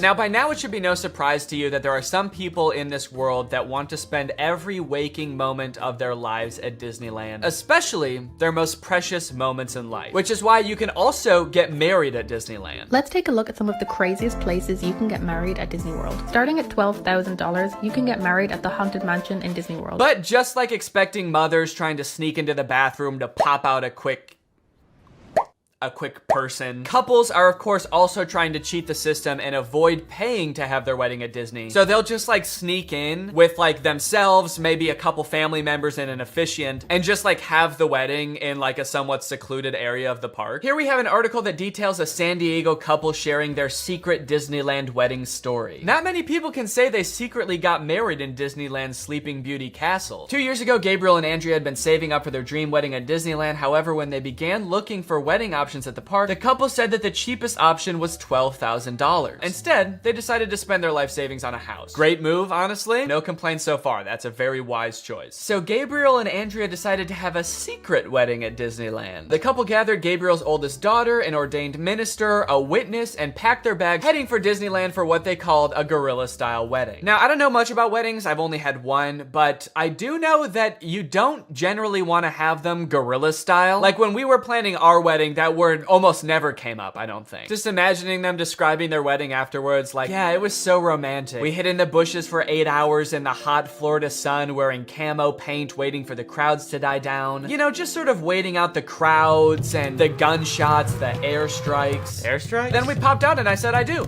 Happiest day of my life. Here's my favorite picture of the big day. Now buckle up, because this next urban legend is about to get nasty. Quite literally, this is disgusting. Like I said, the most devoted Disney fans would probably spend forever at Disney if they could, but maybe they can. For years and years, the Haunted Mansion has been the home to an endless supply of Disney myths and legends. But the attraction's most prevalent and persistent rumor is that guests regularly spread the remains of their friends and family inside the ride. This can't be true though, right? It is 100% true. Yes, that is right, and I don't want to bash anybody's final wishes. I know that that's a very personal thing, but spreading human remains in a public place that people are like walking around and touching? Please don't do that. Or you know what, I should say, you know, because I feel bad for people who are just trying to honor their dead relatives' wishes or whatever. If you're alive still and you're watching this video and that's gonna be in your will, please take it out. Don't make people do that on your behalf. Honestly, I am a little relieved that people are sticking to like spreading ashes at least, because there are a lot of different ways to dispose of a body. It was actually my grandpa's greatest wish to be laid to rest at Disney. Oh, that's sweet. You're gonna scatter his ashes around at the park? Not exactly. The Haunted Mansion probably has so much human ashes in it, it's not even funny, said one Disneyland custodian. Blah! That is the nastiest thing. Oh my god. Don't do that. Do not do that. Please. People scatter their loved ones' ashes in the Disney parks monthly. Can you imagine just like being on a ride and the person next to you is dumping out ashes? Disney employees are literally aware of this too. They have to follow special protocols every time this happens. The custodians are used to identifying and vacuuming up these ashes. I don't know why I was surprised to hear they vacuum them up. Of course they do. It's a literal human corpse, basically. Of course they get rid of it. The people who are like requesting this happen to their bodies must know this, right? They must know that some custodian that does not willingly work in like a morgue or something is going to have to take care of that. This sounds awful for everyone. If you're the custodian, you have to vacuum it up, but if you're the person that just lost someone you care about, you have to know that they're just gonna vacuum it up. They might even make you watch. They have you come identify all the places that you scattered the remains, and then they just like make eye contact with you while they're vacuuming it up. This is going in the garbage now. We're gonna throw this in the garbage now. Say bye-bye. So when you're laying them to rest in the happiest place on earth, you're actually condemning them to forever in the suckiest place in the world. Yes, that is a very funny joke. And people will put them anywhere too. Like flower beds, bushes, the lawn at Magic Kingdom, outside the park gates. Outside the park gates? They'll put this shit anywhere too, you know, outside the park gates, on the highway on the way home, the McDonald's across the street, Universal Studios, shit anywhere. It doesn't really matter. I feel so bad for the employees that have to deal with this, honestly. That would be so scary. Honestly, even as a patron, you know, I honestly like going to Disneyland every once in a while. I think it's pretty fun. But next time I go, I am going to be terrified that I'm like touching human remains at all times. Especially now knowing that they put them everywhere. I'm gonna be eating a turkey leg and wondering like, is this actually some guy's leg? They're most frequently dispersed around the Haunted Mansion, which is kind of perfect if you ask me. Okay, this girl's actually a little bit too into it. But now this whole ashes thing, which is not really an urban legend, is actually true, has actually spawned urban legends out of it, as you can see here. Have you heard of the legend of the crying boy at the Haunted Mansion in Disneyland? The story goes a mother spread her son's ashes without permission from Disneyland, and you can see him crying as you're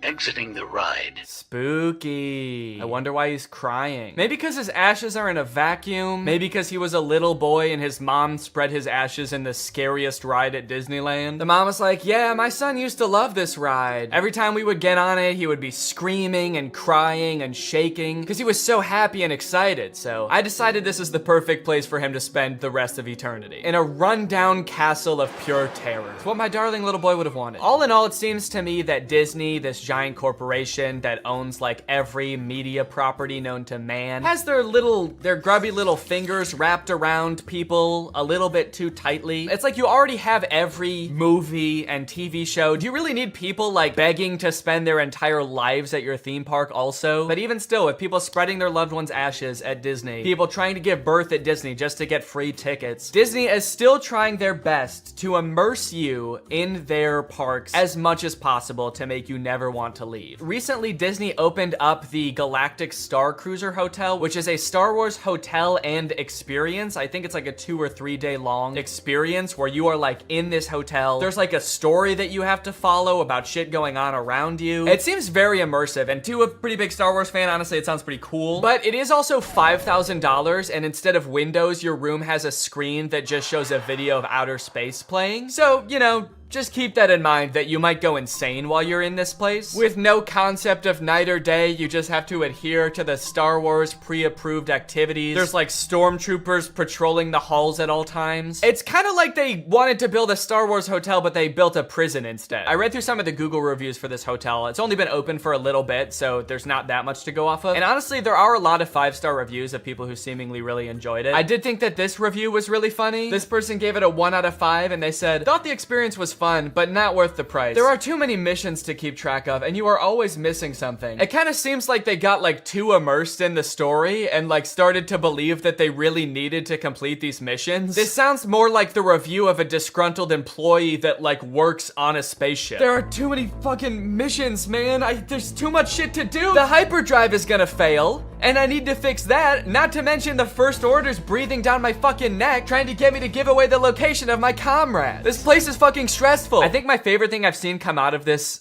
Star Wars hotel is this apparently now deleted ad for the experience that says strike unlikely alliances in your very own Star Wars story. Apparently when you come in, you can decide if you want to be like on the good side or the bad side. So this ad, holy shit, this place is metal, dude. This goes hard. It's crazy to me that you actually can choose to be on the side of like the evil intergalactic fascists, basically. You and your preteen daughter can don First Order uniforms and betray one of your favorite character's trusts, Chewbacca, giving away his location and leading the First Order directly to him, who will take him away to be tortured and then eventually executed. It might be a little too immersive. It might be. We're gonna start hearing people come back and you're gonna be like, how was your trip? You went to the Star Wars hotel, right? And they'll be like, the guilt over my actions will haunt me forever. But I did what I had to do. It was honestly fucking sick. I loved it. And honestly, like, if someone offered to bring me there for free, would I go? Yes, I probably would. Yeah, honestly, I would like to go 100%. I would like to go. And as if living in an intergalactic prison day-to-day life is curated by Disney. Oh gosh. I feel like we have so much chemistry together. Me too. This has been great. This date was a lot of fun. I really haven't connected with anyone like this in a long time. Fantastic. How likely would you be to recommend this experience to a friend? What? On a scale from 1 to 10, how would you rate my performance? Performance?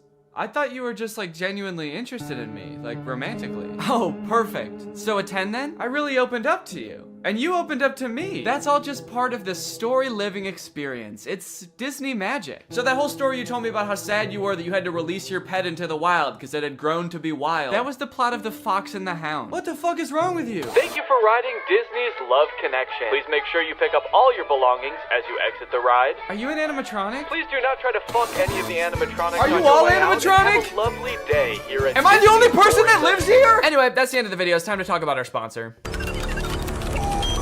What's up? It's me, a hacker, and I'm so excited to steal your data because you don't have today's sponsor, ExpressVPN. You see, sending data over an unencrypted network is a lot like sending a postcard. There's no envelope to cover up your info and protect your sacred message. So any old creep with a little bit of basic computer knowledge and a little bit of free time can come along and check out all of your private information. I'm talking passwords, financial details, hell, emails. I'm gonna look at all of it. I'm doing it right now. Hey guys, I was just kidding. It's just me, Danny. Well, I wasn't kidding about most of it actually.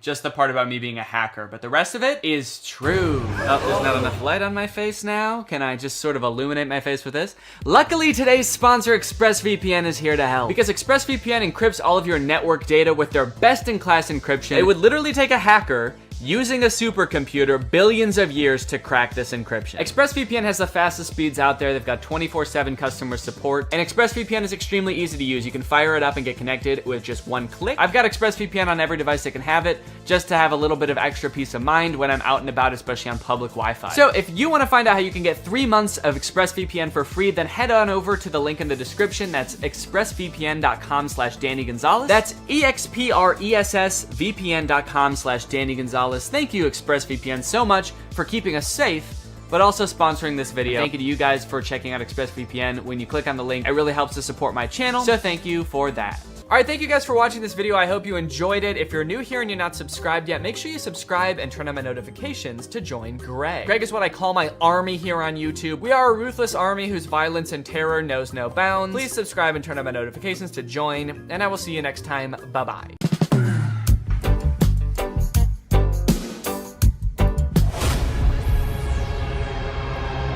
Drew? Hey, Danny.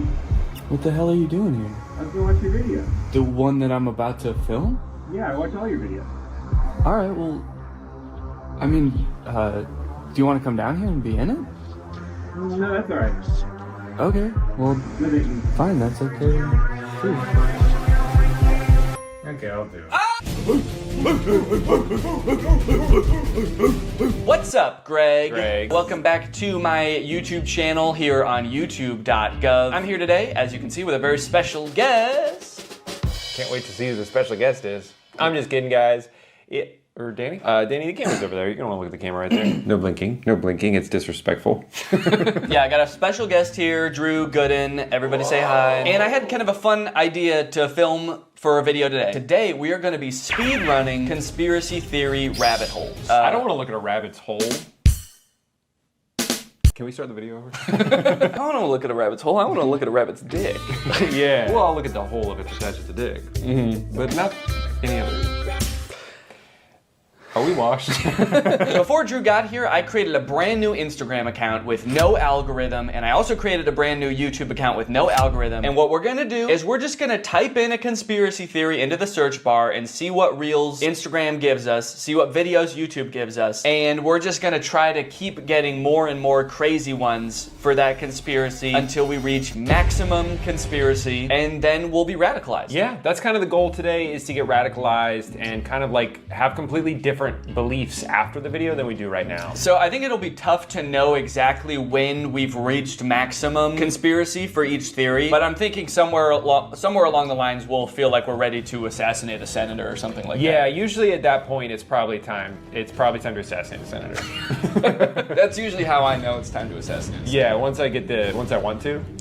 Well, I guess the most basic conspiracy that we could start with is flat Earth. To me, it's not even conspiracy theory. Because if the Earth wasn't flat, I'd fall over. Not fall off, you'd fall over. I'd fall over because of the slope. Have you ever tried to walk up a hill? And don't say that hills is proof that the Earth is curved. No, every time I've walked up a hill, I fell over. Exactly. So, what are we just going to search flat Earth or flat Earth? I guess it's kind of telling what the fittest flat earther.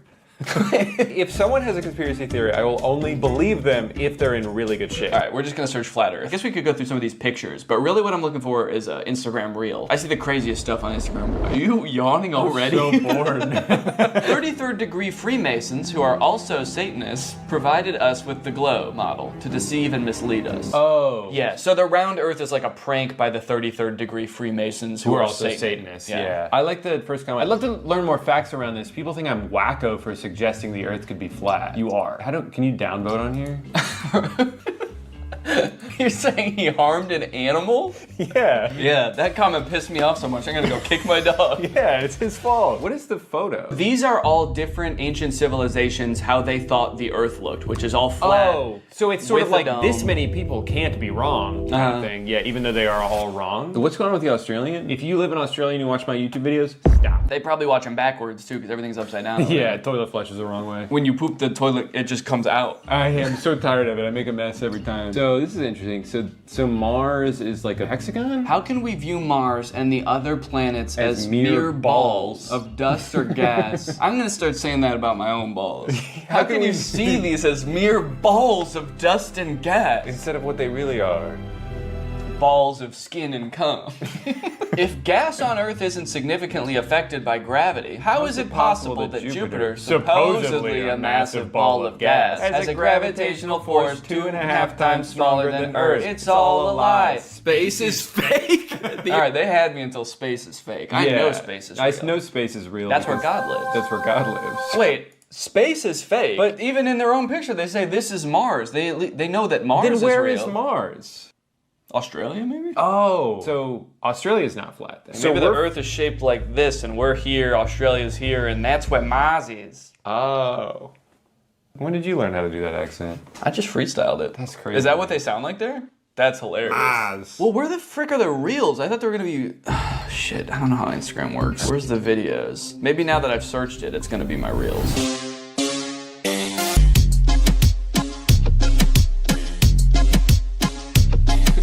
Just a quick cut to that. Checkmate, round earthers. If the Earth was round, I'd be falling over. Let's go on YouTube. Yeah, maybe we should go on YouTube. Yeah, I think the problem is that everyone's just so normal on Instagram. There aren't any like weird freaks. So I think we probably need to switch to YouTube because there's a lot more weird freaks on there. We would know.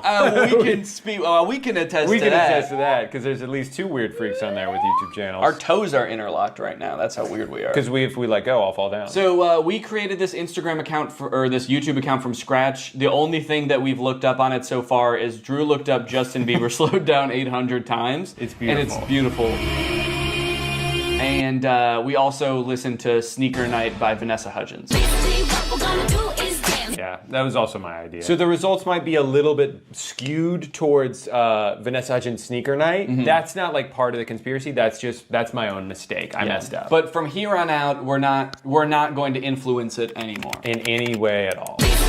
Okay, now I'll search flat Earth. Okay. That's how Vanessa Hudgens radicalizes people. So hold on. Yeah, okay, even the YouTube search is biased against flat Earth. It doesn't even, like, we're trying to view it objectively, but it's like, oh, flat Earther debunked. Yeah. Flat Earthers funny moments. Flat Earth Dave. It's like, let me find out who Dave is. All right, we're gonna search flat Earth. You know, do you ever do something and you think to yourself, like, I'm probably the first person to ever do this? Oh, yeah. I have to imagine we're the first people to ever search flat Earth from the Sneaker Night watch page. Like, inspired by this song. That reminds me. I need to do my own research. Oh, it's Phil from Amazing Race. All right, well, we gotta hear him out. We gotta hear him out. Oh, he doesn't believe in the flat Earth either? How did he get a job then? And he's seen more of the Earth than most people because he does the Amazing Race, so you'd think he'd have some common sense. You'd think so. Well, hold on. Wait a minute. He works for CBS. Look up CBS's logo. Look up CBS's logo. No. This? Don't keep going. No! Stop! You're getting distracted. All right, look up CBS's logo. It's Big Brother. See, you think that Big Brother is gonna let you think independently? No, they're gonna open your noggin up, they're gonna fill it with all the thoughts they want you to have, and Phil is part of it. But probably Jeff Probst isn't too, right? Yeah, we're free thinkers. Basically, what we're gonna do is YouTube Shorts. Maybe we should be looking at more shorts. All right, if you two could shut up for a second, I have an important announcement. Today, I want to help you guys out with your budgeting a little bit. You can budget your car payments better, your travel, your groceries. Does that sound good? Well, then listen up, because we're going to talk about Rocket Money, the sponsor of today's video. Rocket Money is a personal finance app that lets you lower bills, cancel unwanted subscriptions, make custom budgets, and lower your savings all in one place. With Rocket Money, you can create a custom budget for any category in seconds. The app shows you where your money is going at all times and identifies your top spending categories and even gives you insights on how to better budget in the future. As someone who spends a lot of money eating out and not as much as I would like on travel, this is a great way for me to visualize like how much spending is happening in each category, where I can cut a little bit, where I can add a little bit. They'll also notify you when you have upcoming charges or when your balance is low. That way you can avoid overdrafts and late fees. And if that wasn't cool enough, Rocket Money can also help you lower your bills. Rocket Money automatically scans your bills to find savings. They can help negotiate bills for you, whether it be your internet service, your cable bills, and more. So you don't need to worry about those pesky customer service calls. Rocket Money's gonna get in there for you and negotiate the best possible rate for you. This is great for me personally because I am notoriously bad at looking for deals. I don't like to haggle. I don't like to negotiate, so the fact that this is built into the app makes it so much easier for me to know that I'm getting a good deal. So to save more and spend less, join the over 5 million members using Rocket Money today. Go to rocketmoney.com/Danny or use the link in the description to get started for free. Flat earthers, or some of them, believe that beyond the ice wall is this other world. I feel like that outer world thing, I've heard of this, but I've only heard of it recently. I wonder if that's like a new lore that just dropped, because I thought that the ice shelf was supposed to be the end, and then they were like, no, not only that, we know about Acton. And then there's another wall around here, and then Osiris is out on the outside. Do you think the Flat Earth conventions are just people trying to one-up each other with the amount of knowledge they know about the outer ring? Oh, you think this is the last ice wall? There's one more. Nope, there's actually 2 more. There's actually 3 more, and at that one, it loops back around and you're here again. That's more interesting than the Earth being flat, is that if you just keep going, well, that actually is just with the Earth, is if you keep going along the Earth, you end up back where you started. So we kind of all believe the same thing. They just have more ice walls in their theory. Talking about how there was this one man that went to Antarctica on his expedition back in the day, and I can't remember his name. Flat Earth. Can't remember his name. Can't remember name. Sneaker Night extended cut. I can't remember his name. It's probably Vanessa Hudgens. Vanessa Hudgens, Sneaker Night. Proof of Sneaker Night. Internet famous flat earther has gone all the way to Antarctica to put his theory to the test. And he proved himself wrong. They always prove themselves wrong. I want someone to prove himself right. Just once, please. Just once. I mean, that's the thing though, is like the internet is so, it creates little bubbles for you. So if we did have an algorithm that was pro flat earth, it would be littered with flat earth videos and we would be like, this all confirms what I already believe. Where's that guy's mouth? Yeah, if the earth is round, where's that guy's mouth? Well, gravity's still technically a theory. We know that there's an up and a down. As far as Coriolis, I was in the military and I've shot weapons and... She's just threatening him. Yeah. Basically, you're going to believe what I believe because I have a lot of experience with guns and missiles. As far as Coriolis, I'm gonna fucking kill you. What kind of weapons, if you don't mind me asking? Like ICBMs? Well, I'm wearing a vest with a bomb on it right now. Okay. What will it take for you to detonate that? If you say one thing that makes me question my beliefs, I'm gonna kill all of us. Okay. And so how do you feel about sunsets? They think that there's like these enormous structures. It ignores something that everyone knows. There's this enormous water table that's underneath the pyramids. What's a water table? It just means that there's like water, like a well of water. I think because of the Nile. Like, you know how when you're at the beach, if you're not at the water, but you dig a hole, there's water under there because you're close to the water. So the pyramids, if you dig below it, eventually you get to water. Right, and so there couldn't possibly be like a big guy down there. Oh, right, because he would have drowned? Okay, next conspiracy, alien. What should we Google aliens wise? Aliens wise? Are aliens wise? Aliens wise? Yeah. Are octopuses alien A creatures? group of scientists that were speculating that octopi had come from somewhere else, and frozen eggs had actually come from somewhere else. And the reason behind this theory is that octopuses are freaking weird. It's like that. How could something like that exist on Earth? Because they look so fucking weird. They must have come from some octopus-shaped planet. And also, if the Earth is flat, how could there be? So hold on. Can you? I need silence. Were you gonna say, can you call me back? Can you call? I'll call you back later. I've heard theories like this before about like some life coming from other planets. There's a theory that like all life comes from another planet. Like an asteroid had life on it and came from some other planet after like it got hit by a meteor, and then that came here, and that's how life started on Earth. And to me, that just feels so lazy. They're like, how did life start on this planet? It came from a different one, and that's all we need to figure out. Right, but then because then it's like, well, how did it start on that planet? An asteroid. Oh, from a different planet? Yeah, that makes sense. Okay, well then follow-up question, how did it start on that original planet? Like, where did it come from? God drew what? God drew an asteroid that came from another planet. The octopus is still extremely similar biologically to us. You look at an octopus cell under a microscope and you wouldn't be able to tell the difference. Right. Yeah, but you know, when you can tell the difference, when you fucking look at an octopus and you look at a human. We're not so different, you and I. If I look at you like this, I can't see shit. You might as well be an octopus up against my face. Veteran describes strange alien encounter in Vietnam. I like that strange is in all caps. What if it just said, veteran describes pretty normal alien encounter in Vietnam? They should have done veteran in all caps out of respect. And we should probably stand for this out of respect. Yeah, I think so. Whoa! Dude, it's not flat at all in here. There in the shrubbery, coming out of it, are little gray entities about 4 foot tall. That's how I'm trying to be. Oh, you're just saluting? Till the day I die, I'll remember what the little entity said to me. And the way he said it, it was like, Clifford. He was like, I'll never forget what this little guy said to me and the way he said it. Yeah, he said, and then he blew up. He exploded. I think he was asking for help. I'm gonna explode. I'll never forget that. And the way he said it, it was like, Clifford, you are not supposed to be here. I mean, he's right, we weren't. You normally don't carry your weapon on full automatic. I put it on full automatic and I started to fire, and I yelled out, VC, VC. And that was to alert the other troops that we were no longer alone, that there were a number of little guys there, I'll put it that way. I'll put it that way. I'll put it away your brain can understand. Little guys. So the alien said, what are you doing here, Clifford?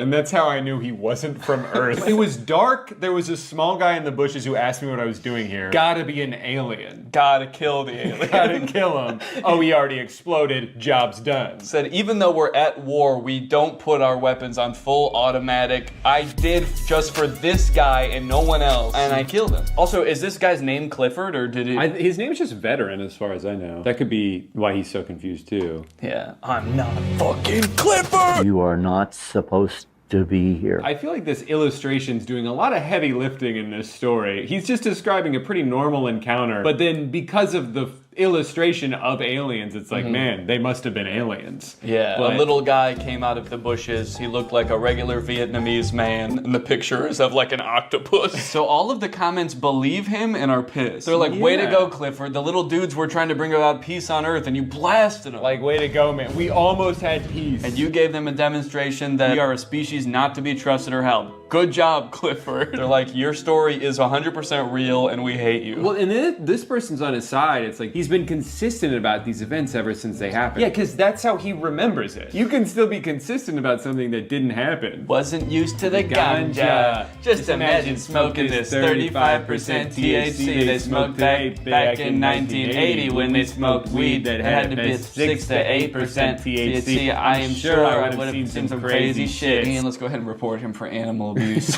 More like plant abuse, because he's smoking the shit out of that ganja. Ganga! Expert explains who are the gray aliens. Okay, well that'll be helpful because the last one was about the gray aliens. How exactly do you become an expert in that? Do you think it's Clifford again? Yeah, well he definitely seemed to have a lot of expertise because he saw them with his own 2 eyes. And he shot them with his own one gun. Gray aliens are perhaps the most commonly encountered extraterrestrial species that we know, named for the coloration of their skin. Oh, they're gray aliens because they're gray aliens. That they've been hybridized multiple times, and we're seeing a lot of different types of features.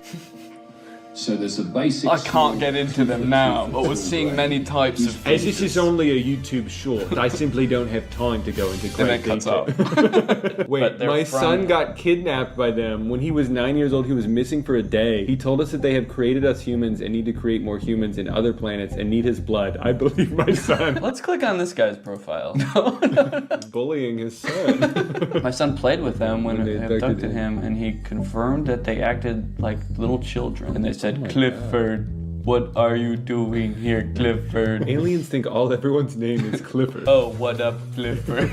Welcome back, Clifford. I think every human they see is the same human that they just saw. Good, you look very different today, Clifford. What a strange planet only inhabited by one man named Clifford. Who changes shape every day. Don't shoot me again, Clifford. Your bullets have no effect on my robot body. But they have extreme effects on my feelings, Clifford. It's the intention that hurts. As my son has mentioned, when he was inside the ship... As my son has mentioned countless times, you guys. My son, who's an expert, 9 years old, got abducted. It's a computer-based reality which they created long ago, and many souls were kidnapped and then put inside these machine bodies, so they used what is known as spiritual necessity. You think this guy's ever done drugs?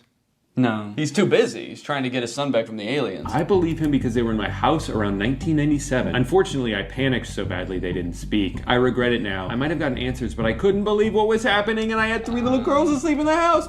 Two of mine and one of my best friend. Huh? Wait, I had 3 little girls in the house, 2 of mine and one of my best friend? I think his best friend was a little girl. Yeah, my daughters were hanging out with my little girl best friend. They have so much in common because they're the same age. And when the aliens came in, I panicked. Because I didn't want them to wake up, my best friend. So, yeah, I guess aliens, the little gray guys, must be very shy. Because if you panic a little bit, they're like, oh, sorry, Clifford. We'll come back later, Clifford. We have to go now. We are gray. So now it's just these two talking to each other. Yeah, what, did they visit you again? They told my son that they will come again, but they didn't come anymore. He saw a tall man with blonde hair. Okay, wait, hold on. So the story is falling apart a little bit. He's like, yeah, he saw all aliens. And it's like, okay, well, there was one blonde guy. One guy with blonde hair. And I guess some of the aliens they kind of looked like they had regular hair on their head. They had regular Vietnamese hair, and they were just short little guys. Speaking Vietnamese, I couldn't understand a word they were saying. It was like some sort of foreign language to me. I shot him. My bullets did have an effect on them. I'm writing this from jail. Your son is wrong. At least mostly. I can confirm there was a tall blonde guy. Wait, also report encountering tall, chalk white, blonde-haired, blue-eyed, barefoot.